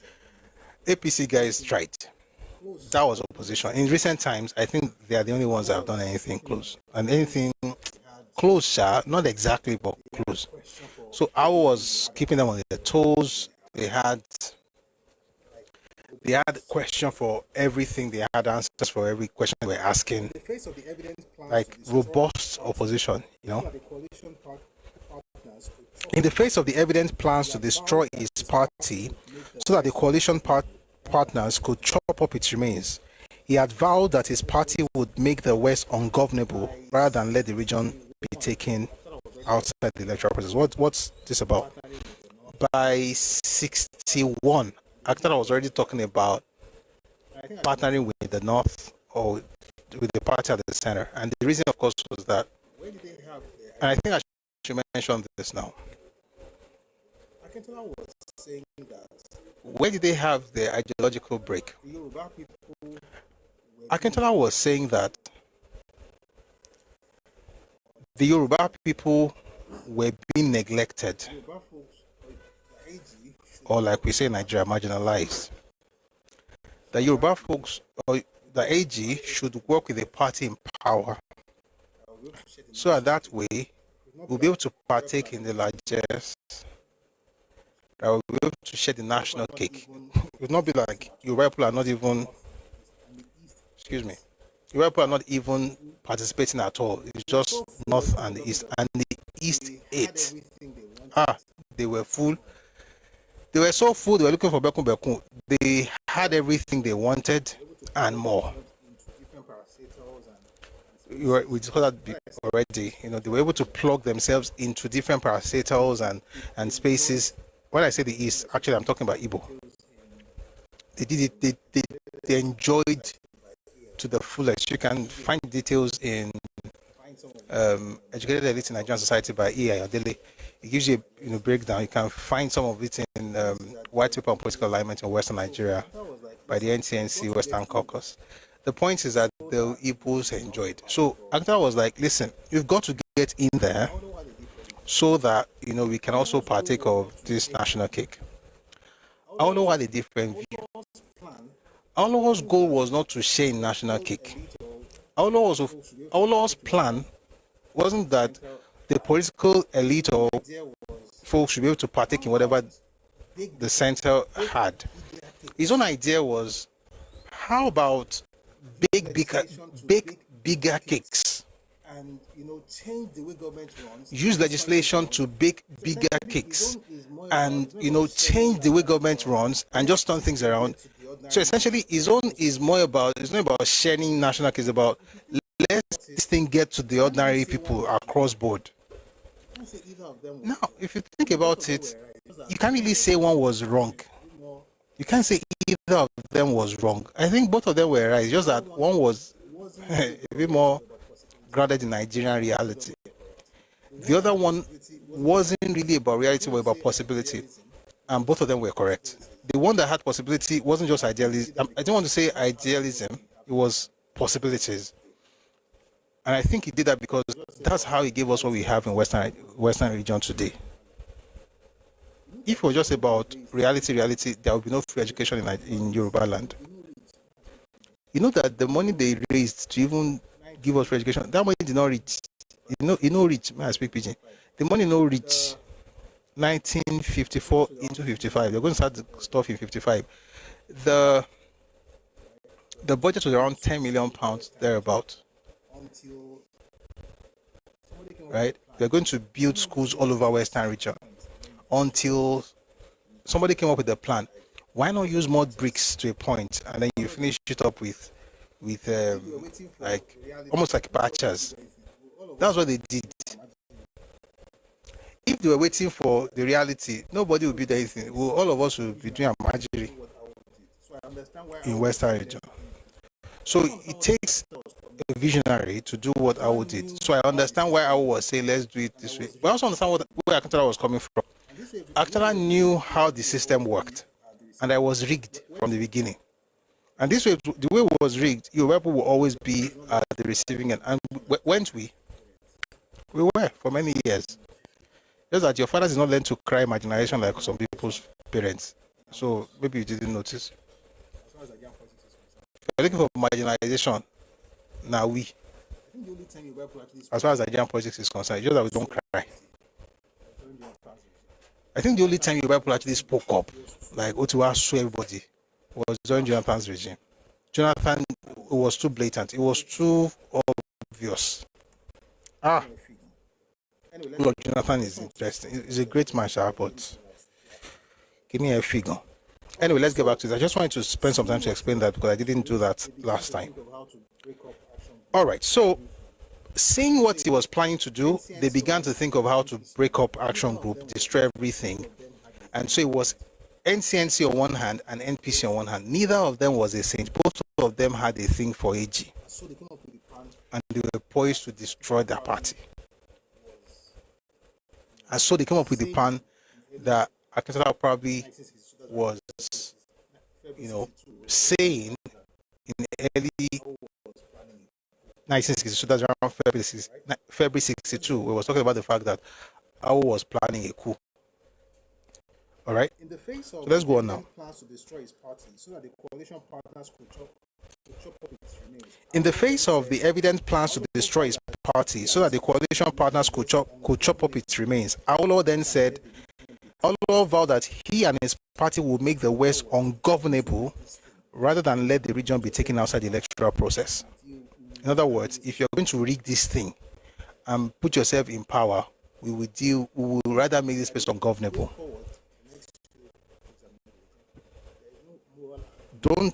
By the way, going forward, the next few pages I'm going to be reading, there is no moral argument in any conversation in the next 30 minutes. No moral argument. And you understand what I mean by that very soon.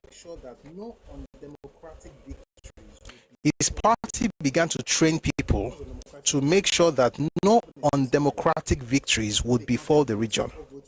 What's undemocratic victories? Like what happened in 65, where they counted votes before votes were, where they announced votes or announced election results before votes were counted. So they began to train people to make sure that no undemocratic victories would befall the region. The party sent apparatchiks to Ghana to train.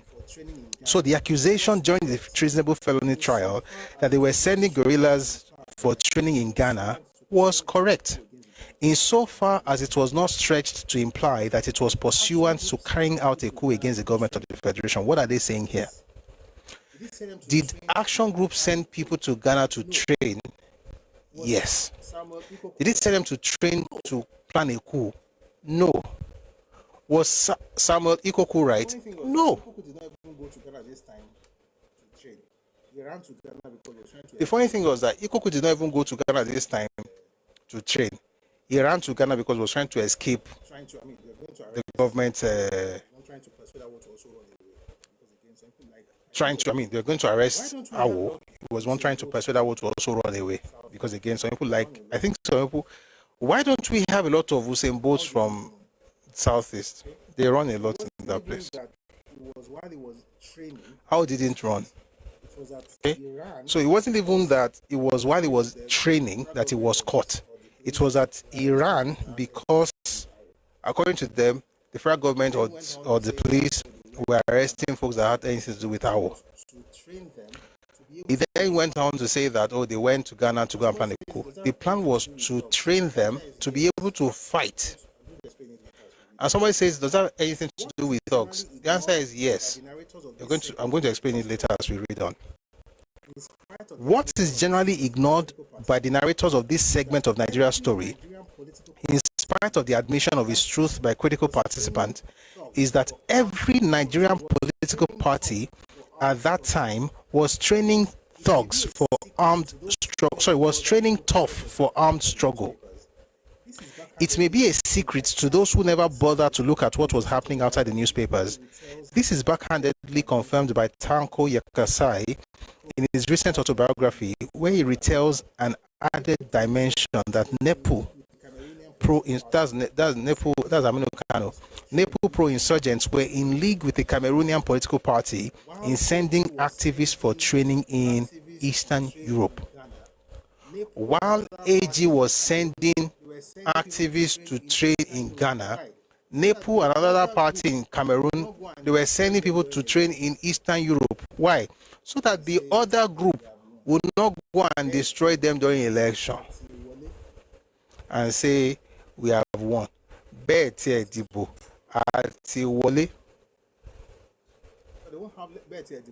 hope you're still streaming. Yeah. To have that kind of situation, So they won't have Betty Edibuati Wole. In order not to have that kind of situation, you had to train your boys. This is not about we'll give people no shishi. When you go to polling booths, you better have people that actually can stand very well and say you are not carrying this box. That's the kind of thing they went to do. And every party had to do it. This was not a moral, that's why I said no moral argument. This was not it's not religious, we are no shishi. We are moral here, we are better, we're not like you. They will destroy everything you are doing. So everybody had to train boys, including NCNC and MPC. And I read something from Shehu Shagari's book. I'll read it again today. Let's just quickly finish this one. This is backhandedly confirmed by Tanko Yakasai in his recent autobiography, where he retells an added dimension that NEPU pro-insurgents were in league with the Cameroonian political party in sending activists for training in Eastern Europe. This should, of course, be understood against the background of the struggle. This should, of course, be understood against the background of the struggle in the north between NPC thugs. In NPC, that's the main party in the north, Northern People's Congress. So NEPU is the almost like the underdog in the north. So it says here, this should of course be understood against the background of the struggle in the north between NPC thugs, Jamia Maukata, sons of madmen, who wore wooden or akushi hats, described in Alan Feinstein's African Revolutionary as having semi-official sanction to fight against southern dominance.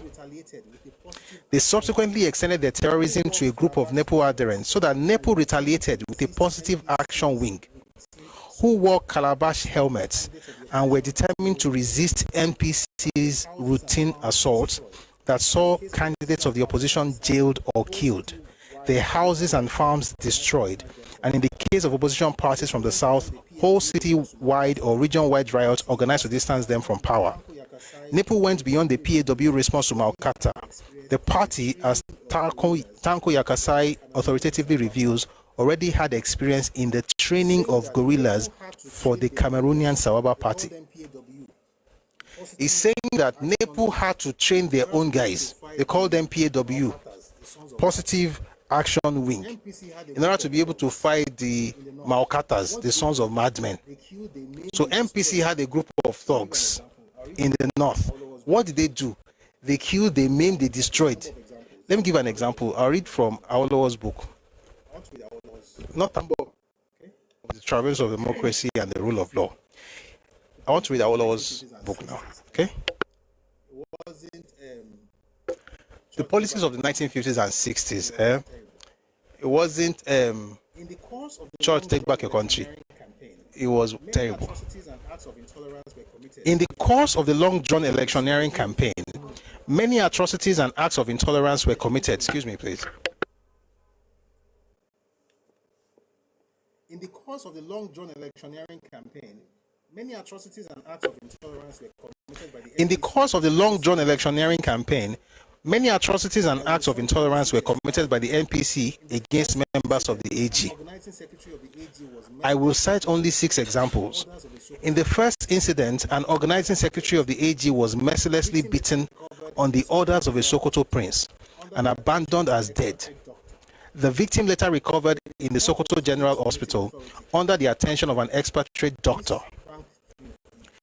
A report was made to the native authority. Sorry guys, this bank thing is distracting me. If you would like to support, please use the bank details. You can also screenshot. You can screenshot and support what we're doing. I'm going to take it off in a second, please. It distracts. Like, I like to have it up when I'm not reading, because as I'm looking up, I say that money I see. But I like money. Money is good. So support what we're doing. Please use the bank details. But I like to remove it now, and I'll bring it up later. Okay? Thank you very much for your support. Please screenshot if you have to, or write it down, or just send the money now. May God bless you. Thank you very much. I have to remove it now, please. It's distracting me. Let's get to this.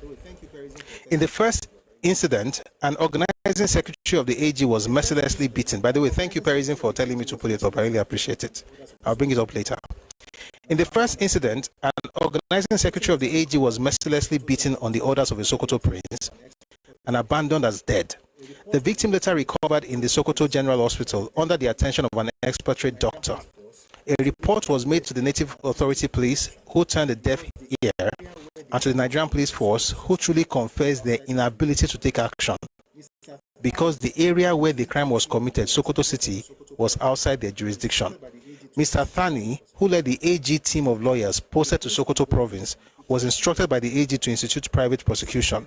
He did, and the prince involved was convicted by an expatriate magistrate and sentenced to 2 years imprisonment with hard labor. Praise God, Abi. Not too quick. Don't be too fast. The prince appealed to the High Court and was in the interim granted bail. In due course, the appeal was heard and dismissed. In connection with that first incident, the expatriate magistrate who tried the case in the first instance and the expatriate doctor who testified to the condition of the victim when he was brought to the hospital for treatment left Nigeria for good within a month or so of the conviction and sentence of the culprit prince. I'll explain. The High Court judge, Sir Algernon Brown, who heard the appeal and dismissed it, committed suicide by shooting himself, also within about a fortnight of his adjudication of the appeal. What are they saying here? The truth is that one guy was campaigning, action group member in Sokoto, who was now campaigning. A Sokoto prince, go back to that feudal mindset. A Sokoto prince then orders people to beat him up. Who beat him up? The thugs. To beat him up and left for dead. They carry this person to the hospital, they treat him, they sue, of course, they sue this other person to court because AG had lawyers. When he got to court, they sentenced him to 2 years in jail. There's a doctor, the expatriate doctor means that the doctor now Oyinbo. The judge that sentenced him to 2 years was Oyinbo too. They now said they were not happy with it. They appealed that case, took it to the appeal court. The man's name was Algernon Brown. He then heard the case and dismissed it, meaning he upheld the judgment of the lower court. The Oyinbo that was the doctor that treated the victim, and the Oyinbo that sentenced him to 2 months in the first instance, to 2 years in the first instance, both of them disappeared. They left for good. Nobody found them again. I mean, maybe they went back home. The Algernon Brown Court of Appeal judge, please power tap on TikTok. This is showing red though. The Algernon Brown Court of Appeal judge committed suicide. The second incident took place in a village in a district in Sokoto. I had gone there in the helicopter to address a fairly big rally. Before I went, I had been given a permit to hold a meeting, but refused permission to land in any of the public open spaces there. The AG leader in the district, who was undoubtedly devoted to the ideals of the AG, uprooted his groundnut plants, which were not yet ripe for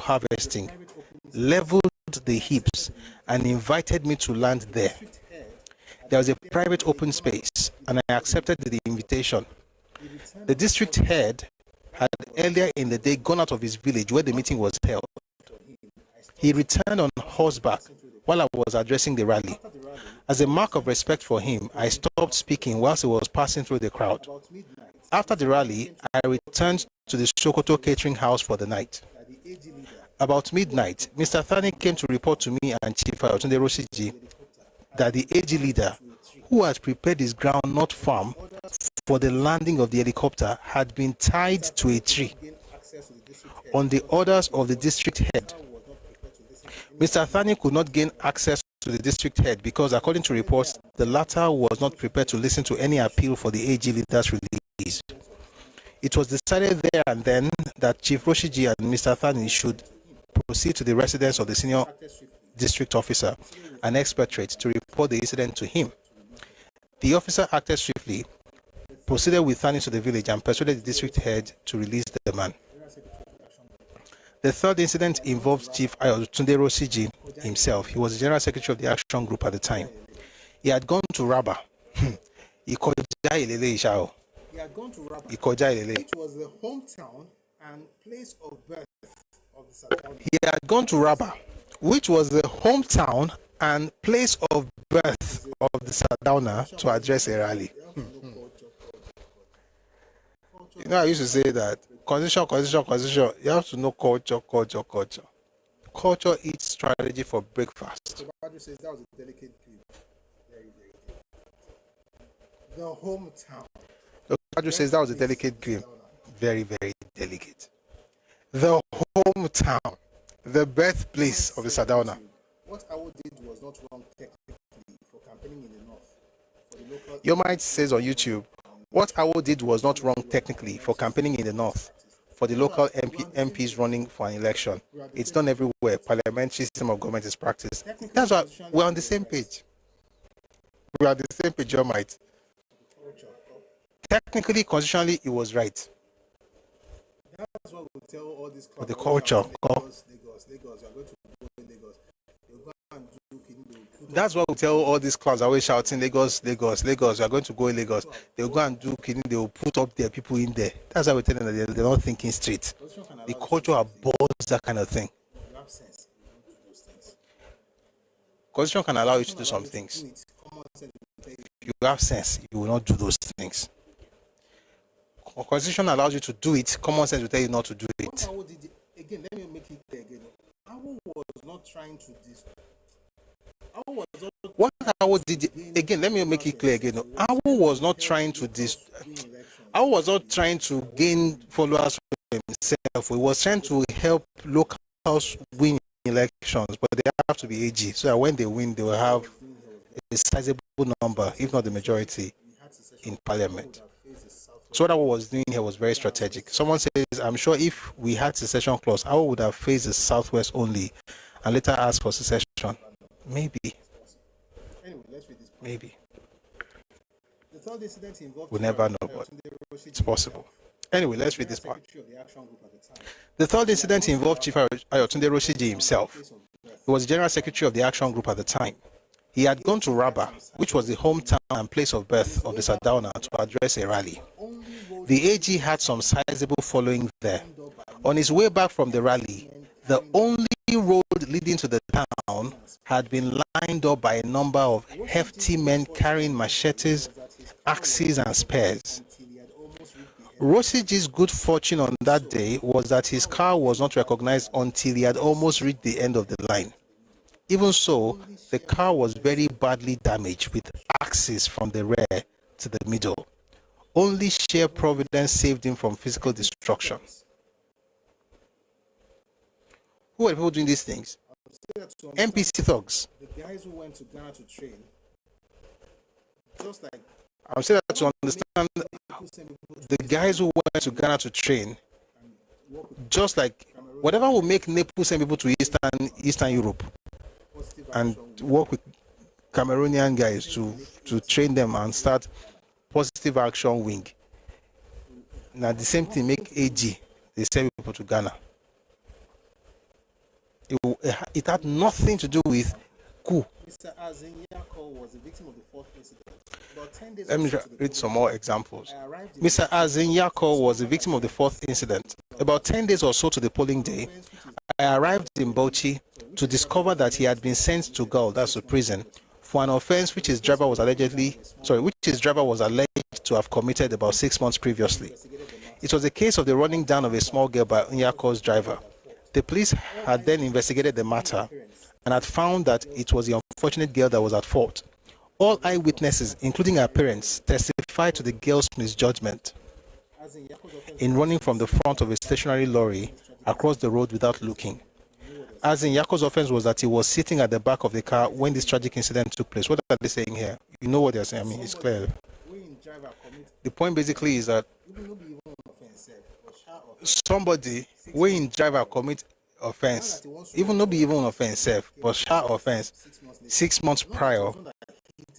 Now that he wants to run for office, they now came to arrest him 6 months later. Not that he was one that hit the child though, but he was sitting in the back when they hit the child. Not the driver, the owner of the car, sitting in the car, is the one to now arrest. Mr. Jubilee Sago was the AG lawyer stationed in Bauchi. I directed him to appeal to the senior district officer there. The latter called for the record of the trial. There was none. Accordingly, Azenyako was released within 5 hours of the appeal to the senior district officer. Mr. Nyako was the AG candidate who contested against Sir Abubakar, the incumbent prime minister. In spite of the incessant harassment of the AG followers in the constituency. No wonder. In spite of the incessant harassment of the AG followers in the constituency, and in Tafawa Balewa district in particular, Sir Abubakar's victory was one of the narrowest in the general elections. The fifth incident was also in Sokoto. The native authority had at the very last minute refused us a permit. You know, I think let me just go to the one that actually had the thugs. Because most of the fifth incident was also, you know what, let me read it. You'll see something very funny. Yeah. The fifth incident was also in Sokoto. The native authority had at the very last minute refused us a permit to hold a meeting in Sokoto. The refusal was communicated to us about 9 o'clock in the morning. This was a shattering blow to our comparatively small but virile supporters, since we had expected to hold the meeting at noon, and those of them from nearby villages had decided to arrive in town. I decided that we should hold one in the compound. However, as meetings in private premises were not forbidden, I decided that we should hold one in the compound of our Sokoto branch leader. He was the Prince of Sokoto and a retired native authority police boss in that city. He had a fairly large open space in his compound, which could easily accommodate over 500 people. Accordingly, I advised him to put a fence around his compound so we could hold the meeting there. He mobilized his men, and within 4 hours, a fence had been erected. The time was then about 2 o'clock in the afternoon. We decided to hold the meeting at 4 o'clock, but by about 3 o'clock, NPC thugs had swooped on the AG leader's compound with cutlasses. They cut the fence to pieces and set it on fire. Those members of the AG who had already gathered there for the meeting had to take to their heels. Our Sokoto branch leader had tried to drive away the invaders. In the process, he had a big machete cut in his right forearm. Thereafter, I ordered a leaflet raid on Sokoto city. Their own people will cut people with machetes. Sure, you are seeing the drama. Their own people will cut people with machetes for holding a meeting in his own house. You know what happened was that they were supposed to have a campaign, like an event. They were allowed to have the event, but 9 o'clock of the day they're supposed to have the event. They're not told that you can't have the event again. 3 hours to when it would start. Okay, you're going to use a private residence for the meeting. NBC thugs go there, begin to use machetes on people. Please power tap on TikTok.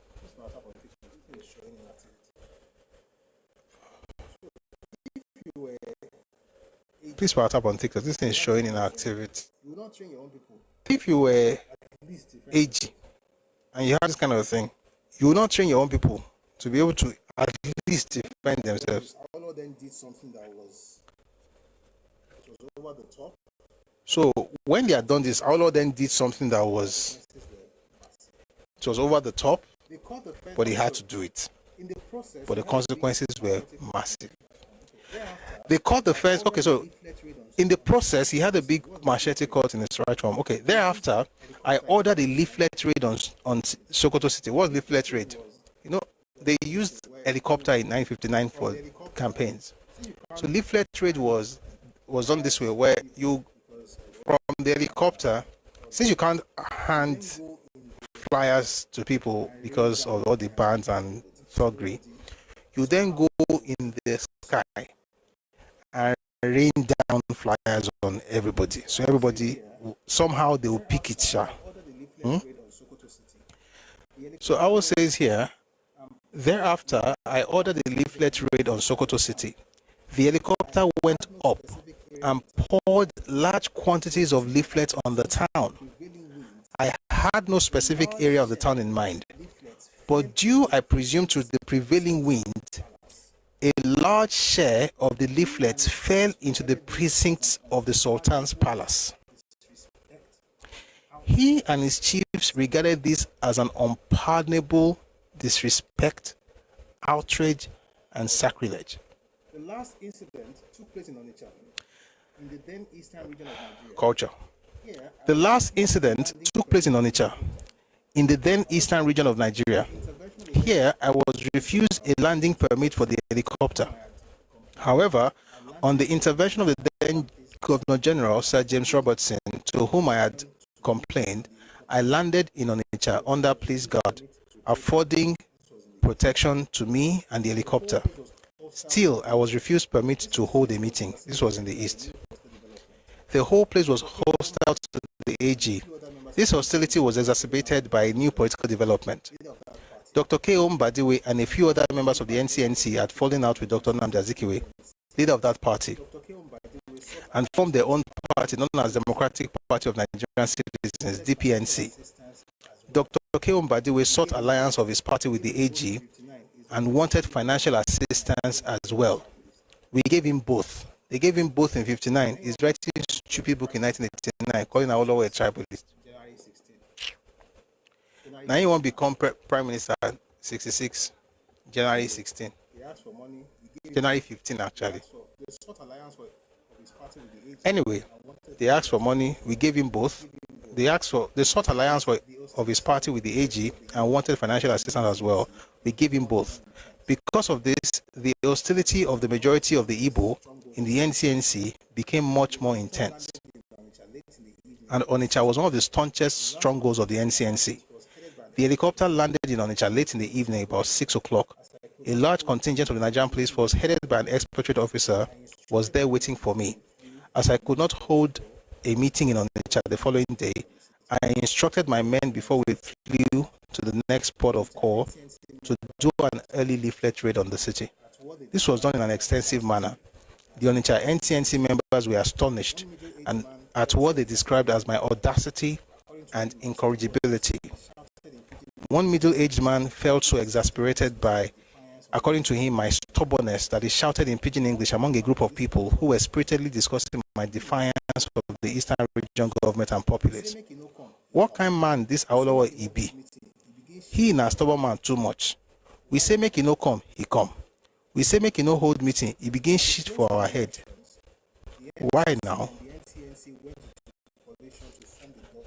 At the close of the elections, the NPC and the NCNC went into coalition to form the government of the Federation. The AG went into opposition. Nonetheless, in spite of their ascension to power and of their combined overwhelming majority in the House of Representatives, the NPC and NCNC continued to dread the AG and to exhibit deadly hatred towards it and its leadership. They did not hide their intentions towards the AG and its leadership. I want to read a few more things here before we go back to the other book. Wow. In the flush of the landslide victory, vis-a-vis the crushing defeat of an undoubtedly formidable opponent. In the flush of the landslide victory, vis-a-vis the crushing defeat of an undoubtedly formidable opponent, they unleashed a hateful campaign of threats and imprecations against the AG. Immediately after the attainment of the independence, so the campaign went, the government of the Western region would be taken over and the ruling party itself will be proscribed. They called on those who were shouting "Awo, Awo, Awo," which was the AG slogan and the battle cry, so to say, all over the place, to rethink their thoughts. They should realize before it was too late that AG had no future beyond October 1960, and that the leader was doomed to go into limbo before long. In order to bring about the dissolution of the AG-controlled government of the Western region and the destruction of the party itself, a breakdown of law and order will be provoked in different parts of the region.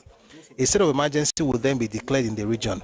The government of the region would be taken over by the federal government, and those of the AG leaders who did not behave would be locked up in detention or prison. That was the plan. And they acted exactly the way they planned it. The NPC-NCNC coalition did not stop at merely issuing threats and imprecations and making boasts.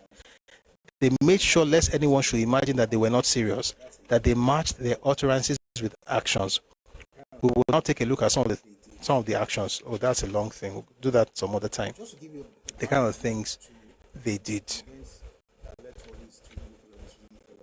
Just background, the events that led to all this treasonable felony. Everything started with the 59 elections. We're going to have to wrap up very fast now. We're talking about the thugs. That's why we went to that book, right? We're talking about the fact that all these people have thugs.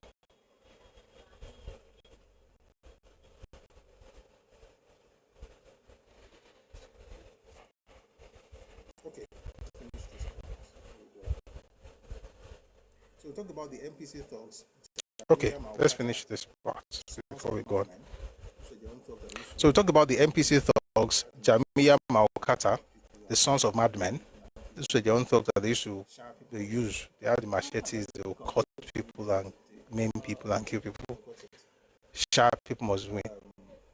There's a book I was going to read earlier today. Oh boy, forgot it. Let's go on if I have time. I'll read it. Let's go on. If I have time, I'll read it. If not, we'll read it next time. But at least we read about what NEPO did with positive action, wing, and he did that because of Jamia Maokota, sons of madmen. There's another group I mentioned the other day, the Danyauri. They had weapons. 200 of them were sent to Lagos during the crisis of 66 to protect, 65. During the crisis of 65, Operation Wettier, they were sent to Lagos to protect northern parliamentarians and cabinet ministers. They were called Danyauri. You find that in the book by Shehu Shagari, Beckoned to Serve. Okay, just to give you an idea that the idea, don't have a moral argument about the fact that why should they have thugs. If you go to the north and they did all this thing to you, at some point, would you not want to train your own people even in the north to defend themselves? Which is what NEPO did, which is what AG did, which is what NCNC did. By the way, there's another book, maybe another time, where they stoned Awo in the same eastern region. So it wasn't just a northern thing. East did it, the north did it, they hated him, they were going to destroy him. And he had to do something about that. So that's why they sent people abroad. It wasn't to start a coup. And that's why Odile Femon says here, the accusation during the treasonable felony trial that they were sending guerrillas for training in Ghana was correct, insofar as it was not stretched to imply that it was pursuant to carrying out a coup against the government of the Federation. So they sent people to train, but wasn't to, have a coup. In relation to the South, the NPC idea was actually quite fundamentalist because it was primed by the conception of a national army as a catchment of thugs for realizing partisan ends. What's it saying here? What NPC planned to do at this point was even to go beyond Jamia Maukata, Sons of Madmen. They were trying to actually use the Nigerian army as the guys that would do what the NPC guys, what the NPC party or the NPC leaders wanted. And you saw it with what happened in Tivland. So it says here, the truth of this can now be checked against the testimonies of the NPC, of several NPC stalwarts. They had sent several of their young men into the Nigerian army to prepare for the day when the military would be needed to settle political scores. So they're going to graduate from Sons of Madmen to actually joining the army. So that instead of using talk, you can have legitimate pushback. Legitimate in the sense of you're using the government apparatus. I have to switch this audio source, please. As we begin to wrap up. Someone says Sons of Madmen are more weary. Well, that's what they call themselves.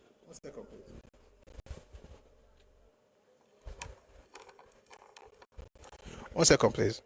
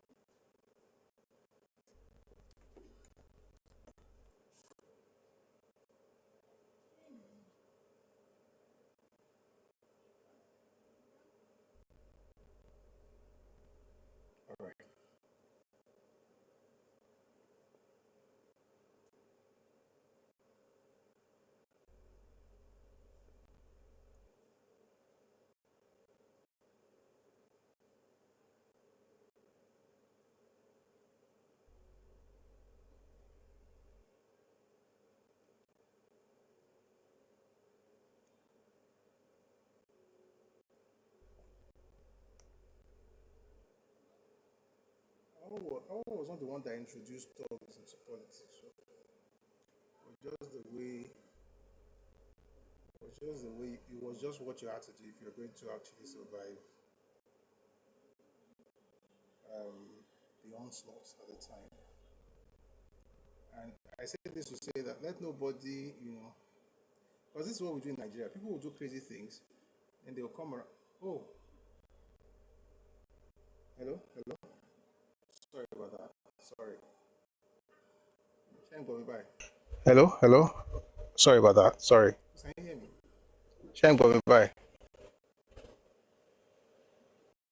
Please, can you hear me?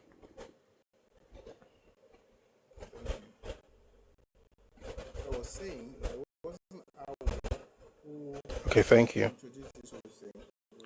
So I was saying that it wasn't Awolowo who introduced this whole thing. It was just the way of. Was going beyond using thugs to using the army.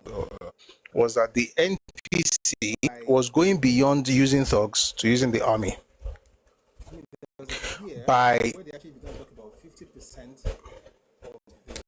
There was a year where they actually began to talk about 50% of the recruits in the army have to be Northerners. 50% has to be Northerners. So they started pushing that they went to have more Northerners in the army. Ojo Fremon is saying here that actually what they were doing was to legitimize this whole idea of having thugs. Instead of having thugs, now you can have them. So when they bear weapons, they bear weapons legally. But in actual fact, you can deploy them and use them against your opponents. Let's finish this one. So it says here, they had sent several of their young men to the Nigerian army to prepare for the day when the military would be needed to settle political scores. Evidently, the parties in coalition at the federal level were neither true to one another nor to themselves. They saw the destruction of the action group differently. They were busy organizing insurgents against other parties and using even the state apparatus to realize partisan goals. Excuse me. Say that again. They who were busy. What was I saying? Okay, yeah. They saw the destruction of the action group differently. They who were busy organizing insurgents against other parties and using even the state apparatus to realize partisan goals needed to hide their activities by accusing the opposition of treason. According to Dudley, the NCNC wished that the action group be destroyed so that they, the only member of the coalition that had a foothold in the West, would inherit the West and then confront the North with a Southern solidarity. After Awolowo was jailed in 1963, NCNC strategists actually tried to swallow up the West by forming a coalition with the Akintola faction of the AG. No, sorry. After Awolowo was jailed in 62, 62 was the house arrest, 63 was proper incarceration. NCNC strategists actually tried to swallow up the West by forming a coalition with the Akintola faction of the AG, which had become the Nigerian National Democratic Party. They did not reckon with the ingenuity of that dirty fighter, the Ààrẹ Ọ̀nà Kakanfò himself. He saw the score quickly. He preferred an alliance with the senior partner in the coalition, the NPC. It was only after failing with the NNDP that the NCNC came back to the AG, this time in search of a foothold rather than a routing. The action group leader in prison advised his followers to coast along until it became obvious that the NCNC was more interested in the power at the center and would not like to lose the perks from the coalition in the Federal House. In other words, they were going to still have alliance with NPC at the center, but they'll have alliance with AG in the Western region so they can take over, at least have some seats in the Western region as well. So they'll have AG. Sorry, they have the Western, Parliament, but they also have the center. By the time the Western Region election of 1965 was rigged, the action group had formalized an organizational prong that enabled the members at large to fulfill the old promise by their leader. Rather than for the West to be taken over by undemocratic means, the region would be made ungovernable.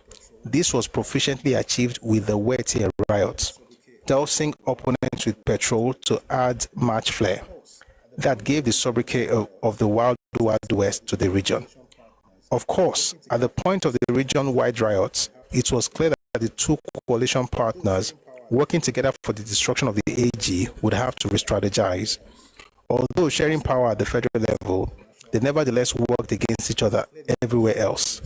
The NPC had planned to use its men in the National Army for a coup that would clear the nation of the insurgents in the West and in the Middle Belt, especially in Tivland, where there was an active guerrilla war against the government. Meanwhile, by 1964, the UNBC had joined with NEPO to carry out a northern liberation of sorts before facing the federal behemoth.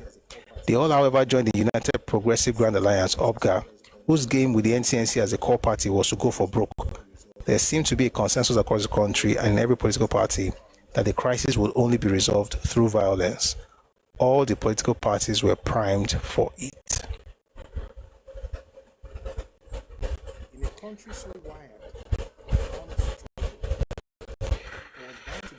In a country so wired for armed struggle, there was bound to be very little room for the truth to have dominion. What had to be done through the law courts, as the action group would discover, was very much a charade.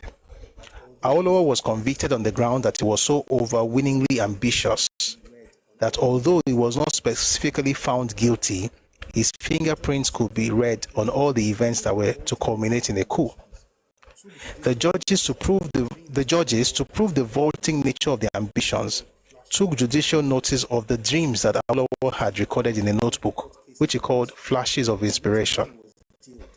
It must be one of the unique court cases in history in which a man was jailed for what he said he saw in a dream, rather than what he actually did. Nigeria had simply become a country seeded by and overcome by paranoia, an atmosphere of psychological block, making it difficult to look at opponents with any objectivity. The tendency was to accept every charge as true. The more heinous, the better, if directed at someone about whom something good is not supposed to be said.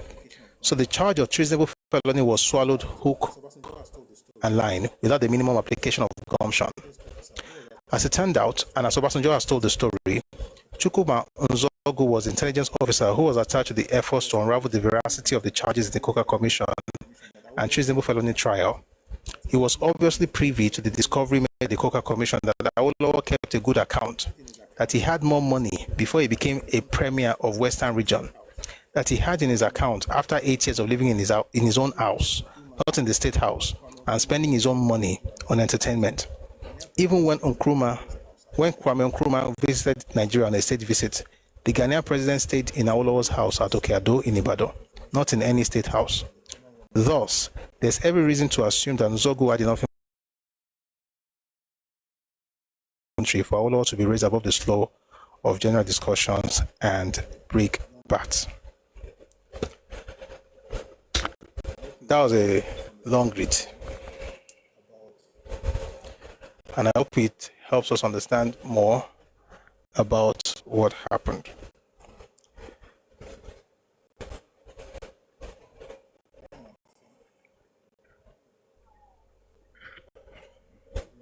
One more thing.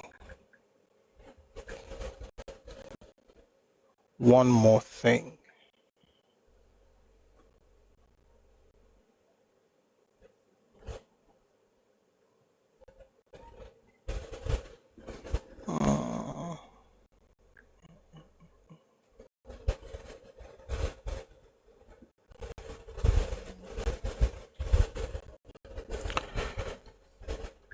There's something I wanted to read. I hope I find it. If not, it's Dudley's book. Okay.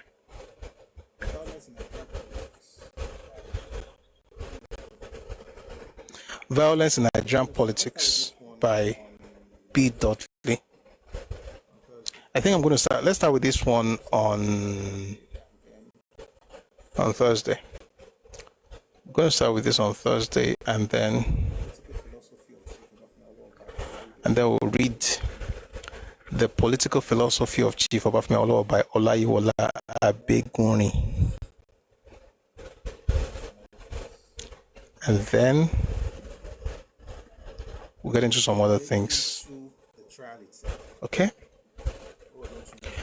We'll get into the trial itself, where we're going to use the book My March Through Prison, the book by Papa Awolowo. Let me write it down.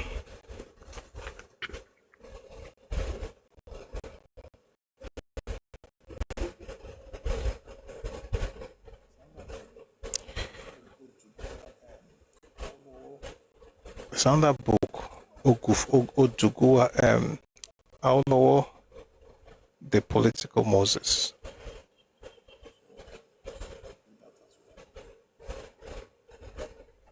So, read that as well. All right, what have we learned so far? What we've done today is essentially to repeat some of the things we did last time, but to insert new materials like what happened in the North, and to actually describe the kind of violence people had to endure in order to get into other people's territories in Nigeria, and what exactly was the genesis of the problems that the North had, or that NPC or Sardauna had with Awolowo and Action Group, and also how it was both NPC and NCNC that were poised to destroy both the man, Awo, and the party, AG. And the funny thing about how this thing worked was, yes, they succeeded. They got him imprisoned. They got him out of the way. But that was in 1963. In 3 years' time, the only ones who did not die were the ones who ran away. Okay, and those ones also, they essentially, and that was Zik primarily. Zik was the one. Zik was leading NCNC to destroy Awo and AG. Sardauna was leading NPC to destroy Awo and AG. So both of them had the same goal and get. He ran away, but eventually went into oblivion. by 67, 68. It was nowhere to be found anymore. And Awo that was locked up happened to be the last man standing. Edato Moshel Kukun Koda Kumamado Shupaloro Torio Nilario Yarabi Mola. All right. Thank you very much for listening. And please, we're going to go deep into the trial itself. There's a reason I don't want us to get into it, until we actually understand where this thing is coming from. So I don't know if FFC is here. He's one that actually got us into this conversation in the first place. Ikoku said what he said, but Ikoku cannot be believed because Ikoku did not say the truth. Ikoku understood the propaganda game. He took a bit of truth with the fact that they were sent to Ghana and mixed it up with whatever thing came to his mind about the fact that they sent him to have a coup. And that the idea of a coup, people accusing Awo of a coup, did not even happen at the time they're saying. They're accusing him of that thing in February, even though it was wrong. So we read a number of books, and I hope those things have helped us to understand these things even better. Thank you very much for listening. We'll have two people come up. We'll make it very quick, and then we'll call it a day. I see two people trying to come up, so I'm going to bring the two of you up, and then we'll wrap up. I want to thank everybody who has been in the comment section, liking, sharing, tapping. FFT, you are here. Oh, okay. So I hope you get the answer now. At least part of it. That has to do with Samuel Ikoku. That one is settled, Abi. We'll go deeper into how the trial itself went, and also some other things that led to it. We're going to look at things from Olaiwola Abegunrin's perspective and also from Odugua's perspective, and then eventually we'll read Papa's book itself about the old trial. Okay? So thank you everybody for power tapping and sharing and liking, and thanks to everybody who gave gifts while I was speaking. I don't usually stop to acknowledge it because of the flow, but I appreciate every single gift. Whatever gift you give, thank you very, very much. I'm going to put up the account details while they're speaking, so if you want to support us, please use the account details, and we will be glad to receive your gift. So I'm going to bring in three people. You were two, you're now three. I'll bring you, okay.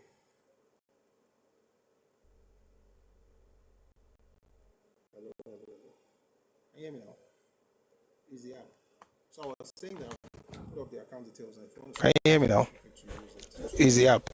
So I was saying that I put up the account details, and if you want to support us, please feel free to use it to support us. So we have two people up here. We're going to have your responses, and let's have FFT, and then we'll go to, no, let's have a robot, then we'll go to FFT. So FFT came up first, Abi. Okay, FFT, go first, then we'll go to Robodo. Please go on. All right, thank you so much. Good evening, Prof. Good evening. Yes, I thought we had this session last week, because last week, for some reason, I could not just come online, so I didn't know if this session had already been had. But I think you did justice to it, because I was really confused when I was reading that book. And thank you for even using, oil politics and then this thing. That one, that because in there I was so struck, like I've never heard of this thing before.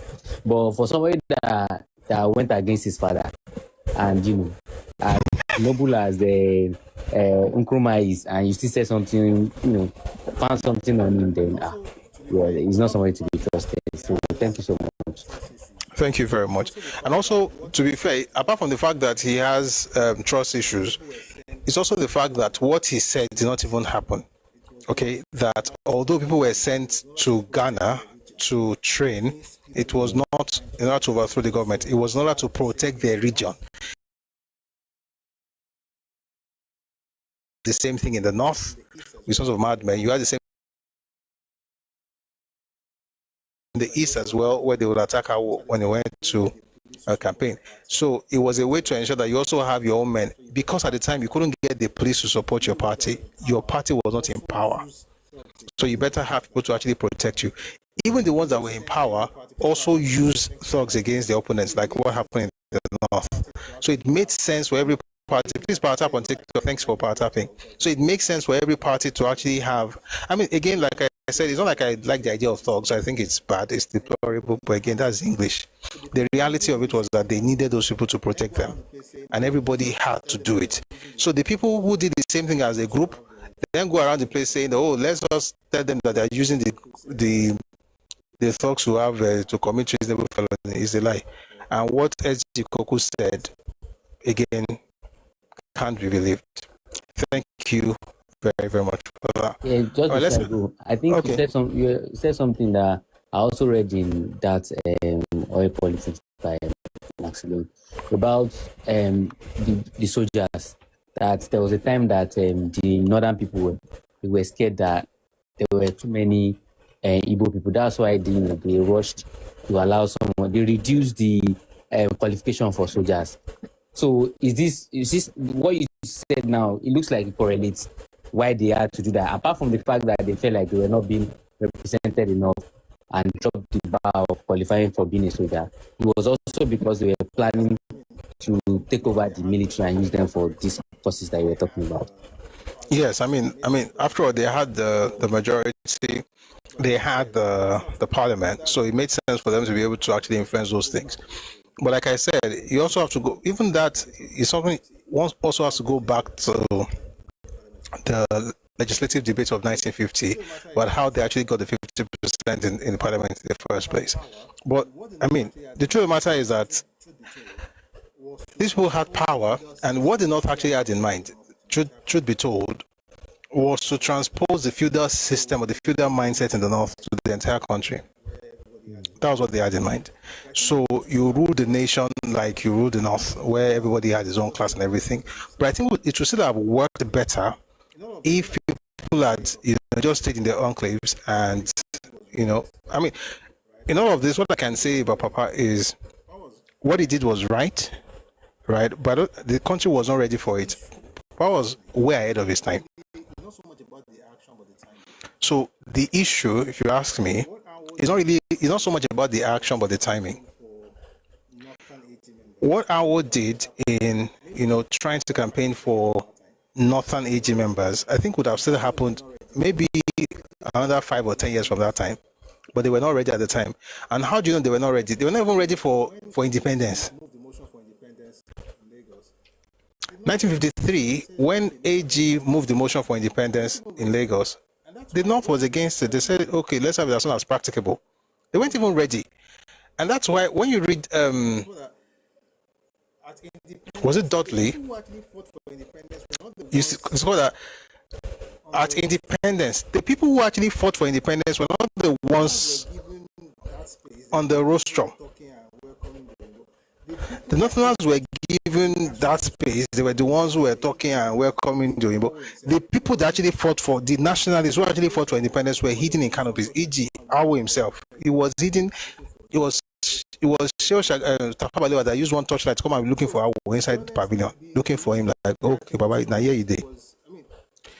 So to be honest, the way the entire thing was structured, it was, they were not ready for independence. Therefore, they would not have been ready to even have their spaces, what they say, as invaded, right, in the name of elections. But hindsight is 2020. We're where we are right now, but hopefully we'll learn from those mistakes. I said it earlier, last month, the Northern governors had a meeting, declaring emergency on educational whatever in the North. It is when they wake up that they wake up. You cannot make anybody wake up. Person that's acting like they're sleeping, pretending to be asleep, you can't wake them up. Whenever they're ready, they wake up.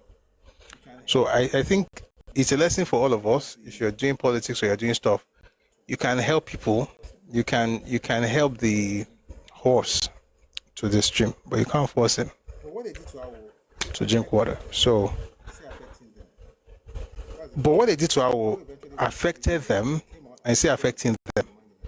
That's the funny thing about it. Awo eventually went to prison, yes, but he came out and he became the second in command in Nigeria, appointed June 12, 1967.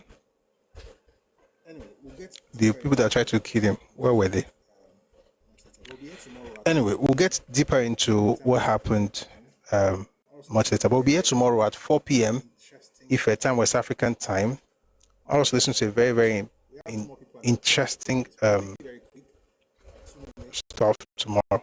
We have 2 more people and then we'll call it a day, please. Please make it very quick, like 2 minutes so that we can close. It's already past 9. Thank you. Let's have Bumblebee, please. Good evening, Prof. Evening, sir. So, I'll just go straight to my submission. A wise man once said, the price of freedom is eternal vigilance.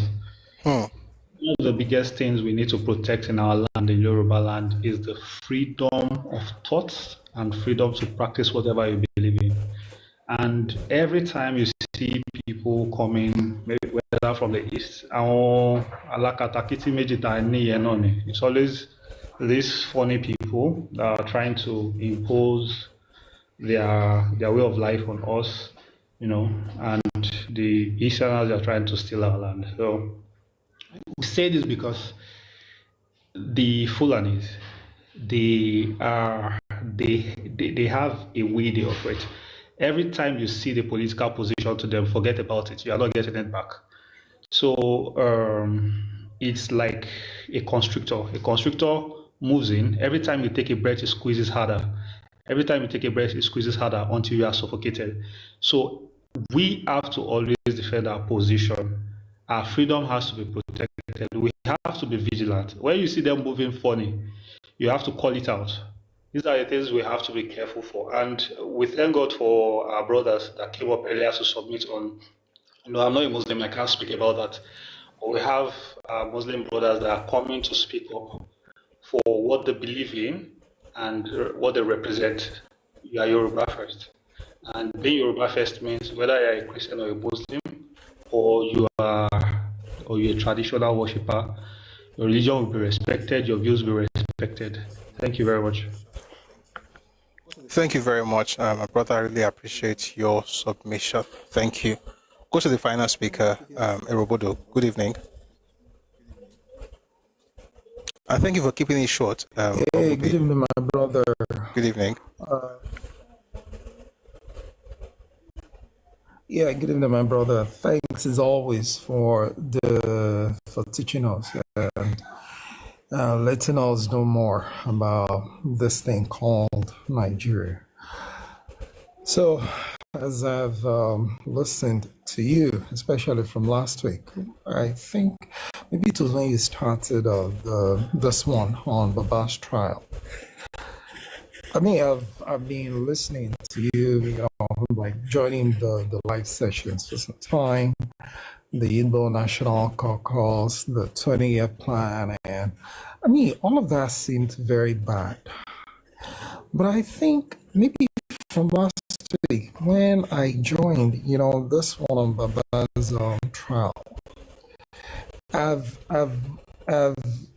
lost even more faith in this thing ever working, this thing called Nigeria. And I think maybe during the live session last week, I was like, I think I put something in the comment section. I'm not sure if you saw it. I was like, Prof, honestly, how do you still manage to be optimistic about Nigeria? Like, because, I mean, you know so much. And I'm like, look, I don't even know as much as you know. And the more I hear, the less faith I have in Nigeria. Not because of the things that have happened, but because when I look around, nothing has changed. From the north, from the east, nothing has changed. Everybody is still who they are. Yoruba people are still, no conquest ambitions. They don't want to conquer anybody. They just want to do the thing. Those who have always, been interested in conquest, that's still what they're about. And I'm like, and I fear more for Yoruba people now. Because, like, what's happening right now is that everybody is swarming into the Yoruba space. And we're not a violent people, all right? And Nigeria's constitution leaves the back door open to those who are interested in expansionism. And I think, Yoruba people, they're into Japa, they're into having the number of children they can look after.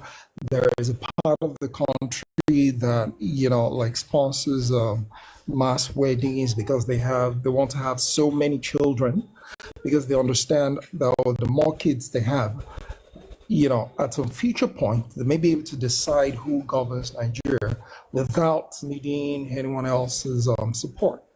You have the other ones who are into, all the criminal stuff, fake drugs, fake drinks, killing us, this, that. And I'm like, the future of Yoruba people in Nigeria is very bleak, extremely bleak. Honestly, I think Yoruba people need to actually wake up and try to do something, push like everybody else pushes for what works for them. Like, look, this structure needs to change, like, so that they can have more control of their space, and they can maybe at some future point, if that ever becomes necessary, they can leave this union. But the current trajectory, I don't think it's going to. It looks very bad for Yoruba people. What I see, the more I hear those things, and I'm like, that I don't know what to say. But thanks, Prof, for all you do. I think it's also necessary to get more of our leaders in Yoruba land to know these things, because I don't think they will be behaving the way they are behaving. Many of them, if they knew these things you're talking about, I don't think so. I think they will be, even if they're is the word circumspect about it, but I think they will be more, conscious of the need, for the preservation of the Yoruba people and what dangers we're faced with. So I don't know, like, I pray that God would, would continue to strengthen you, and probably, hopefully, more of getting these things you're teaching, and so they can do right by us, by the people. So once again, thank you very much, Prof. I mean, thank you. I'm really grateful for all you do. Thank you so much. All right, thank you very much for that. Wow. Yeah. How am I so hopeful with all these things that we know? See. And also, what's the alternative? I think knowing this stuff actually keeps you in check, because if people know what, this is only just a bit of what we are discussing. If people know what these things lead to, when everybody says, let's destroy everything, I'll say that what I think we should have is what Tinubu is doing. And the president probably knows what happened. The other day I was listening to him was making a joke about, something that SLA had said, Chief Alika Kintola. I was like, oh, these guys have these stories and all of that thing. So our leaders are also not bereft of ideas or ignorant of what happened in the past. I think they're just trying to fix it in the way they think possible, but I don't know if what they're doing is actually right. Prof, yes, how are you and some Yoruba hopeful about Nigeria? When people say let's break it, I get where you're coming from. But when you see what has happened when people do what you are saying, you wouldn't want to do it again. Not that way. Not that way. 1969, there was a group that was shouting Yoruba must break up. 1969. I read that stuff the other day. I was like, okay, we have to calm down. So why didn't that thing work? I had to study it. It's not like when people out of passion say let's break it, I get it. You are what you are saying is what's the word now? It's valid. But I think there are different ways to. The issue is to fix it, not necessarily to break. Breaking is just is a way of fixing, in your opinion. So if the goal is to fix, then let's say okay, let's say breaking is one way. Are there other ways? To be honest, I think the president is actually doing it. It's just that it's hiding in plain sight. The things are happening, and I'm hoping that they become more glaring in the second time. All right, we're going to have to call it a day now. Thank you very much for being part of today's session. I really had a great time. We're going to be here tomorrow at 4 p.m. if you're time West African time, and I'm sure we're going to have a great time together. So please, let's come early. Sarah says, I think ideology can't be fixed. It will take forever. You don't have to fix ideology. What ideology do you want to fix? Don't fix ideology, you change the structure. It's not your job to change a person's ideology. Don't change any ideology, just change the structure. Whatever ideology wants to do, will do it in his space. The structure can even give you what you want on the long run. Someone says the president isn't doing anything. Your name is Yoruba. I don't know if you know what you're talking about. Yoruba says he has achieved his ultimate aim of being the president of the largest black country. You think that's what he's doing? I beg, I don't want to have conversations with. I'm too tired to be discussing. He's not doing anything. Okay. Average. He's not doing anything. I was going to tell you the things that he's doing, but okay, I'm tired. As a student that are collecting health fund, that is it doing anything? Southeast Development Commission had a meeting last week. He's not doing anything. Did they exist before him? Why is you queue to buy fuel? He's not doing anything. Say it's because it's a lie. It's Dangote that is doing it. Why do you think Dangote came out at the time he did? How would they have come out if there was still fuel subsidy? I say it's not doing anything. You're not talking about the economy. What are you talking about? You should just come and scatter the country because of your Yoruba. Abba. Says well. You understand that? You said I'm talking specifically to save Yorubas. So you should come out and say I want to do something to save all of you. State police. In the last 27 years, name one president that has told you is going to work on state police and give it to you apart from this one.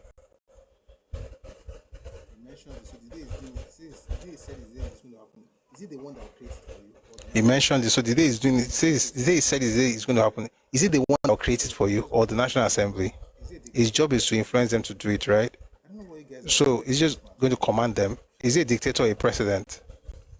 I don't know what you guys are expecting this man to do. Okay. When you even say he's doing nothing, I think you're right. You are correct. He's doing nothing.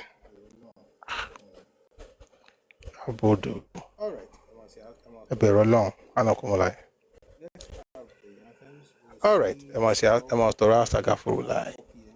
Let's have the anthems. We'll see tomorrow at 4 p.m. if you're at time West African time. So please join us then. Here's the Nigerian anthem and the Yoruba anthem. Yoruba should be on a live in Fulani, and the Fulani president will be acting the way Tinubu is acting.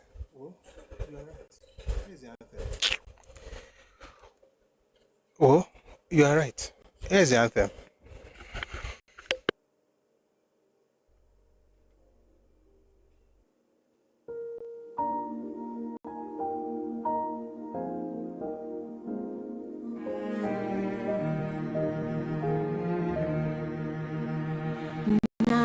Nigeria, we hail thee, our own dear native land, the tribe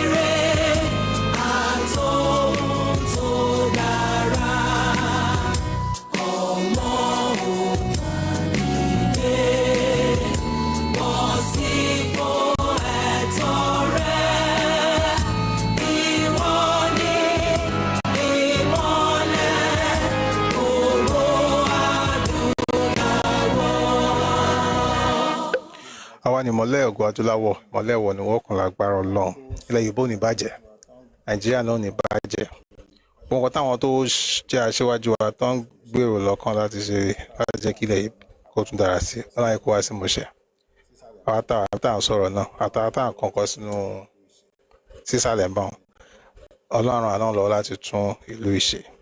Things are going to get better and we'll be part of the solution that we seek. Thank you very much for being part of today's session. I'll see you tomorrow at 4 p.m. Ife time, West African time. Have a great time together. Do have a lovely evening. Good night. Odaro.